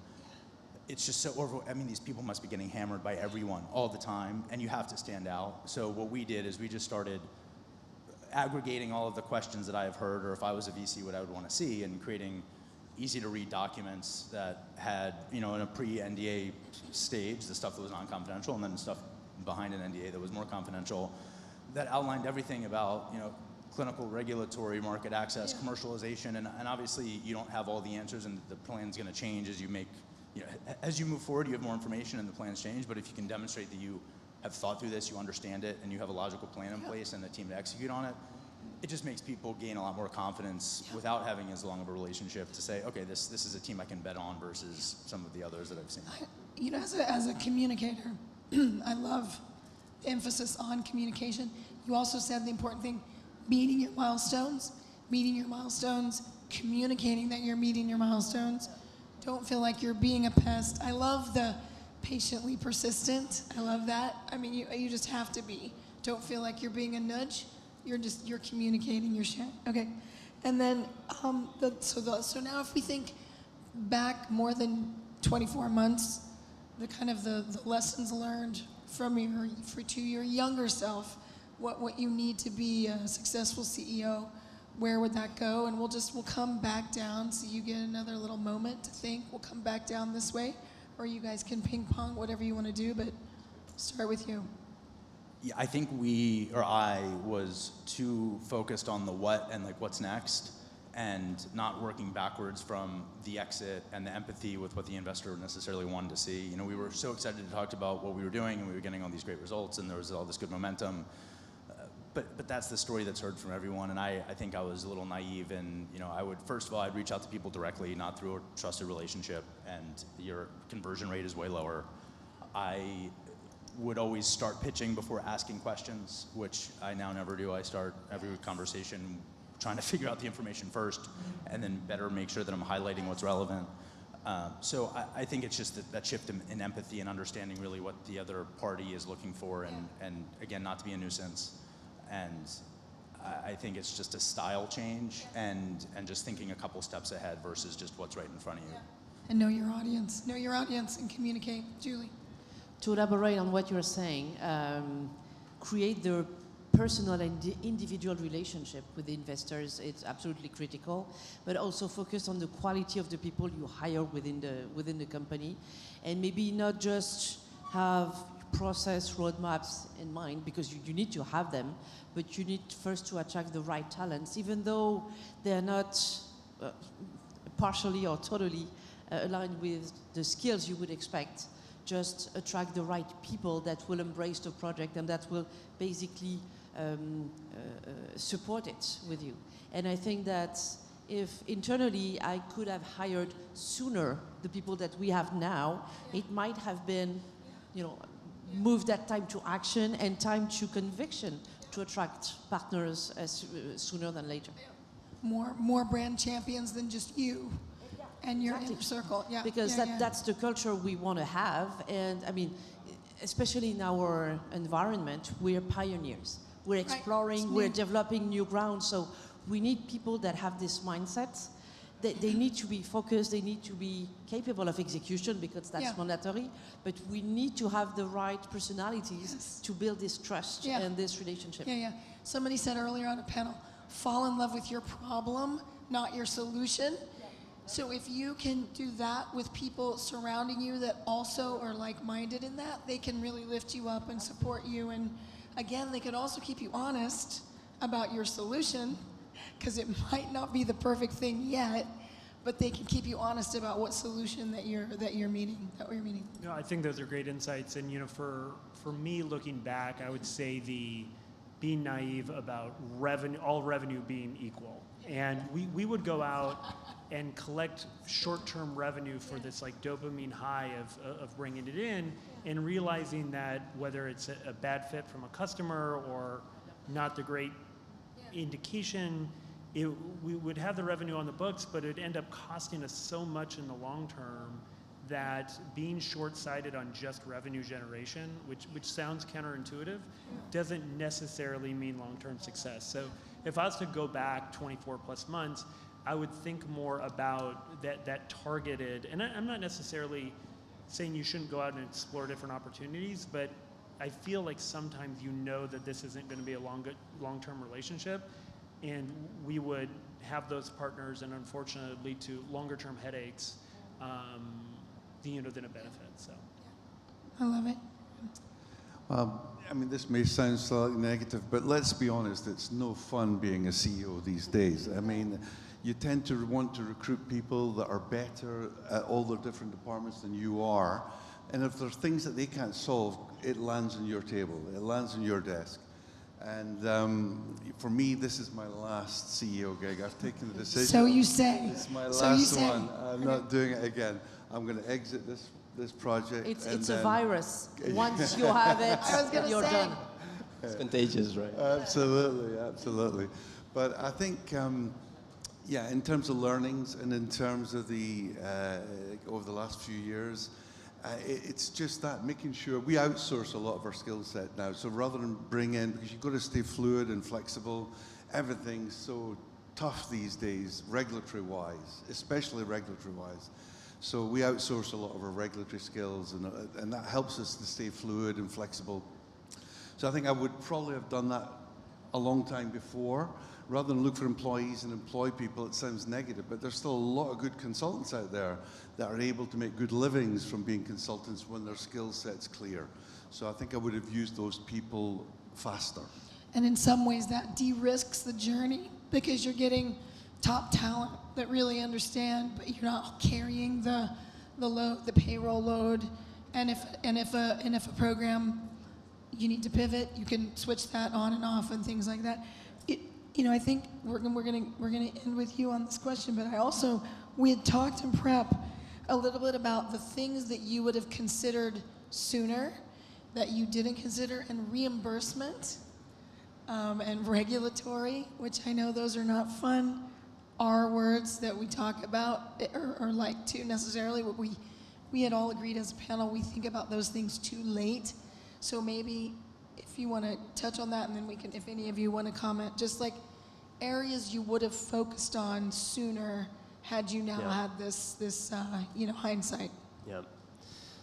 So for me, actually, most of the areas that I should have considered sooner or acted more quickly are actually some of the areas that were just mentioned. Rather than, reimbursement we took into account from the beginning pretty much, and regulatory as well. So, but we did change the strategy completely in regulatory, because the CE mark became unpredictable completely, and we went for an FDA first. When we started the company, we were not that sure. So that's one of the changes that we did along the way. But for me, it's typically most of the learnings around people, actually, the people side. I mean, almost everything comes down to people in the end of the day. I think some of the elements you mentioned of revenue as well, I fully agree. But the mindset of people, I think in the past, we have a really great culture focused on performance, lots of ownership, engagement, but we may have made some compromises that we shouldn't have.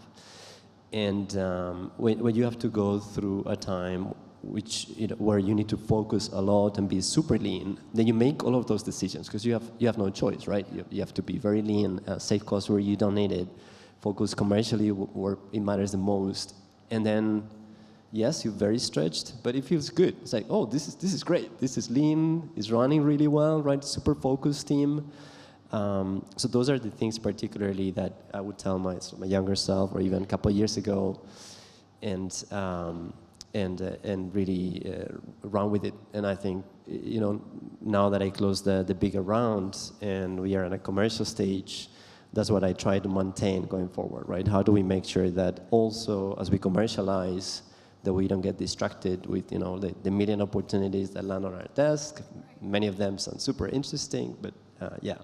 So another thing that we talked about, and you mentioned all revenue's not equal, but on many panels we heard about get to revenue as soon as you can. So I think that's another area maybe, like what would you tell your younger self about that, or any other areas you guys would have focused on sooner that you didn't, or you focused too much on and you would have left? Like if you guys want to just ping pong. Yeah, I'm happy to add 2 points to that. I would say the thing, looking back from a product development perspective, that I wish we would have spent more time on, not regretting anything, but design for manufacturability and serviceability. Getting something into the clinic or into a hospital setting is a phenomenal accomplishment. But then as you look at that scale, and my comments regarding revenue were mainly tied to this idea of getting something out maybe in a geography that isn't as easy to service or manufacture. And then all of a sudden, it is a great revenue piece, but unfortunately, maybe the product isn't designed. And we had early phases of our technology where we'd have to ship the entire system back, right? And so one little problem led to us losing all profit margin on one system. So, and it's hard to look back at that time when you're developing the system, because you do, as a CEO and a team, what you have to do to get a product out. But there are these things that, a little bit of thought into design or test could have a dramatic impact on your ability to scale the company later on. Anyone else? Yeah, when I was earlier and before I was able to bring on people that were far smarter than me and better at all the jobs that I was doing myself, I was getting pushed. I probably pushed myself, but I was getting pushed by my investors, get to revenue as fast as possible. And one of the things I'm really grateful for is that my chief business officer, who had been launching new products for 25 years in our space, he said, David, we can get POs right now, but we can't scale this across the country in a profitable way. We have to get the reimbursement piece down. I don't know how to do that for you. Like, you can figure that one out, but we need that before we really launch. And that was a big wake-up call, because you're right, I took that feedback too literally, but what a strategic needs to see, or what you need to have to be successful yourself, is the ability to scale efficiently. And once you bring on a big sales force, you bleed cash quickly, and if that's not right or close to right, you're in a really tough situation. So my COVID project was learning the ins and outs of reimbursement, which is a fascinating domain, and fortunately we were able to get good advice and get good relationships with societies, and one of those milestones that we got with the new code was very helpful in the financing process. So I think I've also learned to get feedback from a lot of different people, and then make a decision about which collection of people you want to listen to, because everybody's got advice, but every situation is different. And again, it's about thinking a couple of steps ahead, getting a little bit of feedback, just like the market research for your customers, but it's also a collection of expertise around every function of your business. And the hiring piece, my quality of life, I was of the mindset, and I think it helped us get through some early stages when we didn't have a lot of access to capital, is anything that I was capable of doing, I did, and I hired out for things that I couldn't do. And I had too many jobs, and my board said, David, this isn't sustainable. You're doing a fine job, and you're saving a lot of money, but we can't do this forever. And we finally made that transition, and we have incredible leadership in all different departments, and my life's better, and they do a better job than I could have ever dreamed of doing. And that was the biggest transition in the last 2 years that I feel incredibly grateful for. And then it's also, I didn't appreciate this at the time, but the optics of that, when you have those people on your slide deck and then people realize who they are and they already know them, or they know someone that knows them, like, hey, you might be younger and we don't know necessarily what your track record is, but we can point to these folks. Yeah. It just helps gain that trust. You don't have to go it alone. And you seem more credible because you brought people in, because you have self-awareness as a CEO of what you do know and don't know. And they stayed with you. That's another thing. Yeah. Longevity. Anything to add on that, Julie or Graham? You go. Yeah, I think one thing it may help, it's helped me enormously, is that, you know, it's interesting, the group before were all the VCs with their dark arts and their kind of demands. I've recruited a head of investor relations who's an ex-VC, and she is a very talented lady, Alo Break. So she knows, she speaks their language, she knows exactly what they're looking to hear. And I think one piece of advice that I think would be useful for any CEO or aspiring CEO is, you know, find somebody like that when you're raising money. Because we're still pre-revenue right now, and it takes millions to get an implant to market. So you need these guys. You know, these guys are so essential, but being able to tap into what they want is sometimes quite tough. I'm sorry, I was go about ahead. to say that revenue is one way of seeing company value growth, but it's not the only way. Especially when you are just like struggling with the unexistence of a market. So that's very scary for investors, for us definitely. But we need to team up with them, and we need to embrace uncertainty and make sure that this, I might regret saying that, but lack of perspective in terms of clear market access is actually an opportunity to be a game changer and to bring significant value. But value is not only into numbers. I really like how you pronounce it, how you say it, but it's also about how can you bring value to your customers independently of the way you will monetize it. I love it. So that's business model as well as, yes, absolutely. Yeah, I agree that value creation and long-term value creation is in the end, but in the earlier stages, what brings the most value towards your investors. You have to be very creative, for sure. But yeah, we follow the same approach of being very selective with the type of customers, the customer segment, and so on, to create value around that. Have some good proof points that you could prove for the current investors and the new incoming investors. And that was for us very, very helpful. And then linking it to some of your comments around, you know, having the right leadership, fully agree. I hired a CFO before my Series C rounds, and that was night and day for me. You know, the seed round, the Series A, the Series B, I had to lead on my own. In COVID times, I was just pacing my room, going crazy, right, talking with my Series B investors.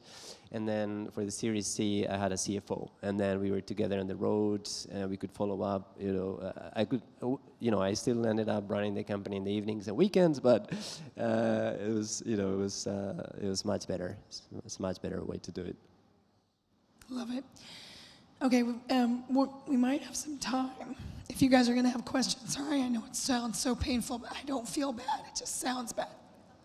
I know it's like... Bad for you. We feel bad for you. I know. Somebody stayed out too late last night.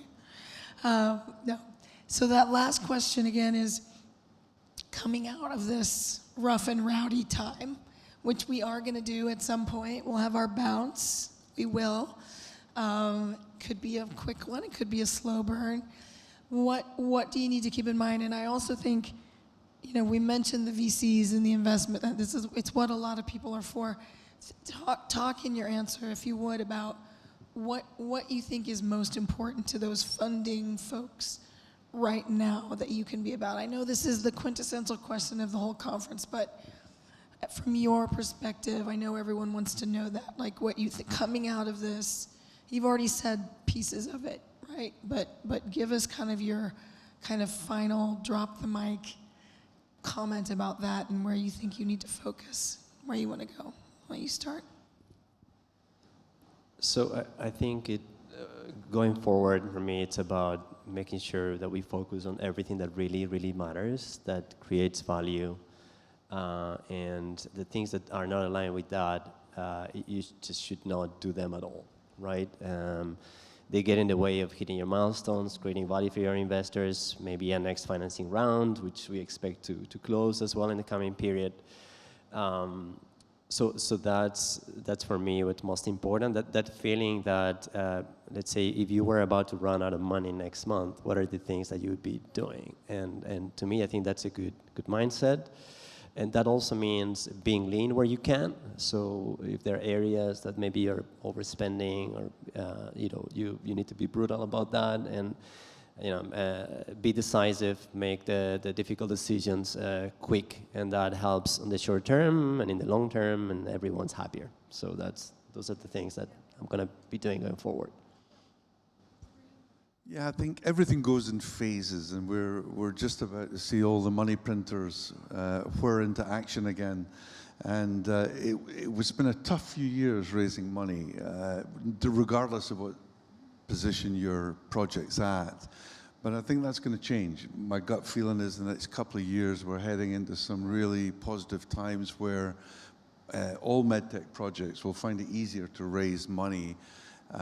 If you've got the foundations right, you've got your pitch right, you've done your market research, you know you've got a product that's going to be accepted in the healthcare system at some stage, then you just need to find the investors that are going to have the equal amount of belief that you've got in your project. So I think it's going to become easier. That's my note of optimism for the day. It's going to become easier. Amazing from your lips to, yeah. I was going to start with the optimistic. I'm incredibly optimistic, from whether it's blissfully ignorant or not, but learning from the scars over the last 24 months and realizing, we've all put in the hard work, and realized that, at least for me and my team, looking to complete the whole story, being able to see utilization through kind of start to finish, and understanding not only getting something in the door, but seeing it used, for 12 months or 24 months. And so I'm incredibly proud of the team for putting in this work over this difficult time, and I think it's going to bear fruit, for us and, everyone up here, so. I would actually like to elaborate on what you were saying earlier on understanding what's at stake for investors. Because they have money, they need to invest, but they need to invest in the right projects. So it's also our job to make them life easier, number one, but also to give them something to shine internally as individuals, but also in their LPs and upcoming discussions, because they will need to raise funds. So besides executing, delivering value, and hopefully making everyone's rich, we need to make sure that we will fulfill their needs in the next 3 to 4 years. It's about understanding their business model, how they will manage value creation, how they want to be integrated or not onto syndicates, but meaning that it requires a lot of time and energy from our end to do the job, to understand them and make sure that we translate that onto actions. But then it's about also teaming up with them and make sure that we bring them what they need. And I see kind of the company as a product itself. And my market is investors. So my team is selling our product to our customers, even though we're not making revenues yet, but that's another topic. My ways of making revenues is selling my company to investors. Also, I need to make sure that my product is adapted to my buyers. I love it. I also agree. I think we're on an upswing. I don't think we're going to get back to 2021 times anytime soon, but I think we've already seen a sign of life with M&A activity, new venture financings. I think we're already in a fundamentally different place than we were 6 months to 24 months ago. In our experience, the biggest transition point for where the conversation changed was having cold, hard clinical evidence. There's a lot of promise and story and optimism and, figuring out how to get there in a capital efficient way. You don't need to have a huge RCT, but if you have multiple physicians using this in a way that's tracked and the evidence is there and you can showcase that, that just unlocks the conversation. And look, the answer to your question is different at every stage. So this is just our experience. But what I would say is most investors that we engage with that are not the late stage commercial investors who are looking at things differently, that clinical evidence is really the cornerstone to saying, yeah, we need to really figure out what this looks like. And then it's really just, if the market is there, there's product market fit, then it's a matter of what the valuation is and do you have the team to execute on that. And then just being creative about pulling in non-dilutive capital and other resources to get to that clinical evidence. And there's a lot of creativity in how that can happen, and it all depends on the risk profile, whether there's an implant or non-invasive, whatever it may be. But I think that's just like a fundamental step change in the types of conversations you can have. I love it. Do we have any questions? Anybody out there have I can come out with the mic or just raise your hand, shout it out. If not, I'm gonna keep going. It's hard to see you guys. Okay, just shout it out or come up if you do. Go. One thing to add to that, I think that those are all great comments I think we've all had to learn we have to do more with less, and I think that was, a reality over the last 24 months, and something that we really learned, and I've really taken to heart. And it was said on a couple of other panels referring to the investors and their capital, right? You're working for them. I mean, you are working for your patients, your customers, but having that insight and that those dollars are being spent in a much more efficient way than, call it 2020 or 2021. So that's been another thing where I'm incredibly optimistic, because not only myself, but the team and the investors and my investors have seen you can do, more with less. Yeah. So You mentioned that in prep, and Graham, you mentioned outsourcing roles, fractional roles sooner. Are there other ways that you've stretched, your cash runway? Because everyone's had to do it. Anything else? Any other tips or tricks? David? It's funny, when we meet people, the first question people will ask me is, like, how many employees do you have? And I always think that's the wrong question. I think what we've been it helps. Our company's based in Baltimore, so cost of living and all of our expenses are a lot lower. But what I'll say is we've always, and still have, kept our full-time headcount as lean as possible, where everybody's busy. And I think, honestly, psychologically, it's good to be busy, not to be overwhelmed. It's good to be busy. And when you have people that aren't that busy for a couple months because you're waiting for something, then it kills the culture, and people feel like other people are slacking off. So we heavily rely on contractors or consultants or firms that do certain things in bursts, and we keep our core team as lean as possible. And it's grown a little bit over time, but that's afforded us when there is an unknown that happens and you need to work through it. It doesn't cost you that much because you're not spending that cash. Exactly. So. And it's on demand. It's kind of on demand. Right, and you have to find the people. I like to call it like ninja teams that kind of parachute in and help when needed. Well, and the trick is finding people that are going to be able to respond on a dime when you need something, Exactly.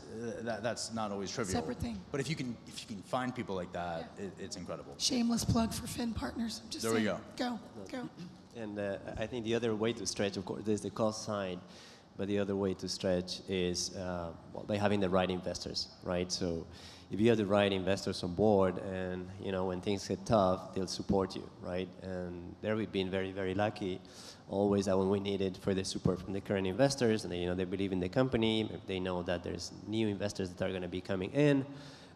They've been supporting us and extended our runway whenever it was necessary. So that comes back to your investor is your buyer in a way, right? But we are also buyers, right? So we need to make sure that we select the right investors who are there, for the right reasons, that are bought into our vision and our mission, and that they are actually part of the team, right? They are building the company together with us.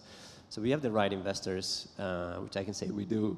Then they will help us when times get tricky. And for us in the Series C round, we spent a lot of focus on that, on figuring out. We went from a very long list of investors to a much smaller one, to say these are the ones that we want to work with. We're going to help us build the company, because we saw how important it was when times are difficult. And that would be for me the main advice in terms of picking your investors, because it will help you stretch when you need it. Yeah. Anyone else? Any other creative? Graham? I think it's easier to find money when you don't need money. And so keep your runway as long as you possibly can, and start looking for your next rounds. It's like a cash pipeline. Yeah, absolutely. So just keep everything moving on the kind of investment side all the time, even when you think you don't need it. We're Keep good. going. That David, sorry, I know you just raised 50, but you got to get back out there. Well, yeah, no, all the meetings are the next round. It's a lot less stressful. It's so not as stressful as it. Sorry, you were going to. Yeah, no, I was just saying that it never stops. It's one of the things I also learned in between the Series A and the B. I thought, oh, great, I have a bit more time now. When I learned my lesson, it just never stops. And actually, it's much better to just keep on building relationships with those investors, right? Keep them informed as you go about your milestones. What are you up to? Build those relationships. When you don't need it, it's much better, I guess. And then, and when you do need it, then they know that they are ready. They are ready. They know what your company does. They know, these were your goals. You met your goals, and they're gonna be ready to jump. We've got a minute and 15. Any quick words on being interesting to strategics, and words of advice you have as CEOs on how to make yourselves attractive to strategics to partner? Yeah, probably just quickly, I think the strategics, their whole way has changed. I mean, really, they will wait longer now for you to prove concept, and they'll pay more for that. But, 20 odd years ago, a good idea would be snapped up pretty quickly, and they would just try to make the best of it. Now, they wait. They want to see you prove concept, and then they'll come in. But keep building the value of the company, and the paycheck will be a bigger one. We've found to be a little bit creative in different areas. I mean, we went with the most advantageous for us originally, which was like, hey, let's partner on you acquiring our systems. Then we moved to an educational partnership to start out, get our foot in the door. So there are many ways into a strategic, and we found that if you can be creative, it can bear fruit much faster. Amazing. That's our time, guys. You heard it here first. I don't know how many people we have in the room, but if we all go and post that we're very optimistic and that we're coming out of this, I think maybe we could get like a Kevin Bacon effect, and we could shift the market. So thank you very, very much. Thank you all for being here. You. See you later.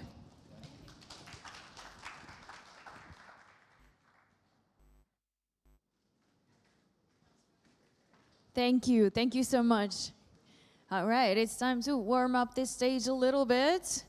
So, taking a little break from panel discussions, we are now going to do a live tech demo right on this stage. I would like to invite Mike Tellem, CBO of Chemtai. Mike. So while Mike is getting ready, I would like to see if we have any volunteers, if we have anyone who would like to be a model for the live tech demo. Anyone? Okay, I'll do it. Mike, you can test it on me. Okay, very good.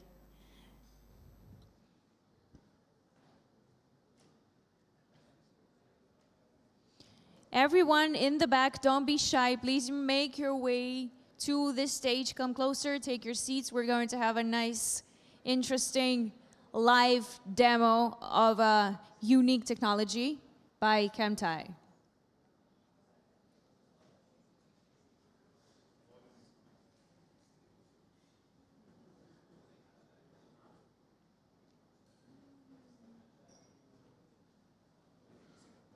Hello.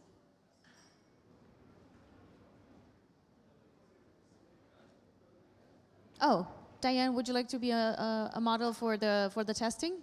So the speaker's not coming, so I am here filling. We are doing a live demo. And that speaker's not here. Which one? If you can't hear me well, please, if you can't hear me well, please raise the volume. If you can't hear me well, All right. raise the volume. I really wanted you to be a model, but I can do it. No worries.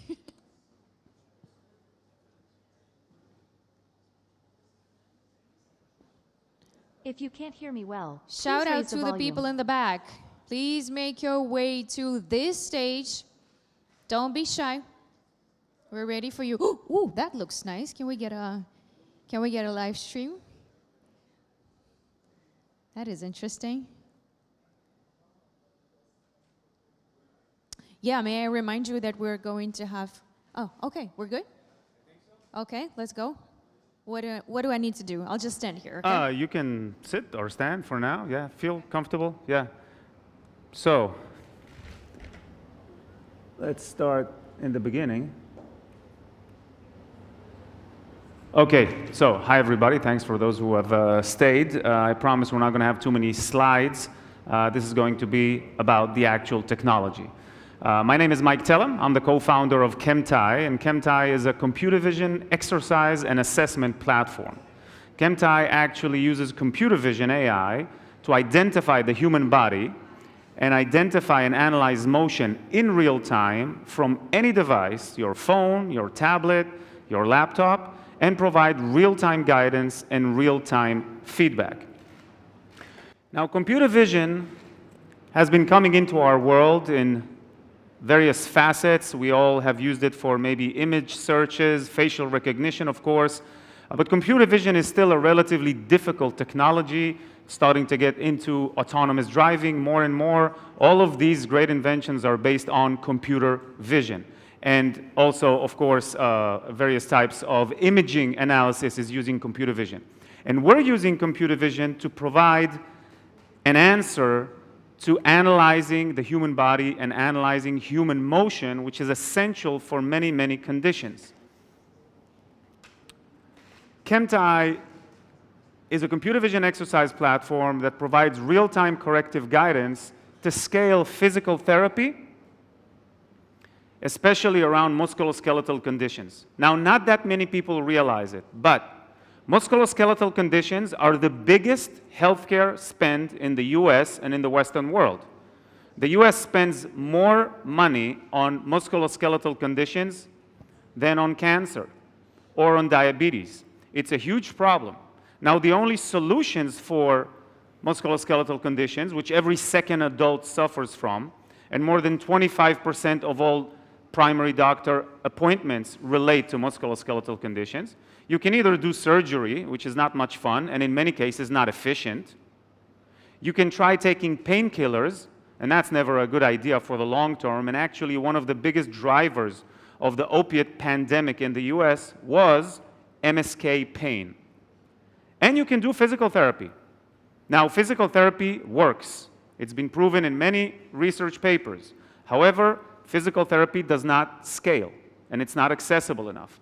For physical therapy to work, you need the guidance of the physical therapist. And even if you have some money and you have some time, it's still difficult to get to the clinic more than once a week.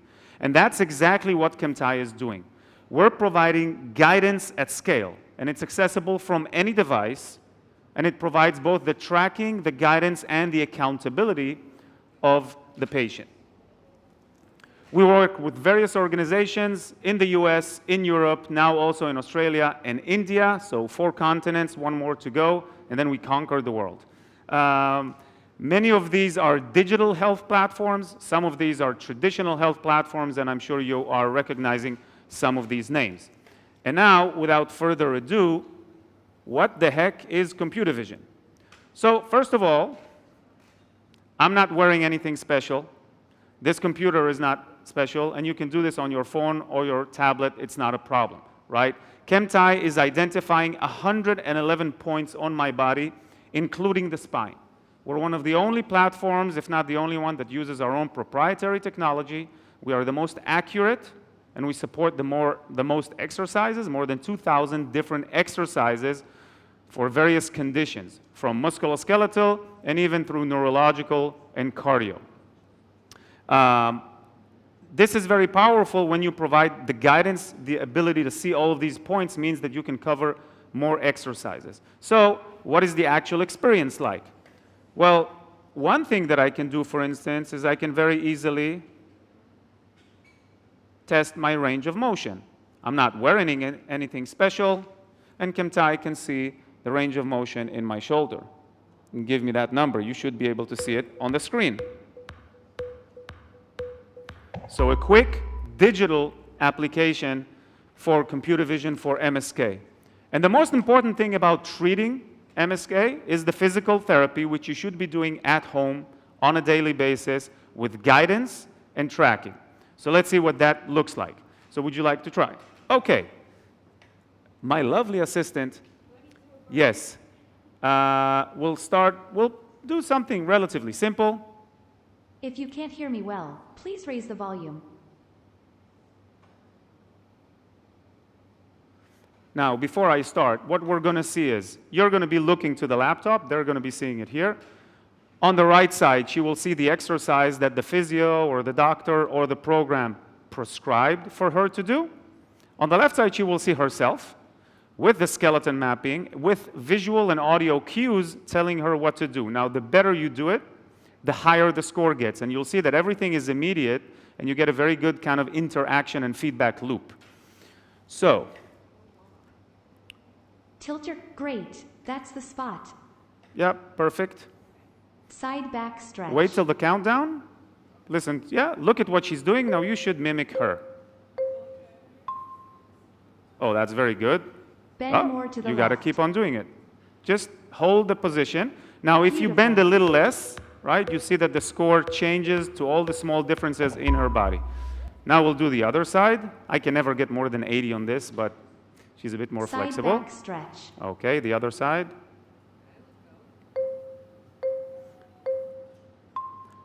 Now, we're not recording the video Try to bend your back more. at any point. All of this Awesome data job. can then be shared with the physician or whomever was prescribing this. Very good. Now we'll do a second exercise. Overall, we're going to have Half 85 sumo squat. exercises. We'll just do 3. Notice that this is a sumo squat. Yeah. And go up. Very good. Half sumo squat. At your pace. You can do it at your pace. Go up. Bend your knees more. Very nice. Now you can see that the lighting is complex here. It's very strong here. Outstanding. It's dark there. She's wearing baggy clothes. And still Kim Tai is able to understand her body. And even, and I'll show you something amusing here. One Awesome second. job.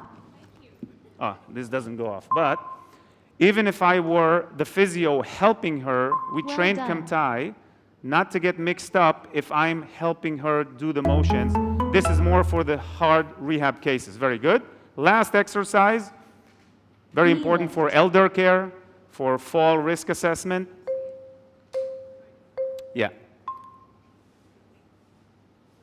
And Try raise to your leg. raise your right Very thigh nice. Now, if she drops her leg, Try score not to immediately sway goes at your down. right hip. Okay, not to sway. Keep pushing. Just a few seconds left. So, thank you very much. I'll skip the other Knee side. lift. Now, I told you that we don't record the video. She gets the scorecard, but we can replay her actual motion. Your score was 68 in total, but because we skipped one exercise to save some time. Now, if she needs to see, or if a physician needs to see the actual way that she went through the squat, this is an actual replay of how her body was moving through the squat. We're not recording the video. We do save the spatial coordinates, and we can replay them. And all of this information is made available to the provider. So the provider can see who's adherent, who's engaging. Remember that today, all of this market is using paper with images or passive videos, and there were various attempts to use sensors. We just signed a deal with a large medical device company, for instance, that's going to use Kim Tai as the software for post-op rehab. Anyway, that was hopefully a quick demonstration of computer vision technology and how it works. You can come upstairs. We have a booth there, and we can show you more of it and all the different capabilities. And yeah, that's it for me. Thank you very much. If there's any questions.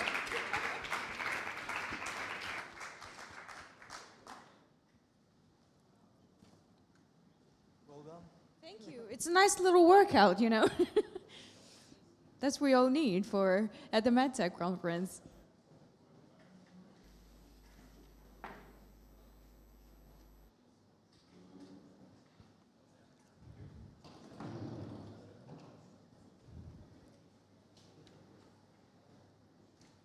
Okay, everyone, now before we go to the startup pitch competition organized by MedTech World, in just about half an hour and 40 minutes, we have one more panel that we're going to see on this stage. It's called It Takes a Village to Build a Start. Oh, I'm so sorry. we already had this panel, right, about a village that is to build a startup. That is true. That is true. My apologies. It's a little bit different. It takes a family to raise a startup. Now it's a different stance. So we're going to see which role family offices play in nurturing and funding early stage startups. So without further ado, I would like to invite to the stage amazing panelists for our panel. Dan Galvan, CEO, T-Side. Pablo Prieto, Managing Director of CG Health Ventures. David Prim, Principal of Broadview Ventures. Stephen Levy, Partner of Unorthodox Ventures. And Giovanni Loricella, CEO of Lifeblood. Gentlemen, have a good time. Thank you.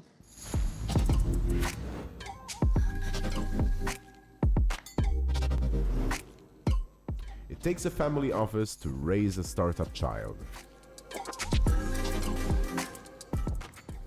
I'm going to completely make up this intro, but it sounds good to me. For any of those who actually have children, you know how important family support is. And so I make it up and say it takes a family to raise a child, and probably many of you agree with me. But also to build a company and also to have really interesting style investors to help it along the way, it takes a family office to help raise a MedTech startup child. And that's what we're going to be talking about today.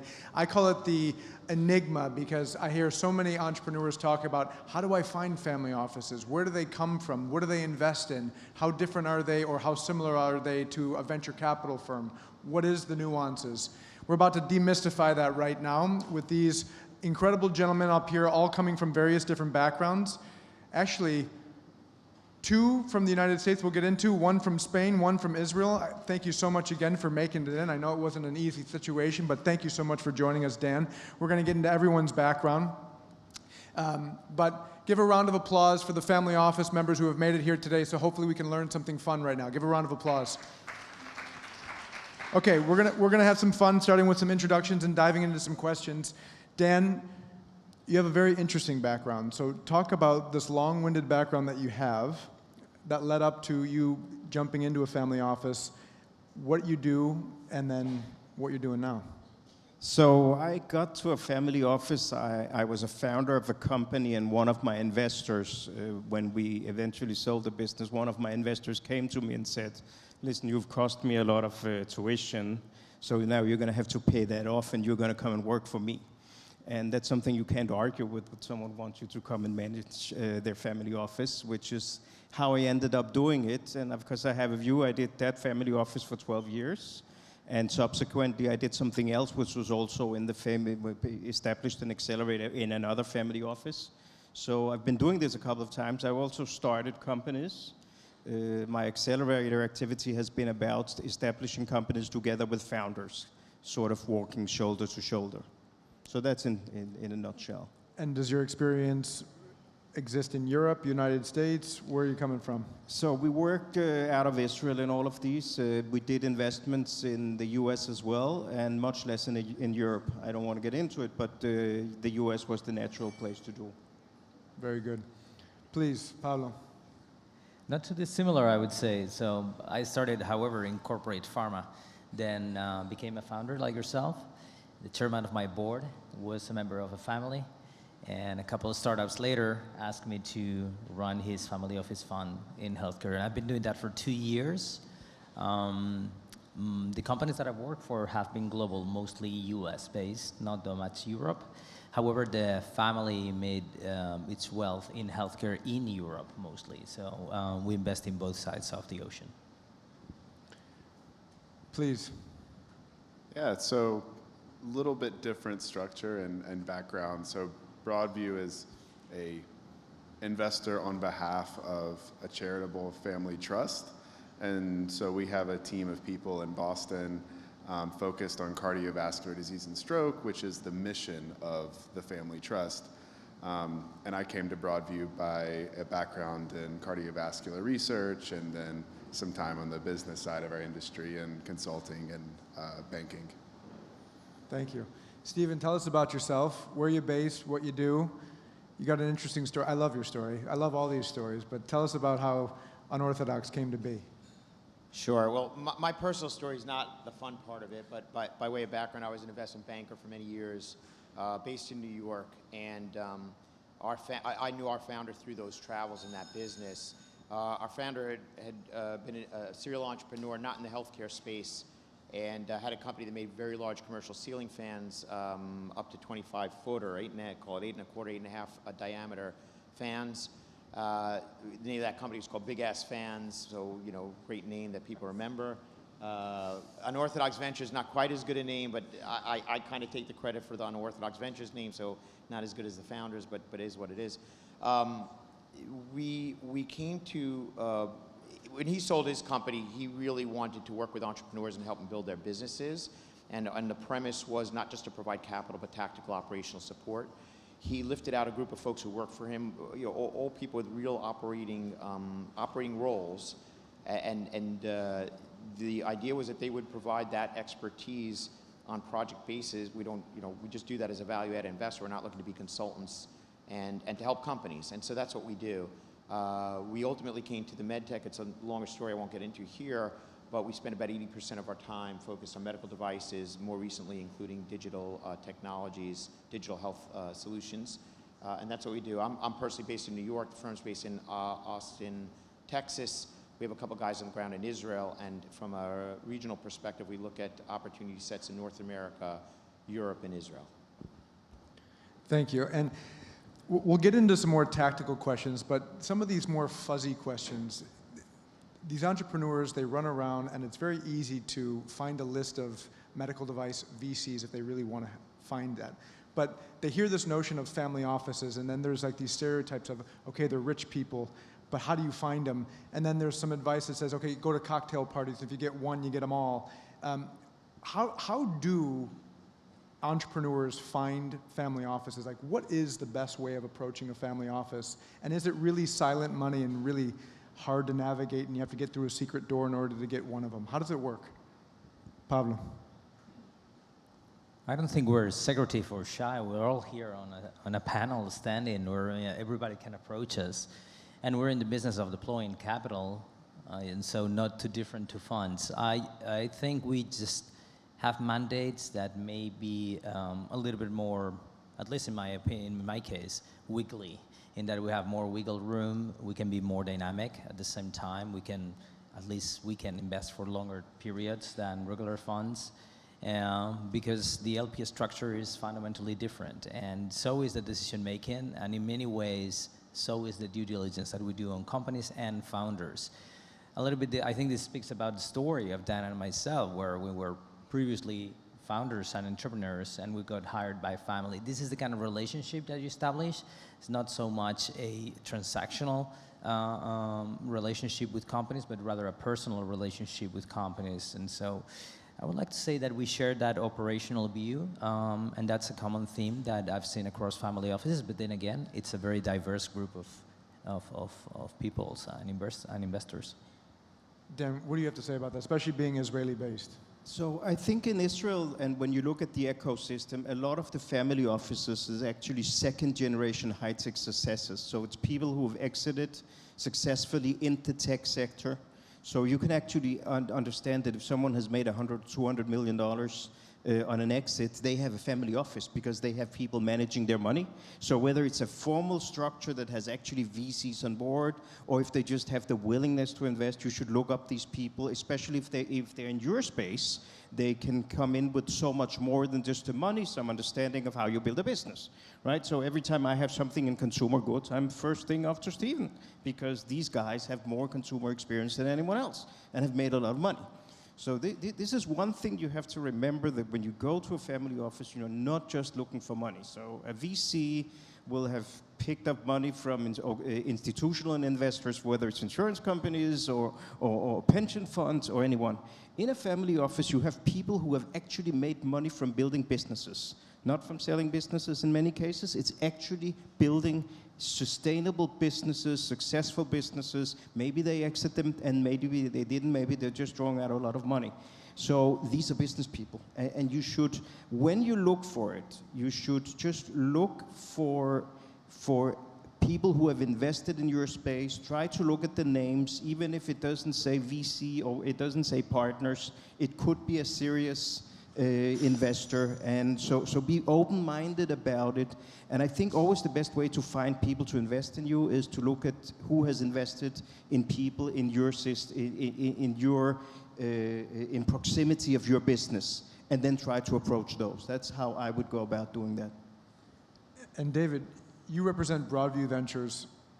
It's a unique bird because I heard Broadview Ventures for years, and maybe it's my own fault for not digging in too deeply, but I always thought you guys were venture, and came to find out that you're representing a family office like you were mentioning, or a charitable trust.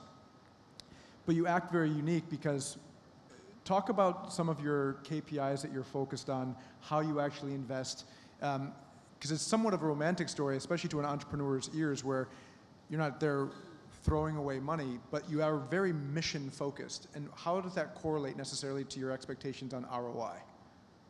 Sure, yeah, it's a great question. So the Ledukes, who established the Leduc Charitable Trust that eventually became the owner and funder of Broadview, they had a family history of cardiovascular disease. And so when they sold their businesses and established their trust, the mission of the trust is to improve patient care and patient outcomes in cardiovascular disease and stroke. And so as a family office at the higher level, of course, they have investments and interests in other things, but Broadview is really the mission arm of what the trust does. So we think of what we refer to as a double bottom line, that first and foremost, the goal of Broadview is return on mission. So how many technologies are advancing into and through clinical trials? You know, are we helping companies to raise follow-on capital? And ultimately, how many patients are being treated with the technologies funded through Broadview Ventures? That's number one. And then, of course, if our investments also return capital to the trust, that's great. It's just, for us, uniquely not our primary objective. Yeah, I was just going to make a comment. I think when you think about traditional VC firms, at the end of the day, all they really care about is return on capital to their investors. And by the way, that's good. That's all they should care. They actually have a fiduciary responsibility to do that. I think, I think of ourselves as the least mission-oriented group in the world, because we, a lot of the classic missions, and very respectful of the Broadview folks, and we co-invest with them and alongside them in a lot of situations, but we don't have a mission of trying to save the world. On the margin, though, and our founder, if he can invest in two companies, one where, we make the same return, but one where there's a couple folks involved and they do something and they sell it for a lot of money, or we create a lot of jobs out of it, he would bias towards creating a lot of jobs. So we have a tiny piece element of mission, but we really, quite frankly, operate, I would say, like an institutional, classic institutional venture firm, with one difference, and again, Pablo alluded to this, which is our time horizon is much more flexible than most folks. So when you say, where I'm going with all this is the scope of family office is much broader, I think, than traditional venture firms. And while they like to talk about their culture and differentiations, it really is mostly money and return. On the margin, maybe where they can add value. Whereas within the family office world, you'll see everything from people where returns are secondary, or returns are first, or they're helping, or whatever it is, and it's just a different dynamic in terms of the outlook. And again, on this margin for us, our founder, his real intent when he set up the firm was he wanted to be part of building great businesses. So again, our return is really important, but it's a derivative of building the great business. And on the margin, it probably affects how we think and how we analyze, although I think to the outside world, it probably looks like a traditional exercise. Can I add something to that? I want to pick up a little bit about that, because when I started at Aurum Ventures, we had a lot of venture philanthropy investments. And these were the kind of, we had done a venture investment, a conventional term sheet. We were always lead investors. We invested $5 to $10 million. And then we were stuck with these companies that had a very good mission, but could absolutely not raise money, because even from the beginning, we knew it was not going to make money, right? So if you're trying to make a hybrid rice species. There's no money in rice. It may be the primary carbohydrate in the world, but it's something the UN throws at people from airplanes, and there's just no money in it. So comes round A and comes round B, and no one wants to join you because someone has to join the mission and not the ROI of it. So what we did was we split the two into a very significant philanthropic operation that was completely philanthropic, and then we behaved VC-like in the VC investments because we wanted co-investors. We wanted the companies to become successful. And that's why we found it was very hard to be philanthropic. That being said, we were very sensitive about the issues we dealt with. So if the principal didn't think the issue was interesting, we just wouldn't do it. Right, so there are interesting issues, you know, saving people, healing cancer, saving everyone who has heart failure, and then there were all the issues we just didn't want to deal with. So there is some on the mission there, but at the end of the day, we found that being a family office and being successful, we needed to make investments that were not very different from what a VC would do because we needed them as partners.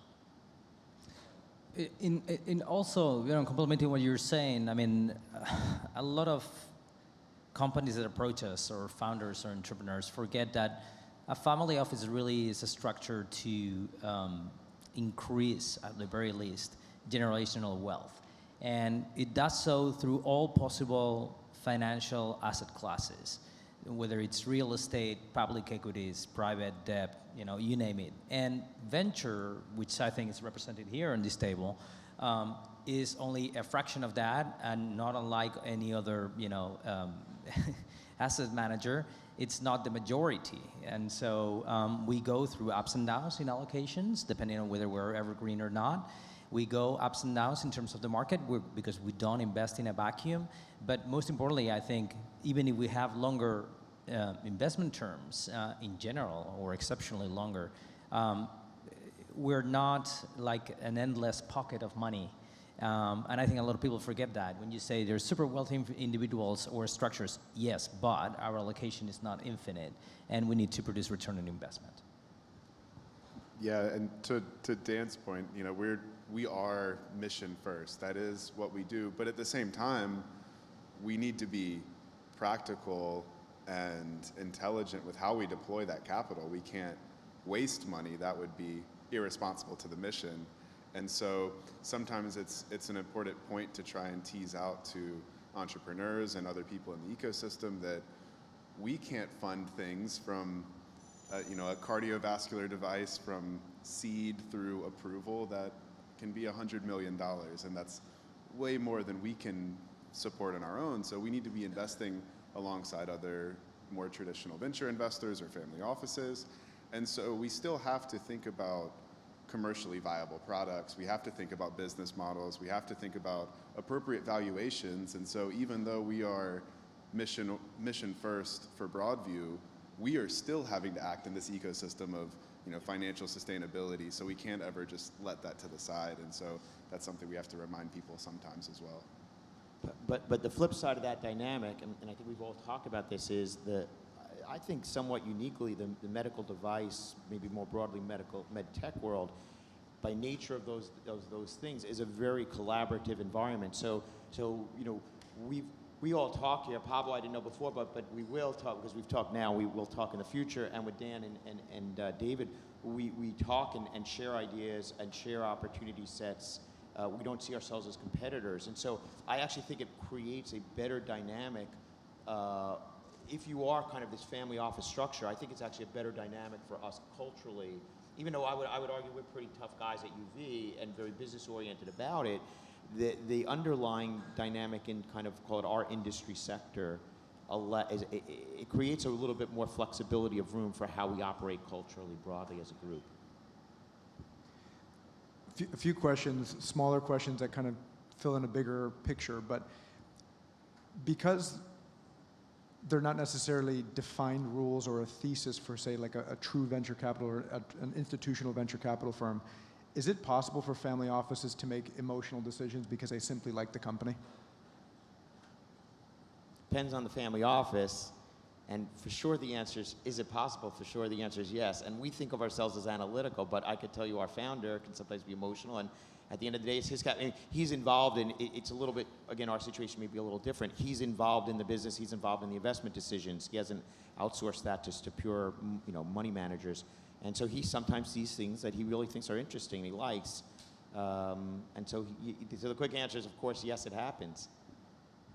Yeah, I would say that in a family office you have, different routes for investing, and if it's not through CG Health Ventures, but the family member who's backing us wants to back it up, they will be backing. I'll return the question to you. Do you have to keep your boss happy? I'll answer myself. Yes, you have to keep your boss happy always. So it really comes down to, this is not an investment committee, at least not the way I've been working. This has been Krav Maga. This is like, we go in it together, right? And you look at the eyes, the white of the eyes of the LP. So if you're a venture capitalist and you have this fund and you invite at the annual meeting, it's going to be at the Four Seasons at Carlsbad, everyone's going to be playing golf and everything, and see that you don't know golf for shit. And then you give these reports and overly optimistic things, but this is not how family office works. This is not, you don't go to Carlsbad. You sit in the office, you look each other in the eyes, and you have to say what's going on with the companies. So from that point of view, yes, there are emotional decisions.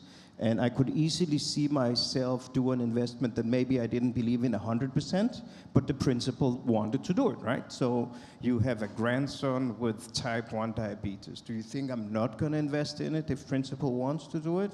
And I'm not saying that we did, but this is the thought of, we actually, once we had a type 1 diabetes, we had not done it emotional, and someone came and said, yeah, my grandchild had type 1 diabetes, put down $5 million. And was a terrible investor because they expected us to solve the problem for the grandchild, and medical devices don't work like that. This was an artificial pancreas. We all know that's 10 years at least. So it's actually the kind, you have to be careful when you're a founder not to find these very emotional investors, because you may not want to deal with them downstream when you're going to be against, and things are not going like you wanted, and suddenly the timelines are going to extend it, and they were actually thinking that you were going to save the life of someone.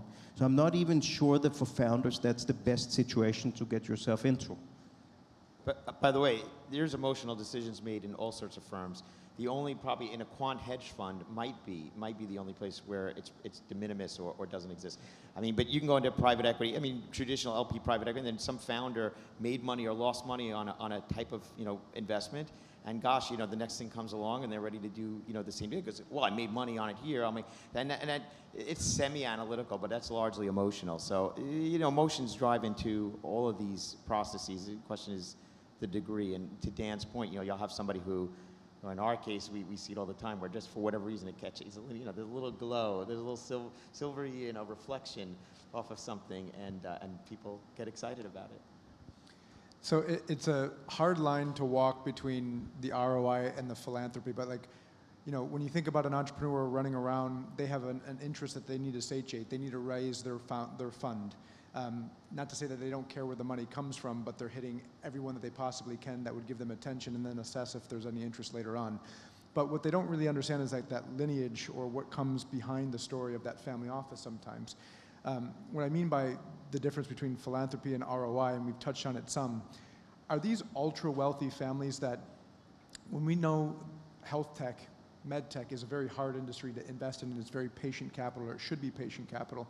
Are these families already taking care of their real estate portfolio, their publicly traded portfolio, their investments in all these other sectors that are more inclined to generate revenue either on a quicker basis or more on a guaranteed basis? And then there's this little sliver left that they invest in healthcare and life sciences, just kind of out of that emotional philanthropic feel?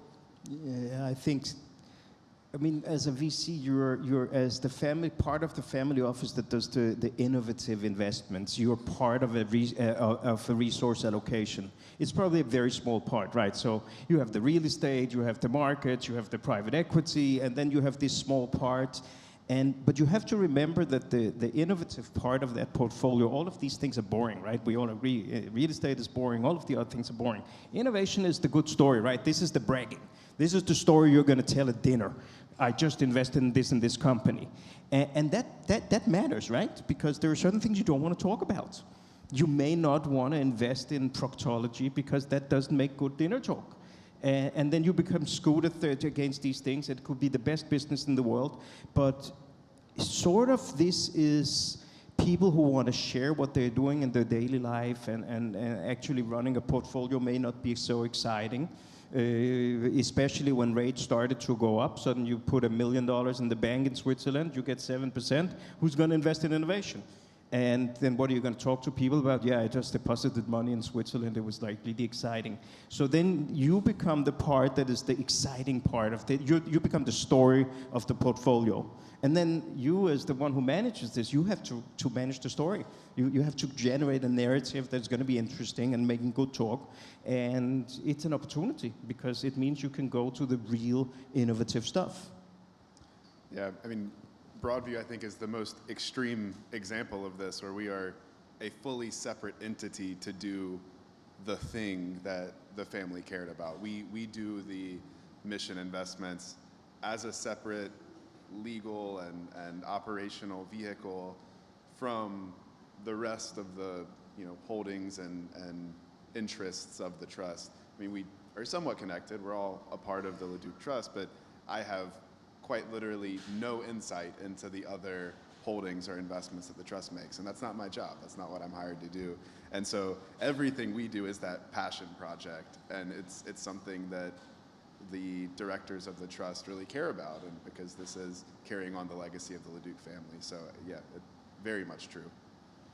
Well, Dan, as guys who are invested in a constipation solution, I'm not sure how we fit into your proctological discussion, but I will say we have living up to our name of unorthodox, we have a quite different approach in terms of what we think is exciting to talk about at the cocktail parties. Now, how many of you want to have drinks with me after that, I'm not sure, but we have a different take. Well, part of that... Fun at parties. So part of that I agree, and part of that I don't. I mean, I'm going to explain why. So the family that is back in the vehicle that I manage owns a partially publicly traded company. And so journalists are constantly in the hunt for stories, whatever they can make off. And I can assure you, proctology or constipation will make a good story.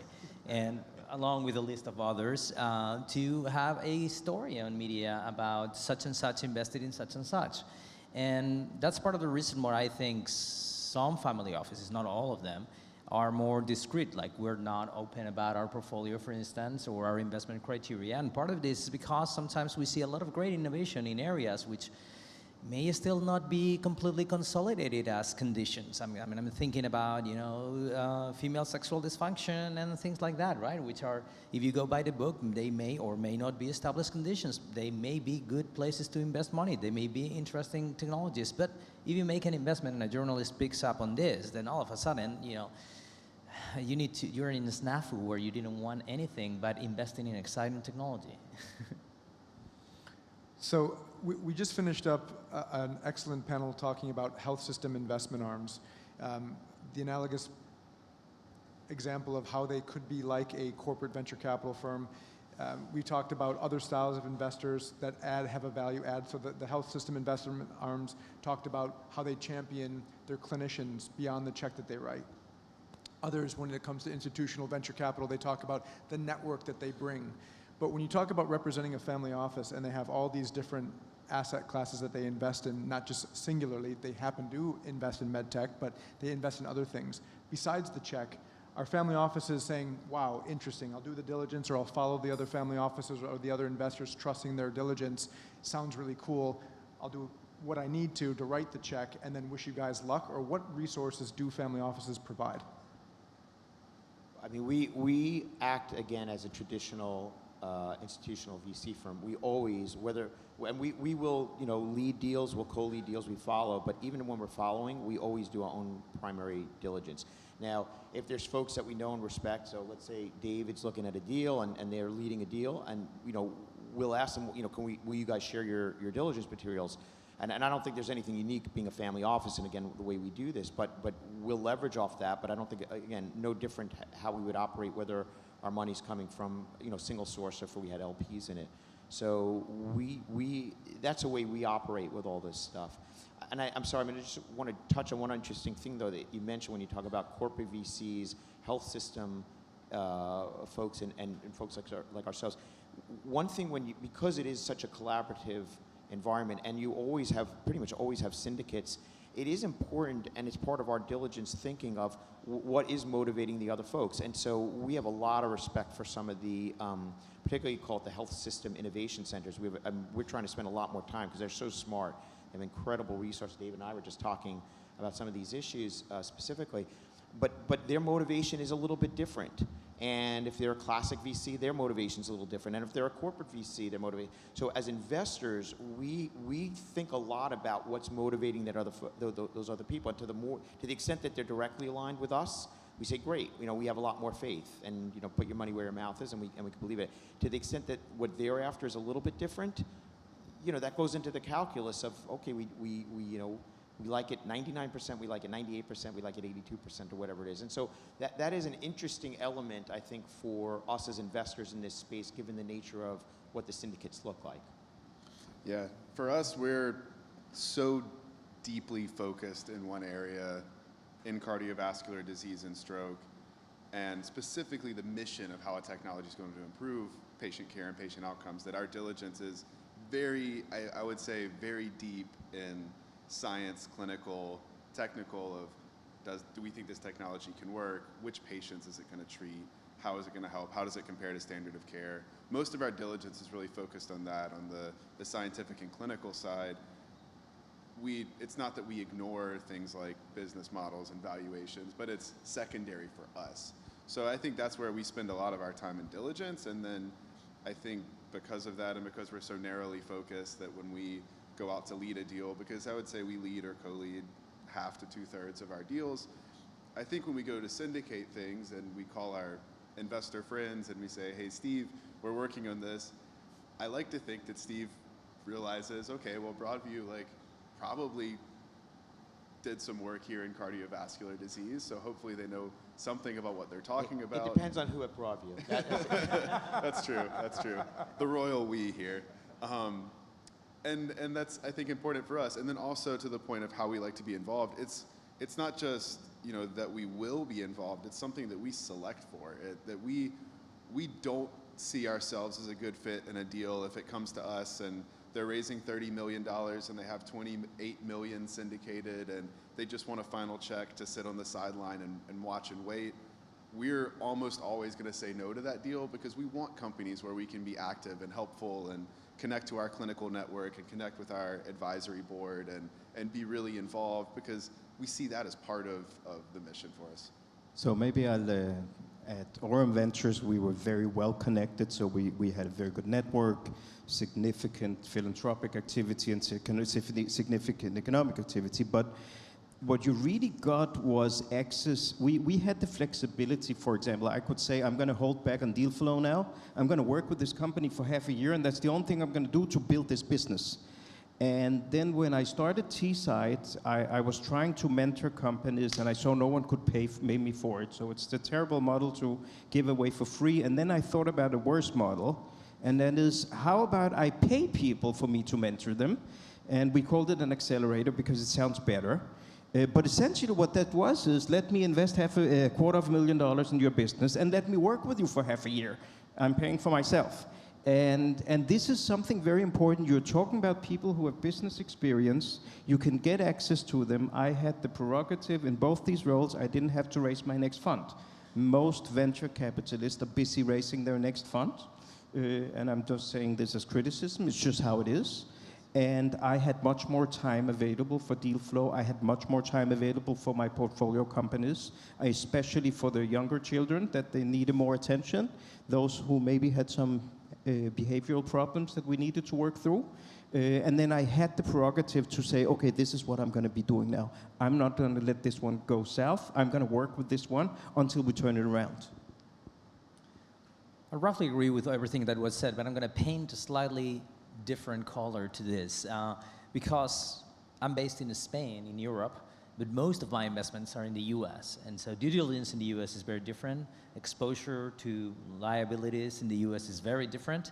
So most of the times, and we're a small team, I cannot afford to have a legal director for Europe and a legal director for the US. And so most of the times I hitch the ride, and so I syndicate. It is true also that because of the size of the assets under management in the fund, I typically don't lead, so I syndicate. But it is true that I tend to syndicate, as you were saying, with strategics and people that are like-minded. And to that end, I'd like to think that what we bring to the table to most of our US portfolio companies is the fact that we own 35 hospitals in Europe, and we own a pharmaceutical company based in Europe. So if you're developing that, I constantly have that access and can open doors in that regard, right? So it's not just about the money, it's about the operations and raising that kid. I fully agree with that. You said earlier about the LPs and the funds having to raise the next fund and doing their annual meeting at the Four Seasons or the Sheraton.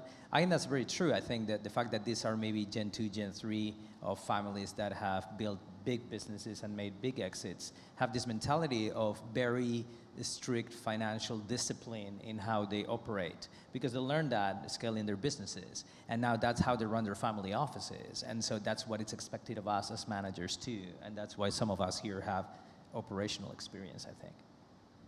By the way, you touched on something I think that's really important, and I wasn't aware of it until I was in kind of this part of the world, which is, it's, I think, very different if you're, and I use these terms, I think funny, but a G1, a G2, a G3 situation. In my case, it's the founder. He made the money, and he views himself as an operator, and he's doing this because this is how he wants to spend his time, and that changes the flavor of how we as an investor operate versus. If you're the third generation, it's just going to be a different circumstance. So it's an actually interesting thing. And if you're a company and you're talking to a family office, going back to one of our earlier points, it is important if you want to understand the psychology of selling to that group to get money out of them, to understand what stage of life cycle that family office is in. Because I think generically it's going to be very different if it's G1, G2, G3, G4. So we talked about timelines, flexibility, wiggle room. Sometimes it's a paradox, and I'm not talking about late-stage growth institutional venture capital that can jump in semi-late, take the 2 to 5 year ride, but I'm talking about those entrepreneurs who are looking to raise from institutional venture capital for Series A. And then sometimes it's a bit of a paradox because those institutional venture capitalists are usually running on that 10-year horizon. If it's a Class 3 implantable device, we all know that story. It's going to take quite some time. Maybe a little bit of a confrontational topic, but is MedTech venture backable, and is family office and our family office is the ideal form of capital for taking that long-term journey with a company? The advantage is that you don't have an ending fund, right? So it's not that you have a horizon of 4 years of investing and then 3 years to exit the companies. If you manage to find in a family office a co-conspirator, someone who really believes in your mission, I'm saying this as a founder, then the family office can be a blessing because no one's sitting with a stopwatch and waiting and saying, yeah, we have to exit now because we're going to go on to the next fund, et cetera, et cetera. So from that perspective, it is actually sort of an evergreen experience. So if you find the right office, but I've also seen some family offices that have been very, very hard about the timelines. When you didn't live up to this, and this doesn't work for us, and then they come and break your caps, right? So, but if you find the right family office and you manage to communicate clearly that this may be a long journey, this may even be a very long journey, and they say, yeah, we know what we're getting into. We know it takes time to build a business. We know it takes a long time to build a business. It may actually be much, much better than VC, who may at one point start to push you towards a too early exit. And we've seen that a lot in Israel. You've seen all of these exits that had they just gone on another 2 years, they would have generated, instead of 4x on the money, they would have done 1,000x on the money. So I think this is something you should think about, especially in MedTech, because we know it's very hard to get to a significant exit within the time of a regular venture capital fund, which would be maximum 7 years. But Dan, I think you can pin this to MedTech exclusively. I mean, you and I have involved, digital health, for instance, where business model is not yet proven. It's actually very unstable. I mean, you may get to the market faster, but still consolidating the business usually takes much, much longer, whereas in MedTech, is the development time that puts you away, and then maybe the uptake can be faster if you know how to do it and you're disciplined about it. So I wouldn't pin this to MedTech. I think it's just inherently healthcare. Yeah, I mean, for cardiovascular medical devices, we're most frequently investing in Class 3 PMA and most frequently investing it to fund first-in-human studies. And so the most typical path for our companies is a first-in-human, and then a pilot or EFS, and then a pivotal. And cardiovascular is really one of the few therapeutic areas where you get exits before commercialization. But even then, the journey with our companies is oftentimes like 5 years at an optimistic pace. And that's optimistic, right? And things happen along the way. And so I think we are fortunate that we're able to be patient and intentionally take that early stage risk. But I think to your question, Giovanni, a lot of it is, and Dan touched on this as well, it's just aligning not who is the right, are there right investors or wrong investors, but who are the right investors for you? Is it, what story do you want to be a part of, and to make sure you have investors that align with the path that you want to take? And again, given what I would argue is the greater diversity among this universe of investors versus traditional investors, I think it's incumbent on the founders to really understand what the expectations are, what are those issues, and you need to spend an extra, 22 minutes, figuring that out, because, we all meet with founders, and the founders say, oh yeah, I love help, and I love this, and you'll say, because you're just trying to get money, and because you're just going to, just like we're meeting 1,000 companies, you guys are meeting 1,000 investors, and you're just trying to do what you need to do, and we're trying to do what we need to do. But there are differences, and it is incumbent on you, particularly when you're talking to this investor base, to spend a little bit of extra time, because there are differences, and it will make your life much better and our life much better if the match is actually a better match. So I'd really encourage people to not just give that mouth service, but lip service, but to really think through that and push people to explain what it is that motivates that organization. And in the sample set that we have here of family offices, one major takeaway that I'm taking away is that each family office is truly unique. And like you said, get to know that family office, get to understand their motivations. And yes, you can categorize them as a family office, which may be easier for the entrepreneurs trying to hunt down that particular profile of investor. But once you lift up the hood, it's very different. They have to do that extra work to figure out how they ultimately work with you. That's my takeaway. So I hope everyone learned a little bit more about family offices here today. Please give a round of applause to the family offices here on the stage. Thank you so much.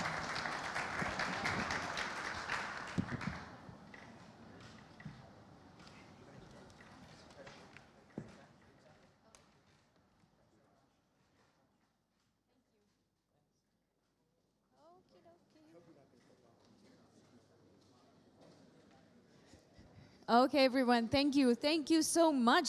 This is a wrap for the conference program that we had today. I think it was simply amazing. We got to hear from the CEOs, the venture capital builders, the family offices. We got to hear from the top leaders of the MedTech space, from investors, and those people who actually build products with their own hands. Now, it's time for us to hear from the startups and see who is actually shaping the startup ecosystem in the MedTech space. Now it's time for the startup pitch competition organized by MedTech World Team. So please give us a few minutes to organize this stage.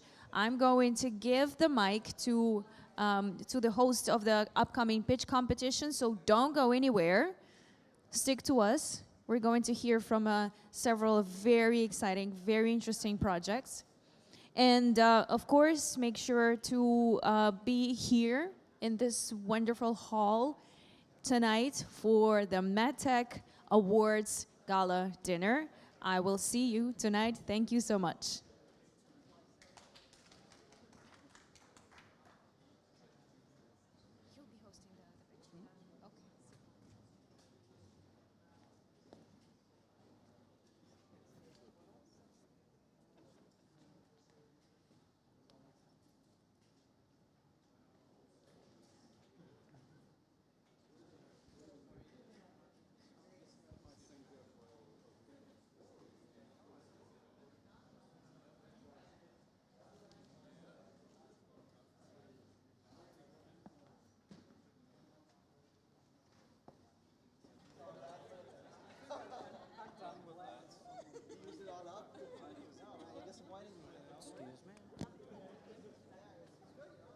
good to go upstage, or should I wait for the pitch competition? And am I good to go up, or should I wait for anything? Just 2 seconds. Okay.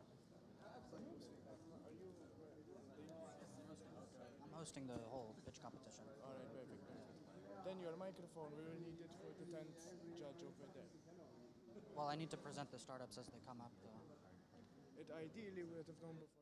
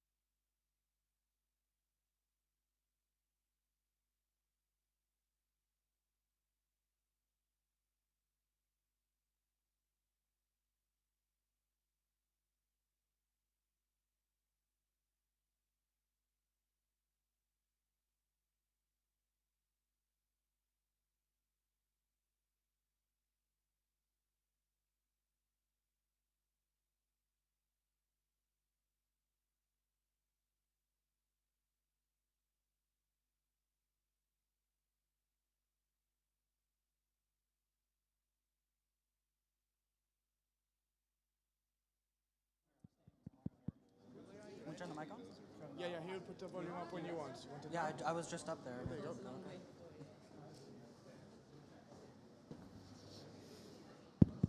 There we go. All right. So it's now time for the main event, the pitch competition. We're going to learn about 10 incredible companies. The pitch competition I want to mention is brought to you by Malta Enterprise. Malta Enterprise was instrumental in setting up the whole conference last year and this year. They're very keen on bringing in MedTech to the island of Malta. Talk to Dylan or anyone from the MedTech World team with any questions about bringing operations or anything to Malta. It's a beautiful island, as you've seen. And without further ado, we're going to have 10 startups come up, 10 judges and 10 startups come up to the stage. The startups that are going to be coming up were chosen out of over 100 applicants. Some of them are winners from the MedTech World Roadshows that have been happening globally. We have the winner from Singapore. We have the winner from some of the other roadshows as well. So these are very successful startups that have won other pitch competitions in the past. So I'll be introducing them as they come up. They'll be scored based on 4 main criteria. So the criteria are going to be their product or technology, the founder and team, the market opportunity, and obviously financials and revenue model.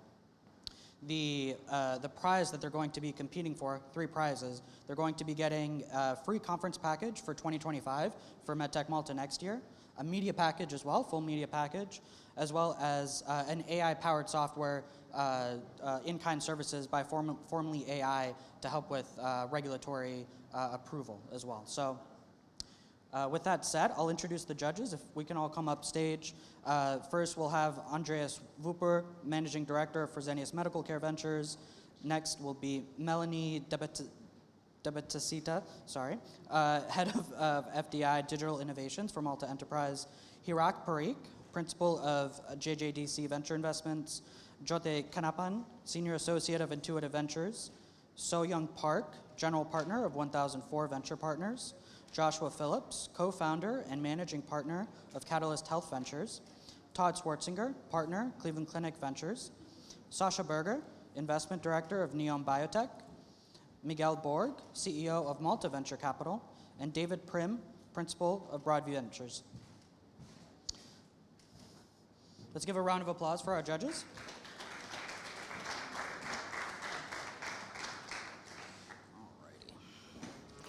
Andreas Wupper, Managing Director, Fresenius Medical Care Ventures GmbH. Melaine De Battista, Head FDI Digital Innovation Malta Enterprise. Hirak Parikh, Principal Venture Investments JJDC, Johnson & Johnson. Jyote Kanapan, Senior Associate, Intuitive Ventures.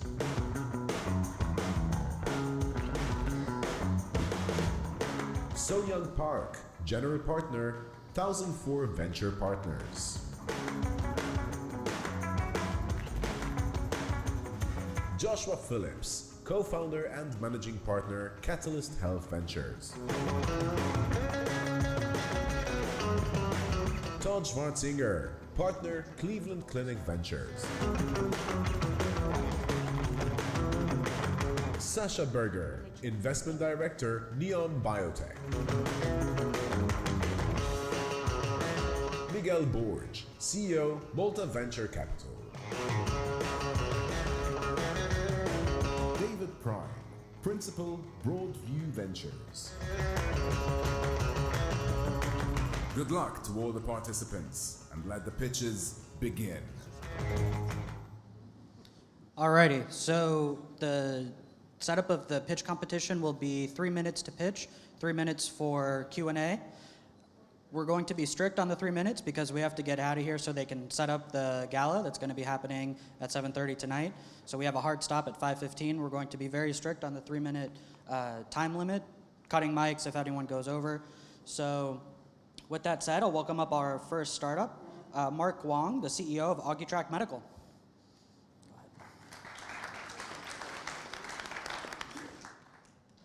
Hi, everyone. Testing. Could we get the slides up? All right, thank you. Hi, distinguished guests, judges, and fellow members. Has my time started? All right, thank you. It's a great pleasure to be here, and I am going to take a few seconds to show that all of you are staring at me very intently and on the screen, right? So our vision is precious. And imagine not being able to see what's on the screen, and this actually affects millions of people. So our company, we are an AI company targeting macular degeneration. It affects 300 million people in the world, right? And the problem with this disease is management. Very similar to diabetes, it requires a long-term chronic management where vision is eventually lost, and there is no good way of tracking this at home. The only way to manage this disease is an eye exam in a hospital every month for the rest of their lives. That's just part one. The second part of the problem of this disease is the treatment is an injection into the eye. So it's not a pleasant experience to begin with. And today, there's no good way for disease management. You're either overtreated with injections because doctors don't know when to, whether the disease is quiescent or suppressed, or undertreated when patients miss visits.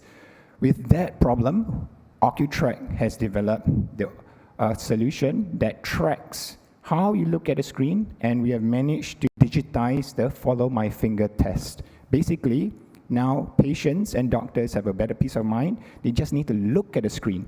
And if there's impairment in the visual field, our AI is able to pick it up. Simply look at the screen, and we will know when it needs to be treated. So if there's a change in a score, our AI will pick it up, and now doctors and now your nurse have a better idea of treatment. So we've essentially made precision treatment and telemedicine all from the comfort of one's home. Our AI works on any laptop and just need to put on the camera. So we have tested this, and more than 30 doctors have expressed interest. 2 clinical trials have been done, right? More than 350 patients, more than 1,000 eyes, and 6 publications. And we have 2 patents on our technology already granted in 4 regions. Right, so as mentioned, we have more than 30 doctors. We have patients who have expressed their interest in during our clinical trials to use this as quickly as possible. And I'm looking for partners and investments. We are starting to raise in Series A. So, and in terms of the market, right, and business model is very similar to diabetes. It requires long-term monitoring and monthly, and our business model will be a monthly subscription. So it's a large market, and the next disease, the sister disease, diabetic maculopathy, right? Also another similarly large market. So we have a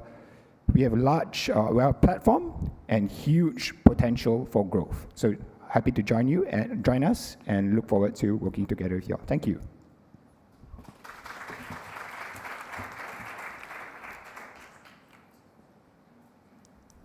All right, Q&A. What's the remediation? So what you're tracking, is this progression of AMD? What's the intervention? So the goal is, how do we have better managing the disease better? Today, they either overtreat because of injections, or they miss appointments and undertreat. So our intervention here is management of disease, is monitoring, not diagnostics. So for patients diagnosed with the disease, doctors prescribe the device. You now need to go and self-test twice a week. And if there's a change in your visual field sensitivity, our AI will pick it up. That means you need treatment. Can you comment on the revenue model and reimbursement? So we have been speaking with partners in the States. So what we've realized around the world is reimbursement is different depending on the geographical region, especially in States. And even in the States, different regions and states have their models. But we are looking at a couple of CPT and HIPS codes. That's one.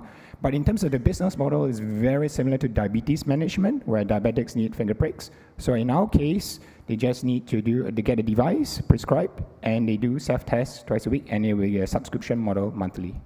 So there are a number of players that do this with OCT in the home, and it's progression from dry to wet AMD. No. Is that the same approach here? No, not the same. So progression from dry to wet is about 10%. We are looking at recurrence of wet and whether the efficacy of anti-VEGF injections are working. So today, doctors don't know whether the disease is quiescent or recurred. They inject anyway, so that's a problem. And if you don't know whether the disease recurred and you inject, it really gives patients that uncertainty, right? And the injections are not cheap. It's expensive and it's unpleasant, right? So what we have done here is we can now change the pathology. Doctors now know, okay, if your score hasn't changed, you actually may not need an injection. So we are not a conversion from dry to wet. We are a monitoring of disease recurrence or return. But does it change therapy? So you're saying either they would no longer get the injection? No, they need the injections, but when do they need to inject? That's what our AI determines. So do you need the injection next week or 3 months later, or what? Today, they don't know. So they go for regular monthly OCTs. So doctors will say, okay, you're fine this month, come back next month. And they have to do that for the rest of their life. So it's very burdensome, right? So our technology makes the whole management of these diseases much easier. Instead of OCTs monthly, now we track, okay, your score is fine. When the score changes, there's something happening, you really need to go and get yourself checked out and treat it. So we have enabled precision medicine in a telemedicine platform. And we're not replacing doctors or OCT either, right? We're just giving patients and caregivers a peace of mind, right? Home-based tracking, and only treat when you need to. And who's the team behind this project? Right. So the founder, not founder, but the idea came from our doctor, who's still our PI, right? So Professor Lauder, he's a senior econ at Tan Tock Seng in Singapore, as well as Professor Tok Han. So so these two doctors, they came up with the idea several years back, 4 years. OcuTrack's a young company. So then I was brought on board, and I just did some coding and looked at the overall business and strategy. But our clinical inventor.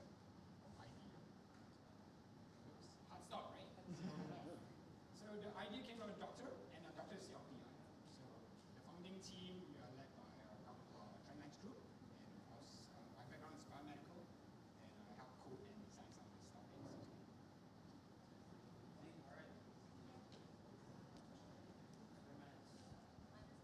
Let's give a round of applause. Thank you.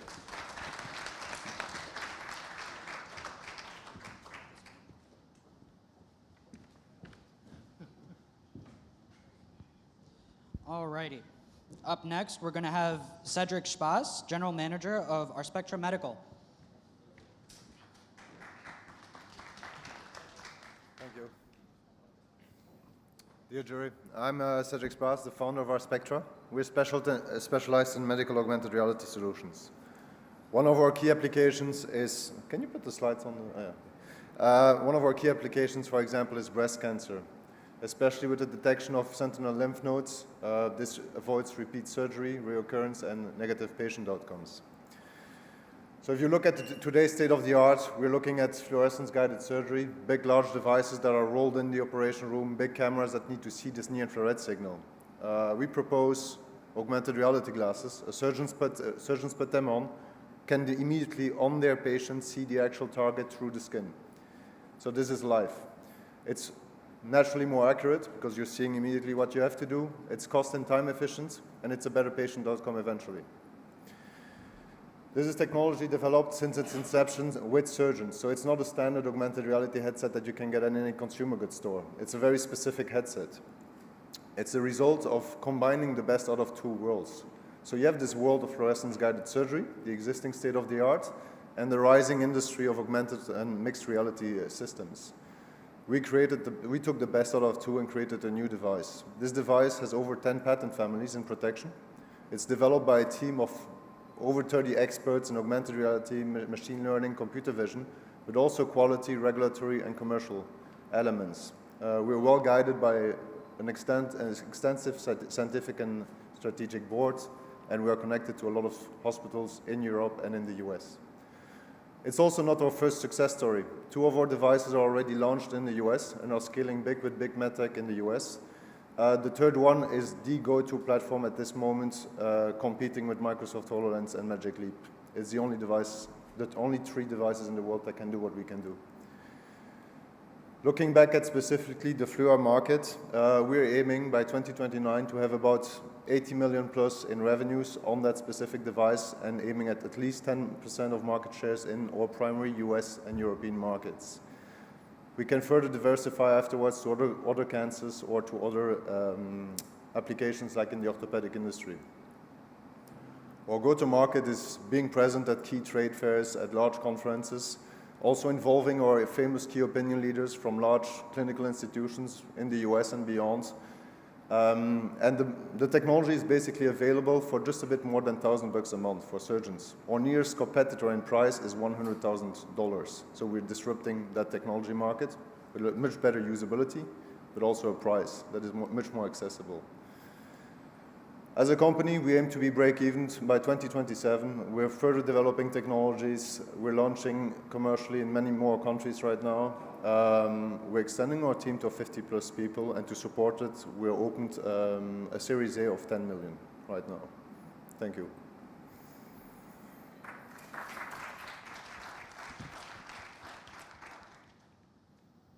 What are you displacing? Sorry? What technology are you displacing? Is it just traditional imaging?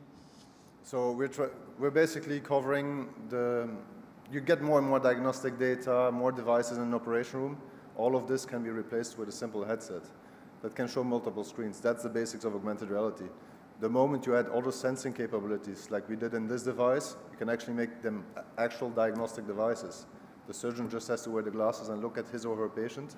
They can see through the skin to see the near-infrared targets and beyond. In orthopedics, we can guide needles, we can do many things. What data streams are currently managed by this AR set of glasses? Like what images is the physician being shown, and where is that data coming from? So for example, this device, the classic device is a big camera with a black and white image of the near-infrared signal, which we can't see with our naked eye. So you have a big camera with a different point of view, a different angle, and the surgeon is basically forced to look at that screen up and down all the time. With our glasses, you basically see it live in front of you, as if you suddenly, the invisible became visible thanks to those glasses. All directly. I mean, you don't spend subjective time rotating, trying to understand what's on that image. You literally see it live through the skin. So what is the biggest challenge for you in getting this adopted by, like, all doctors, right? I'm sure some people love it, but what's the biggest challenge? Like, is it usability? Is it getting used to a different device, or they don't trust trust the accuracy? Like, what's the biggest challenge you're facing in getting this adopted? So the real challenges are regulatory, but in terms of usability, I mean, some people just don't like to wear glasses, except if you can prove them that it's a true practical advantage. If instead of rolling in a big tower and asking you to spend time to compare, you suddenly have to wear glasses, but they literally avoid you to save 15 minutes of your time per procedure, you're going to be changing to your glasses. If you don't need to rotate and think anymore about what that image says and how it's displaced from a 2D to a 3D reality, you're going to take the glasses. And the only frame we see right now is that people truly have to put the glasses on their head to truly understand the advantages. So we're doing a lot of demo tours, a lot of practical implementations, and the most convincing is actually other key opinion leaders, famous surgeons that are using the technology and sharing this, and that's the best way to convince other surgeons in adopting our technology. What's your way into the guidelines? I mean, besides regulatory, which is obviously something you're working on, what's your pathway to become recognized and recommended as the tool to use? The biggest publicity we probably get is the fact that we partner with some of the biggest MedTech in the world. In many of the devices that we already put to market, so our Spectra brand on itself is becoming more and more known. That's a big advantage. It's also give confidence on the devices we make. And this is actually... All right, that's 3 minutes. Sorry, we have to keep it strict. Round of applause for Cedric, please. All right, thank you, Cedric. Up next, Maria Cristina Bartolo, CTO of Orthonica Limited. Thanks. So, last February, I was on a skiing trip, and on my way down the slope, my leg got stuck under me, I fell, and I tore my ACL in my right knee. In a split second, I went from skydiving and paragliding to continuous pain and struggling to walk. It's these moments that make you realize the impact injury actually has on your quality of life. When I heard that pop in my knee and I felt a rush of pain, I was sure I had completely destroyed my meniscus, but I was one of the lucky ones. So the menisci are soft tissue structures in the knee that help distribute the load in the joint. Unfortunately, they're prone to injury, making meniscus surgery one of the most common orthopedic surgeries worldwide. The standard of care is actually removing that tear, but this leads to persistent pain, osteoarthritis, and total knee replacement. To date, there is no approved synthetic replacement option for irreparable meniscal injuries. So where does this leave patients? Here are two examples of requests received from patients every day. The second patient, at the age of 30, has osteoarthritis after a failed meniscal repair and a partial meniscectomy. The meniscus is now torn again and is deemed inoperable. This is a greenfield market opportunity with a high unmet clinical need. It is reported that 2.5 million meniscectomies are performed worldwide annually, and that 25% of these patients would benefit from a meniscal replacement, making this a $1.6 billion market opportunity. Our innovative solution allows surgeons to simply remove the damaged meniscus and replace it with a synthetic alternative. Thereby reducing pain, delaying osteoarthritis, and allowing patients to go back to their daily activities, and hopefully also return to sport. Our TMR mimics the natural meniscus with a completely anatomical design, fully biocompatible materials, a chondroprotective soft polymer, established fixation method, and minimally invasive surgery.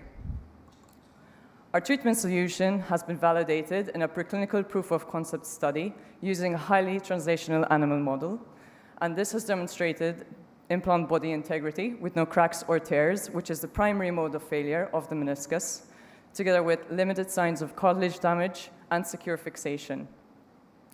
The animals were also fully load-bearing and showed no signs of pain, showing that normal knee function was restored. Our team of 7 ranges from serial entrepreneurs to R&D engineers with fantastic input from world-renowned leaders, including Mr. Andy Williams and Mr. Tim Spaulding, who are top consultant surgeons in the meniscal repair field, and Professor Andrew Amos, who is an expert in orthopedic biomechanics.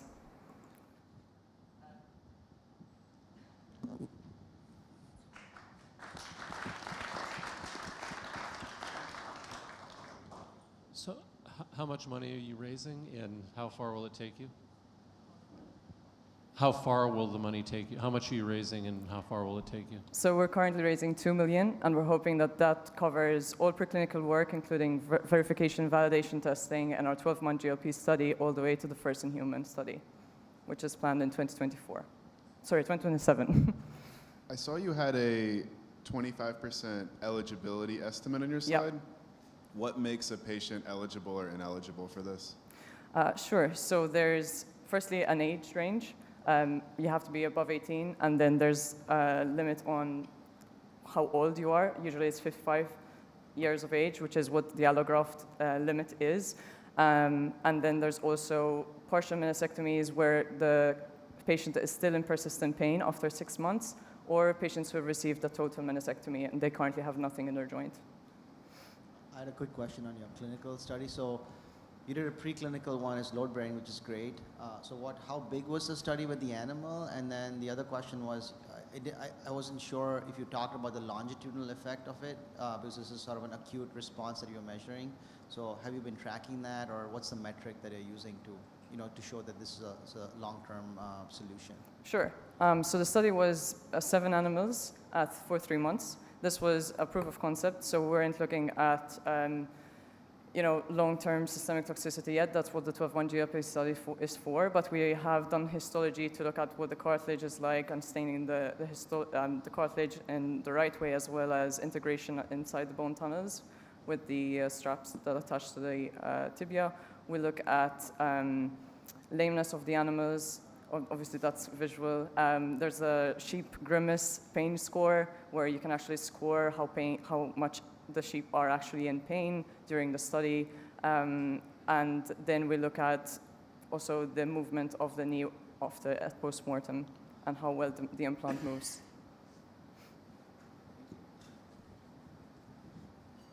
Could you explain your regulatory path? What is your regulatory designation? Sure.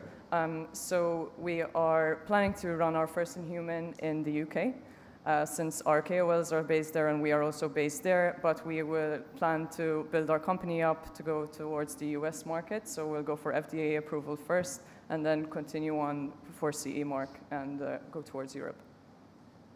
And what about the revenue model that you are going to apply? What about? The revenue model. So we are raising this current round to get us to the first-in-human. We'll raise a second round for the first-in-human's clinical study, and then at that point it is highly likely that we'd partner with one of the strategics to get us to an RCT approval and then launch.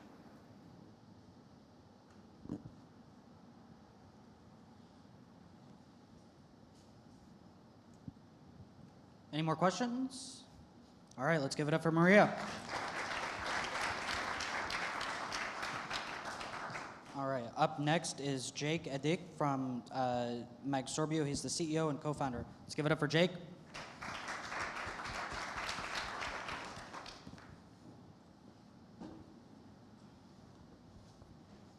All right, so Magsorbio is a fast follower in the absorbable implant space for orthopedics. We are leveraging a superior technology to go after both a larger market and get superior outcomes compared to our competitors. So we all know someone with titanium implants in their body to fix broken bones. These are implants with a temporary purpose, but often left in the patient permanently, limiting function, causing pain and complications. And for many patients, they go through a complex patient journey where they see lots of trauma, time, and cost up to a removal surgery, but the lucky few who have their hardware removed report huge benefits in both pain and function. So what if we can get those same benefits for all patients without the trauma, time, and cost? Well, if the implants were absorbable, we could do that. The challenge is that implant technology that has the strength of titanium and safe optimal absorption characteristics just don't exist yet. And that's why we invented our patent-pending CureSorb alloy. So this is an alloy, strength of titanium, safe optimal absorption. What's critical is it doesn't use a coating like our competitors that allows us to address a much larger market. We've proven superiority to competitors on the bench. We've proven it in preclinical models.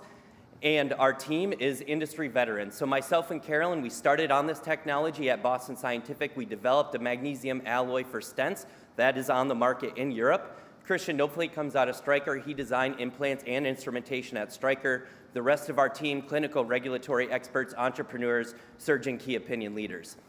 So we are taking this technology to market in screws for lower extremity fixation, followed by maxillofacial plating. We have partners lined up for sales and distribution that put us into 5,000 hospitals in the US. Obviously, this is a huge market, and our plan right now is to raise a $3 million seed round to get us into first-in-human clinical studies in Australia in 2026. That will be in our Series A, where we also get 510K clearance. Series B will be commercial expansion. Comps in this space, we expect a really high acquisition at $450 million. We know who our strategic targets are. One of our direct competitors was recently acquired just a couple weeks ago. And we expect to exit in 2029 when we get to revenues above $5 million. Seed round valuations there, or seed round returns for prospective investors are up there, really attractive, and that's based on that pathway to market that I showed you. And so again, we are a fast follower in ortho fixation with a superior technology. Our competitors have done us the favor of proving out the regulatory pathway, proving out the market, and we're raising a $3 million seed round to work towards our first-in-human clinical studies. Thank you.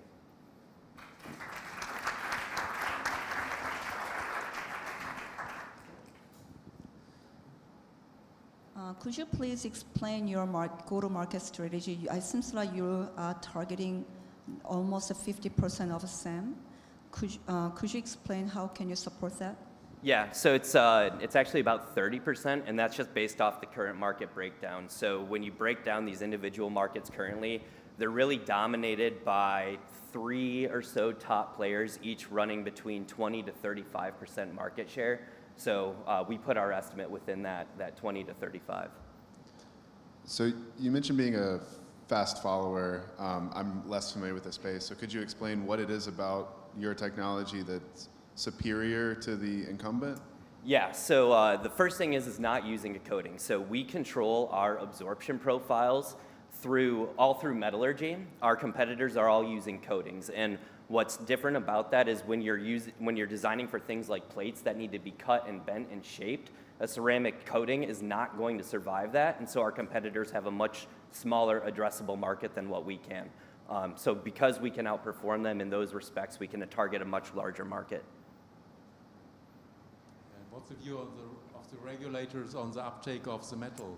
Yeah, so one of our competitors had their de novo cleared in the lower extremities last year, so that's why it's a traditional 510K in that space. Maxillofacial will be a full de novo, will be the first in that because we're the only ones that can do that space. Basically, they want to see just a lot of biocompatibility testing, so local and systemic toxicity according to ISO 10993 standards. Instead of also looking at what you can do differently, I mean, others have done quite a number of mistakes as well. So what you want to not basically do what others have done? That's a good question. So we don't want to push technology too quickly until we validated it. So that was what one of our, the very first competitor to market did, was they pushed the technology too hard, too far, before they were able to learn about some of the shortcomings on how they absorbed. They then added a coating too late, and they were driven out of the market. So doing small limited market releases, really following our competitors, letting them pave the market, answer some of the difficult questions for us, and then do it better, because with our technology, we can do it better. You mentioned the FDA and the US market. Are you also planning to target the European market and get your CE mark as well? Yeah, depending on what happens with MDR and how that all changes, as we all know, I'm sure that's changing again, so just a lot of uncertainty. So FDA, for now, when the uncertainty goes away and it's a little more clear, then yes.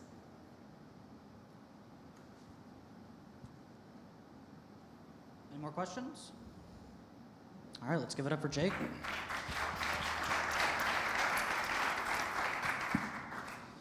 Up next, Houston's own Megan Pitcher, CEO and co-founder of Baritone Health.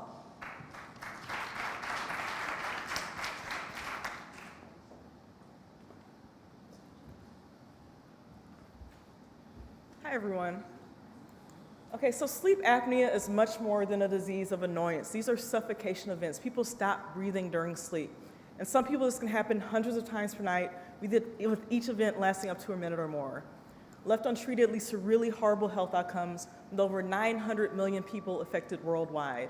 However, most people only become aware of their problem because they're sharing a bed with a very concerned partner, in case this image seems familiar to y'all. So a major problem with sleep apnea are the diagnostics. The most scalable ones that you may be familiar with, like home sleep tests, are not predictive on patient response to treatment. There's an opportunity because the field is moving towards looking at anatomy as a way to predict how the patient might respond. The problem here is that the only way to get that information now is in the operating room using something called sedation endoscopy. The problem with this is because it happens in the OR, there's a backlog to schedule it, it's a pre-use of OR time, it's expensive, and you're inducing a state that is not really physiologic sleep. Baritone wants to solve that problem by making anatomy screening for sleep apnea as easy as a home sleep test. The workflow we have in mind is that a patient uses this in their own bed, they upload data to the app the next morning. During that night of sleep, what we've done is use passive sonar sensing AI to identify when a patient has an apnea, along with the area configuration that caused that suffocation event. We send that information directly to a doctor, and they plan the treatment for the patient.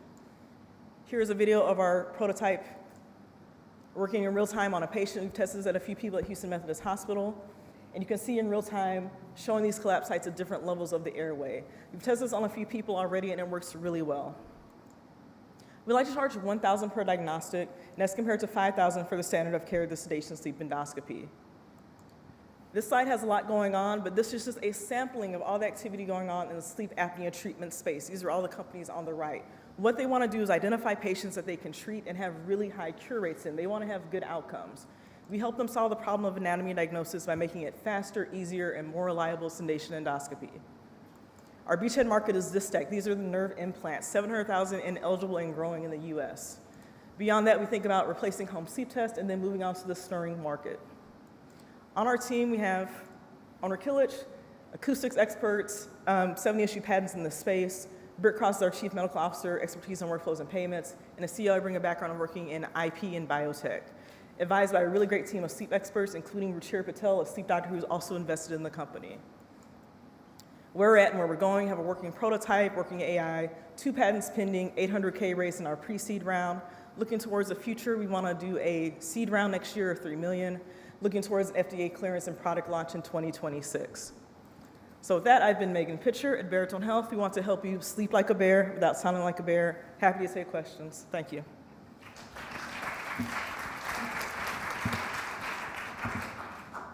So Megan, sorry if I missed this. Could you explain, is this a screening tool to get the right patients into an in-hospital sleep study, or is this after someone has a sleep study? How does it fit into kind of patient pathway? So the current workflow is a patient gets a home sleep study, they try a CPAP, and when that fails, they start doing stuff until something works. So where we fit in that workflow is after a patient has failed CPAP, we would then be the next screener to determine what type of surgical procedure they might be suited for. Where we want to be is the first step. Why go through all of that rigmarole and try a CPAP if you're not going to work? We'd like to move to the front. We can do the basic sleep apnea diagnosis as well. And we can also give this anatomy screening that can give some indication of how a patient will respond.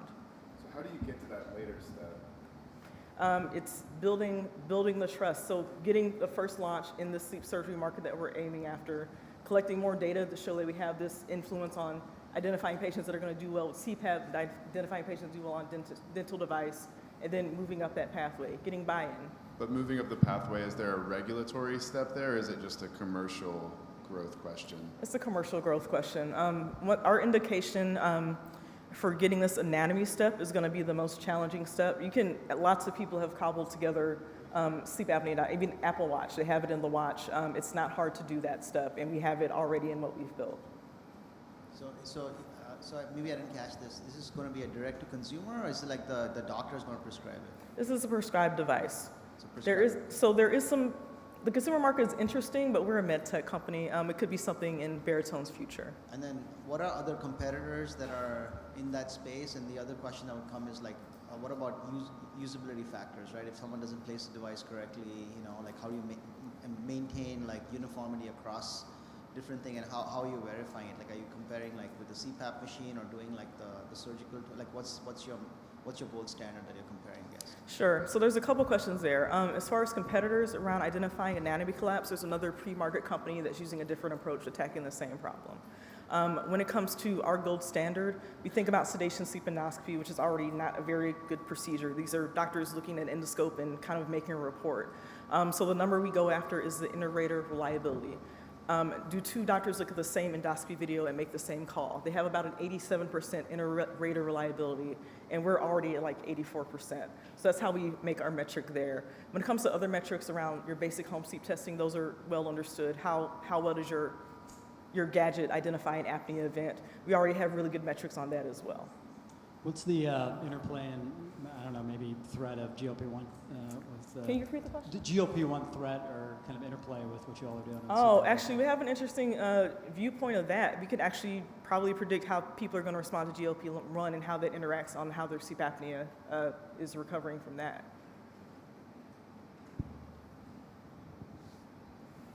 All right. Thank you, everyone. Thank you. All right.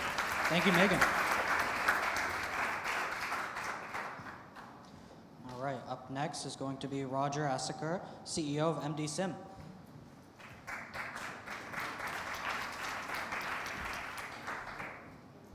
Okay. Hello, everyone. Let me tell you the story behind MedSim. And here is the co-founder team getting together a while ago.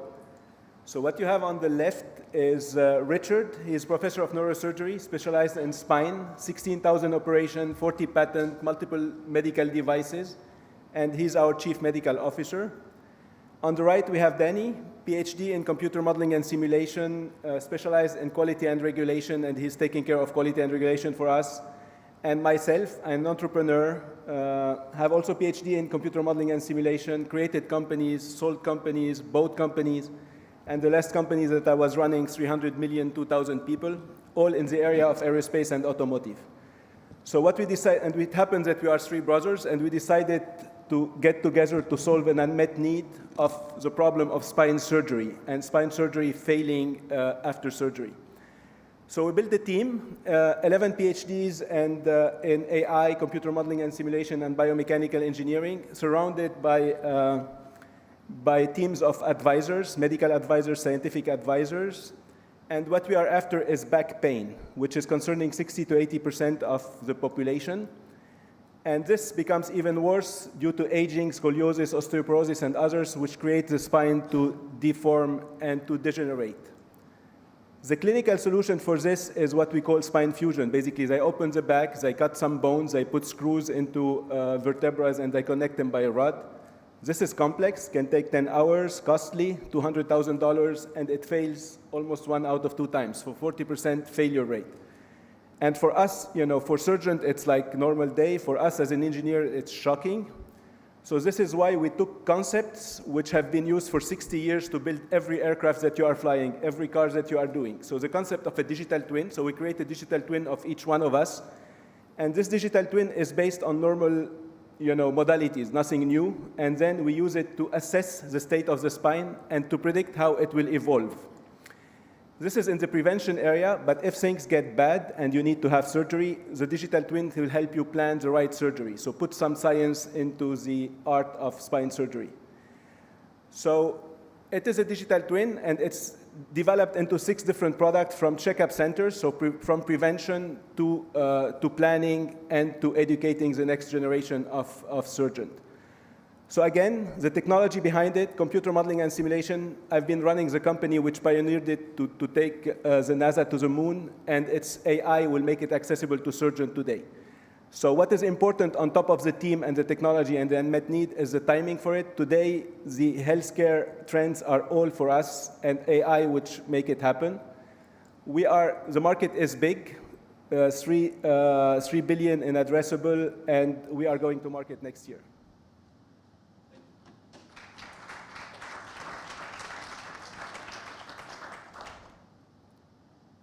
Any question? You have the slide already on. So what's your revenue model? How do you make money? So we'll be selling software as a service. So it will be the surgeon or the hospital will pay for each operation. So when you use it to plan an operation, at least in the surgery planning side, they will pay between 250 euro and 1,000 euro per surgery to plan the surgery correctly. And we'll sell it directly to the hospitals or through a partnership with med device companies that they will offer it to their surgeon to support the navigation and the robotics with the right planning before doing navigation and robotics. So it will be paid by the medical device company to us, and they will offer it for free to their surgeon to use their devices, to use their screws and rods and robots and so on. Is it eligible for the reimbursement? Today we are not get into the details of reimbursement, so each country is different, but it will get into the package, in some countries it will get into the package of innovation of the hospital, of the package per surgery, kind of whatever you use, it's in one package per surgery, acted. What's the change in outcomes that you're expecting, and how do you plan to collect that data? Sorry? What is the change in clinical outcomes that you're expecting with the use of this technology, and how do you plan to collect that data?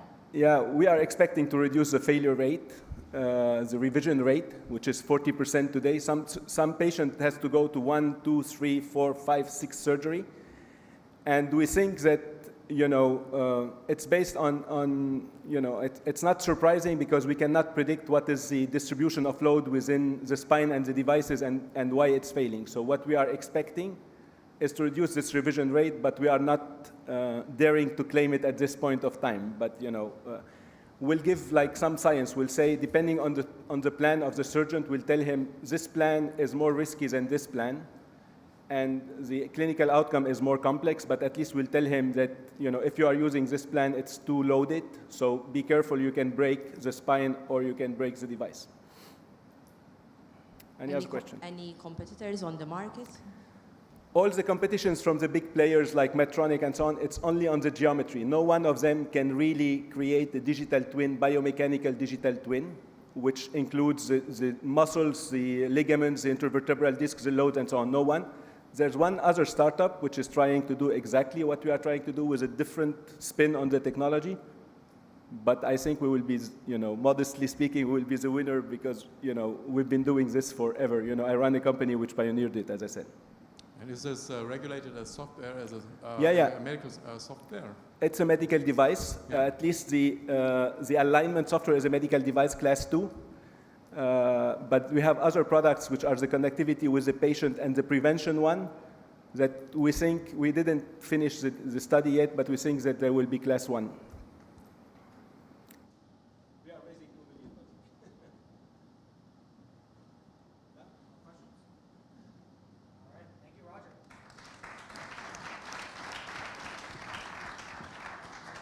Up next, please welcome Ryan DeBoer, CEO of the Shape Sensing Company.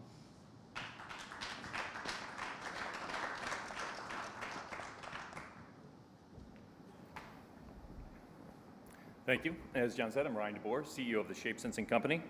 We're building a next-generation 3D guidance platform technology to enable doctors to navigate devices inside the body during minimally invasive procedures without X-ray. We're doing this because X-ray has significant limitations. It only provides two-dimensional views of devices and our bodies, which are inherently three-dimensional structures. The limited visibility leads to longer procedure times, which require more anesthesia, more contrast, higher radiation exposure, and in the end, a higher chance of complications. So we're building a 3D guidance system using our proprietary fiber optic shape sensing technology. It provides three-dimensional visualization of devices overlaid onto patient-specific digital anatomical models. And we do this without X-ray. I'll show you how it works. We take a long, thin fiber optic sensor, and we shoot a beam of light down the length of it. Kind of looks like a fishing line. By the way that it reflects back to us, we can provide the real-time location of the full length of that sensor. Now we put that sensor into a medical device. As you'll see here, we put it in a guide wire. And as it's navigated through this 3D model, you can see on the top digital version that the location is updated in real time in pink. The doctor can zoom in, rotate around, and get a really good understanding of the location and orientation of the device inside the body, increasing precision in navigation and reducing procedure times.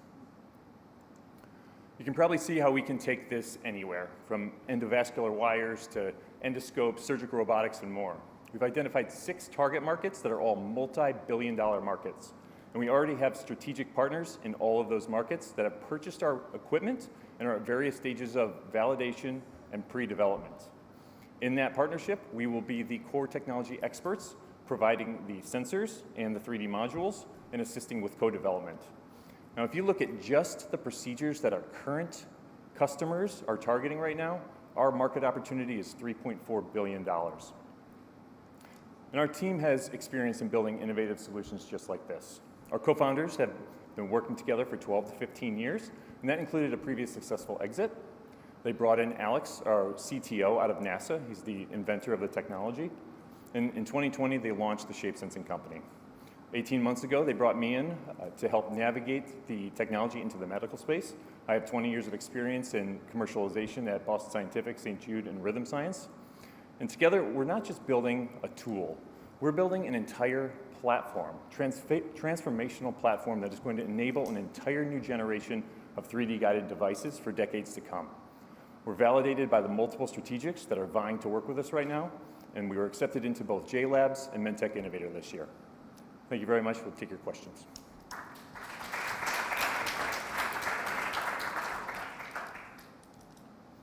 So if I understand it correctly, you can see where your catheter is all along the way. What are you overlaying that on? What kind of imaging, and how do you register those to make sure that you're looking at this correctly in 3D? Yeah, great question. So we can use a variety of different imaging modalities. What I showed you there was taking a CT scan and creating a 3D geometry. We can use an MRI as well. We can even use multiple 2D X-ray images to create our 3D guidance or 3D coordinate system. And the registration process can be done in a variety of ways as well, and it'll be application specific. We can take snapshots within X-ray and localize where our device is and create our 3D coordinate system from there, or we can use different parts of the anatomy, knowing the shape of our sensor and the shape of that anatomy, and register that way. What's your intended price structure if you go to market, and how do you expect to overcome potential budget issues with hospitals facing or introducing a completely new technology? Yeah, good question. So our model for going to market is as a partner and technology expert. So we will be working with strategics for the end commercialization. So it'll be a partnership to overcome those obstacles in the capital equipment. Revenue structure is going to be based on a margin on top of our cost of goods for sensors and modules, and then licensing coming in for access to the technology as well. So if you're putting this on a guide wire and then, say, delivering a device or using an interventional tool, would that tool or device also need the fiber optic sensor, or would then X-ray get used to maybe deliver a device? Like, how do you think about the whole workflow? Yeah, that'll be application specific as well. We want to put our sensors in as many devices as possible, so as many devices can be visualized in 3D. There will be some exceptions, like an angioplasty balloon that when you insert contrast in there and expands, we will still need X-ray. We won't completely get rid of it, but the more devices that can have our sensors, the less radiation exposure for everybody. For an example, like, I don't know, a stent, a relatively simple endovascular procedure, is that like going all the way upstream to the manufacturers and saying, hey, everyone, you know, Boston, put this in your stent, Abbott, put this in your stent, and getting it as part of a manufacturing process, or is it something you do at the time of the procedure? Yeah. One way to overcome the stent visualization is to have markers on our wire so we know where the stent is and get it all the way to the point where it needs to be expanded, and then just do the final expansion with the balloon under fluoroscopy, but all along delivering it to that location will be all in 3D. Do you envision a regulatory clearance for the technology, or is it going to be every device that uses it will have to go through its own process? That'll be application specific. Once we get the first one through, the rest of the anticipating 510Ks. All right. Thank you, Ryan. Up next, please welcome John Broomfield, CEO of Berlin Heels Holding.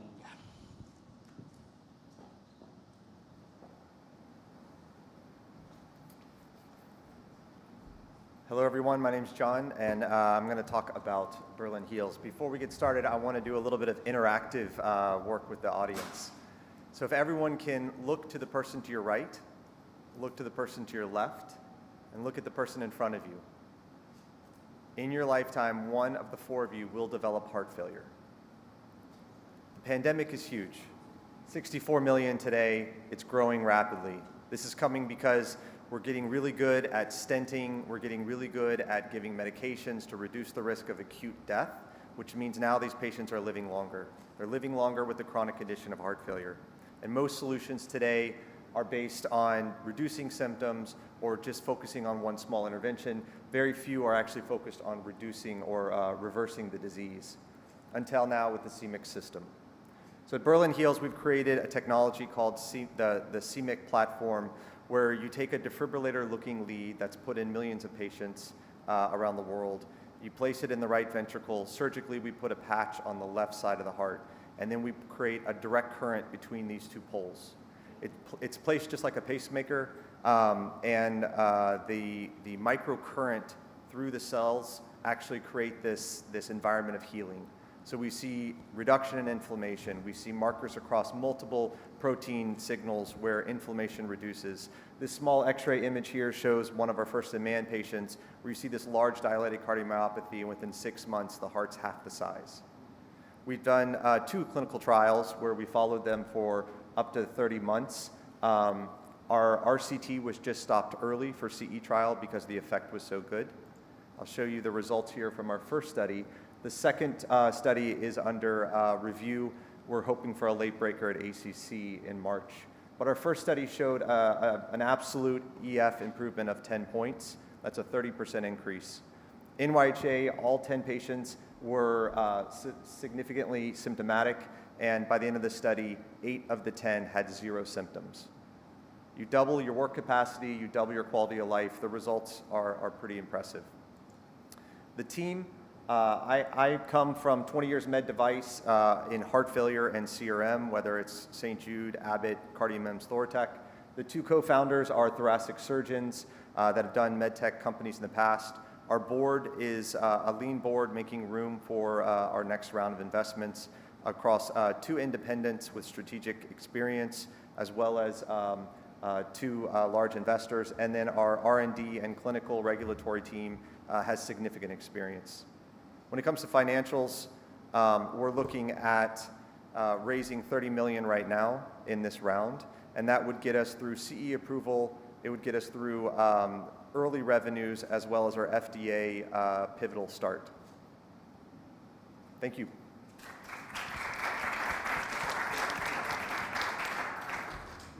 Can you tell us a little bit about your development to date and data?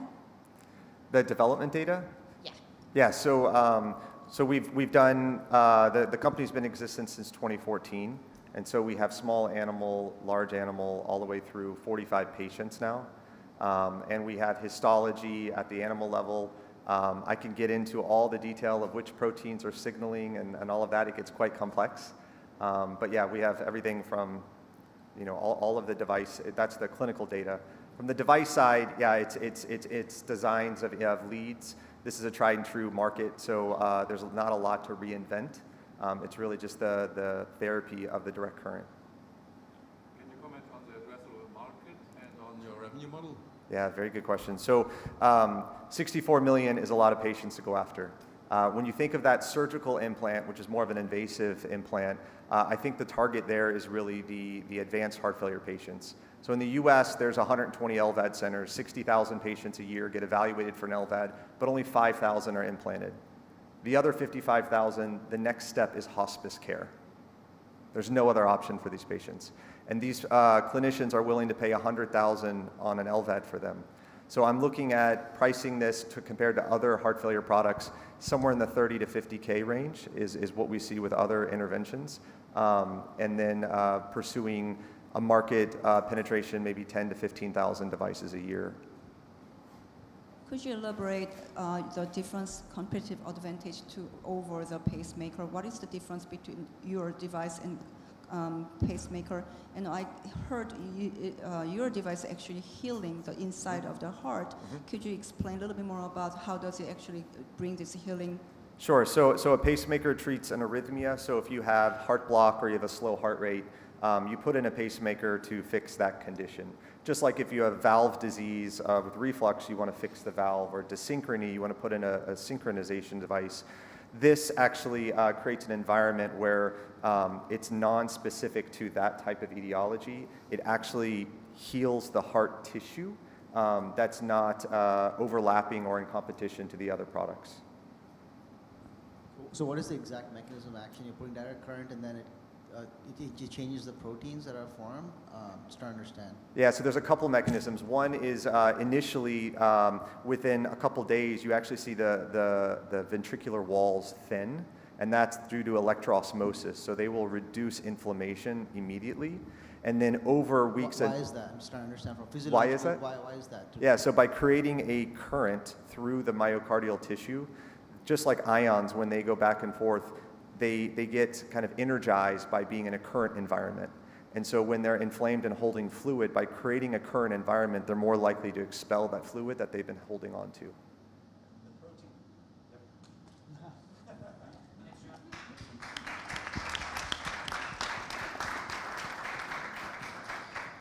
All right, and up next, please welcome Christian Marinical, COO and co-founder of SwiftSync. Hello guys, thank you for having me. So this is SwiftSync. I have 3 minutes to present. Neil Armstrong didn't have 3 minutes. He died after a nurse pulled the wires, temporary pacing wires, from his heart. And then he bled. Why do we have pacing wires? Well, we need to reestablish rhythm after heart surgery. But they are pulled, and when they are removed like this. Ouch. No wonder there are complications, right? Bleeding.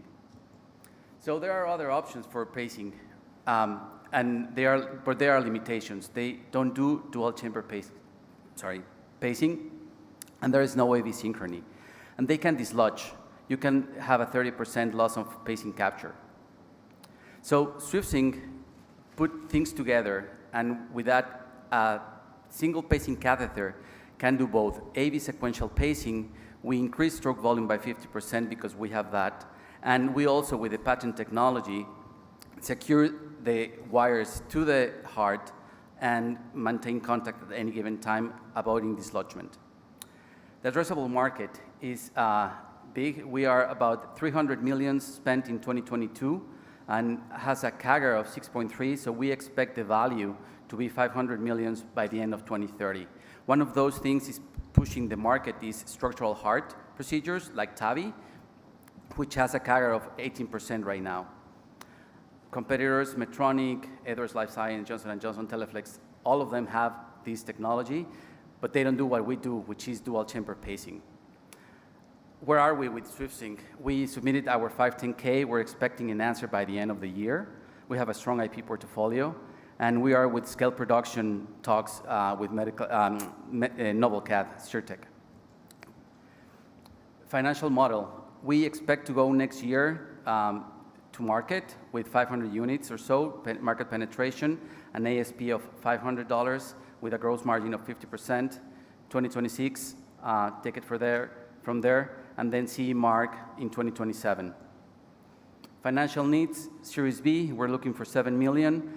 We've been cash efficient. And this is the team. Dr. DeMarchena, structural heart interventional cardiologist, sold the first mitral valve to Abbott for $250 million. Mr. Rick Torren, the CEO, EpiPen and Holter, we use that every day. Very successful exits. Myself, I have a lot of, over 15 years of experience in clinical research and regulatory. Marcos Caro with being a leader in delivering operational effectiveness. And we're bringing Steve Wilson for VP of Sales and Marketing to help us on our product launch. Thank you.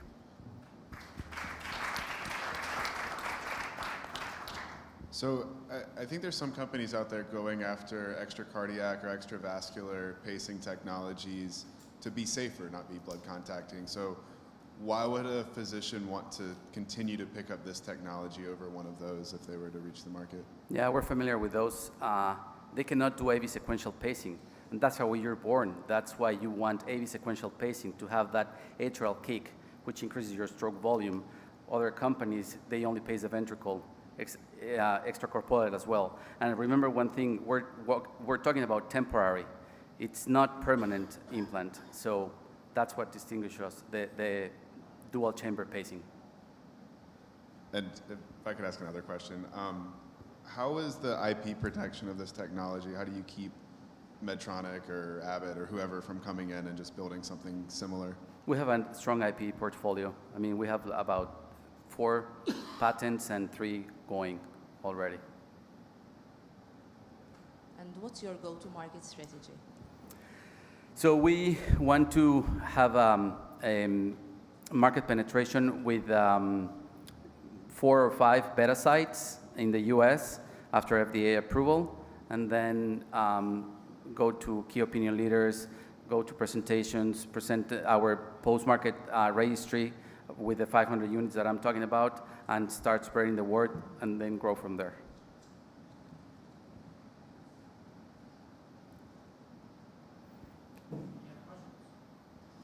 All right, thank you, Christian. Up next, let's please welcome Wessam Sarhan, co-founder and co-CEO of Incura.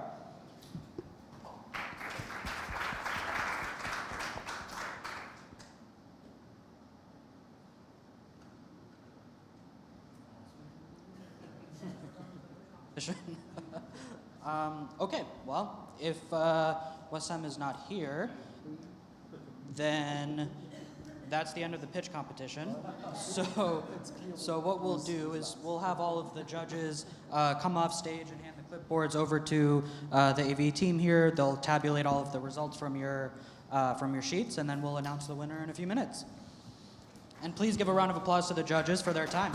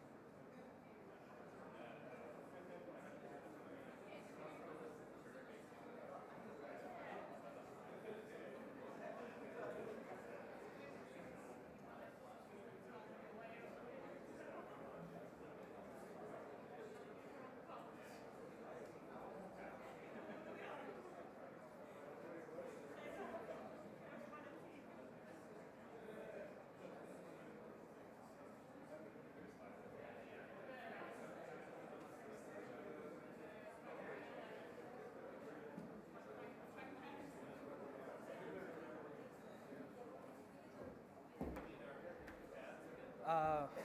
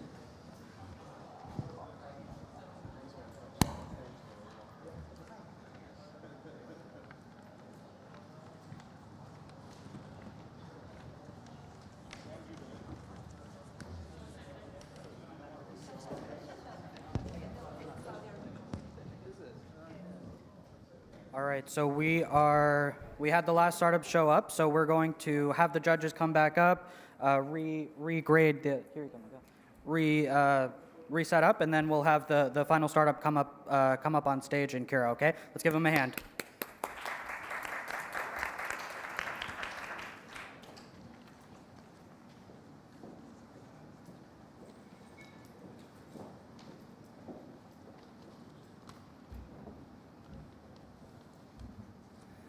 Hello, everyone. We apologize for this disturbance, but we were informed that our pitching was at 5-7, and we were committed to a meeting that we just finished before it. So apologies.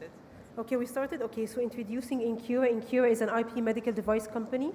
And to understand more, let's start with the problem, which is at the same time opportunity. Looking at the global market is huge, but it suffers from innovation gaps. And this is in itself an opportunity because some of the medical devices haven't been touched by innovation for decades. Moving to the MENA region, which is another layer of opportunity where 90% of the medical devices are imported. So that's why in Incura we innovated, licensed, and manufactured. And how we do this is that we support a market opportunity and an innovation gap. We develop a solution towards this innovation gap, and then this IP solution is licensed for manufacturing. And to give an example of what we've actually done, let's give an example of one of our products, which is Curasil. Up till now, the hemostatic powder market relied on a very strong product, which is Arista, produced by a BD. It's a very good product produced of starch, which is highly biocompatible, but it is, at the same time, doesn't penetrate the blood.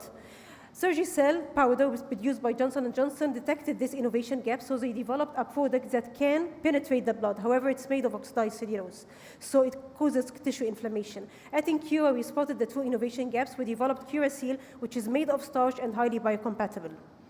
We are a B2B business model. Our products are our IPs, and our manufacturers and distributors are our customers. We target a huge market of 500 billion, and in the MENA region alone, 31.6 billion. And introducing other products. Yeah. As Wissam was just mentioning, we've introduced the Curasil, and this isn't the only product that we've introduced in the hemostatic field. We've also introduced Colisorb. The main competitive advantages for Colisorb are they combat like the absorption capacity that reaches up to 6 times its weight, meaning 1 gram of such material can absorb up to 60 grams of blood. Not only that, it doesn't require pre-wetting, meaning it can be directly taken out of the package into the surgical sites. Why the competitive advantage regarding the Curasil product that we've just mentioned is in its design. We've been able to design the microparticle in a concave structure that resembles the red blood cells with 8 to 10 micrometers. Not only that, we've been able to introduce nanopores to its surface. We're not stopping here. We're also addressing the multi-layered wound dressing with a single tender in Saudi reaches up to 60 million Saudi riyal, and we are introducing Curafoam with a very strong manufacturing partner in Saudi, Sigala. And this is done currently at the American University in Cairo, as well as KSCA. And we are currently expanding to the European market, as well as the US market, with potential licensing agreement.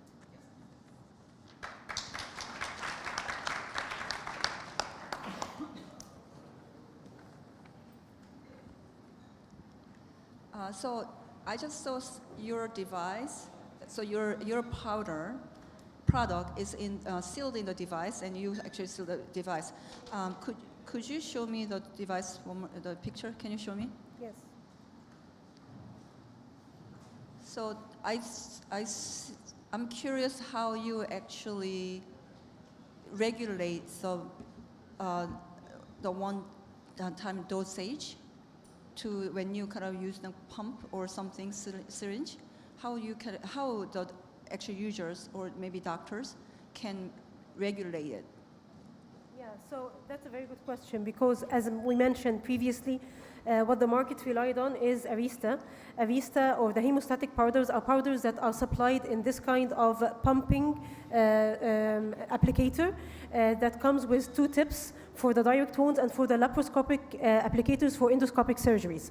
So what was done with Arista is that it doesn't have this lock mechanism where the amount of powder, usually this powder comes in two amounts, 1 gram or 3 grams. So when the surgeon begins just flipping the applicator, the particle drips. So also we not only innovated in the particle structure as Musa mentioned in its concave shape, but we also innovated in the applicator where ours have a lock mechanism where the surgeon can control the application of the powder at the surgical site. Okay. Oh, okay.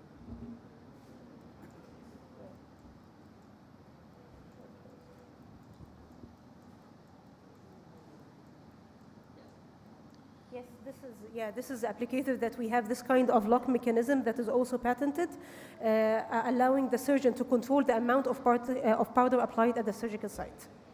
Is the chemical material also different, or is the novelty in the way that it is applied? Designed, and I'll leave Musa answer this question. Here it's mainly about the design, the engineering part. So we're here talking about a microparticle in a concave structure. So the majority of the innovation is to be able to design and sense a concave microparticle and of the same size as the red blood cells, 8 to 10 micrometers. So these structures capabilities add two main advantages. One is the adhesion to the bleeding sites.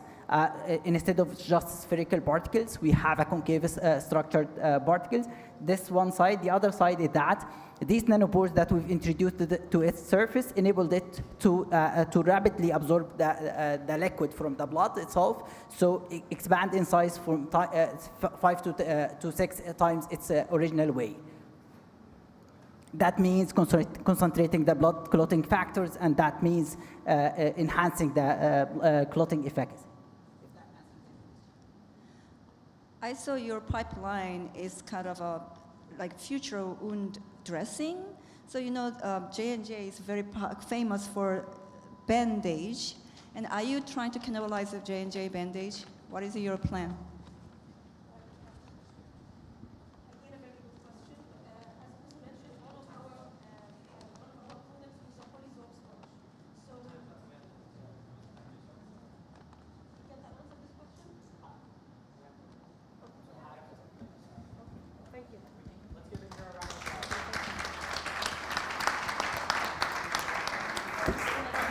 All right. Thank you all. Judges, if you could actually stay seated, we'll collect the papers. We're going to do a photo, and then we'll go from there. Winner will also, again, be announced shortly.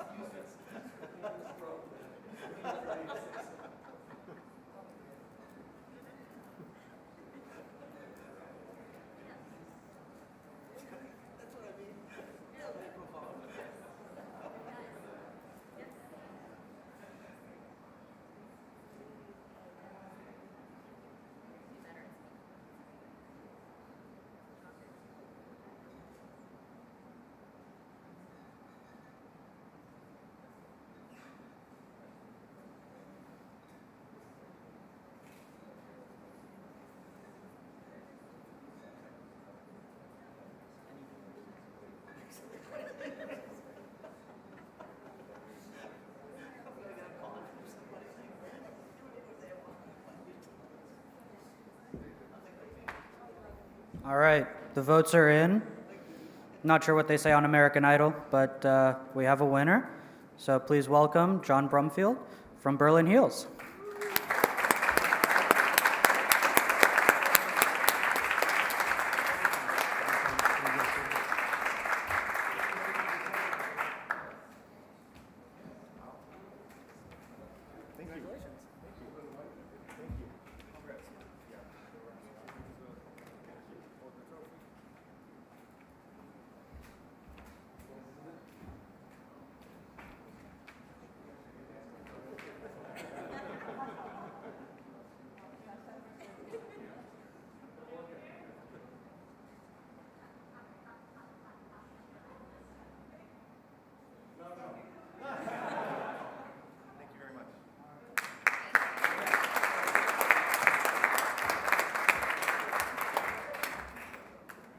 You can just, do you have a mic that is finished?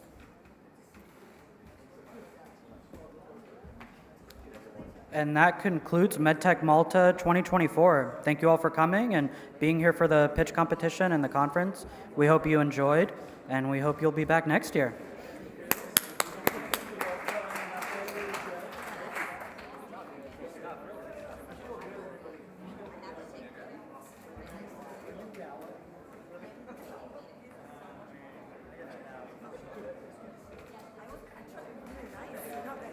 But I will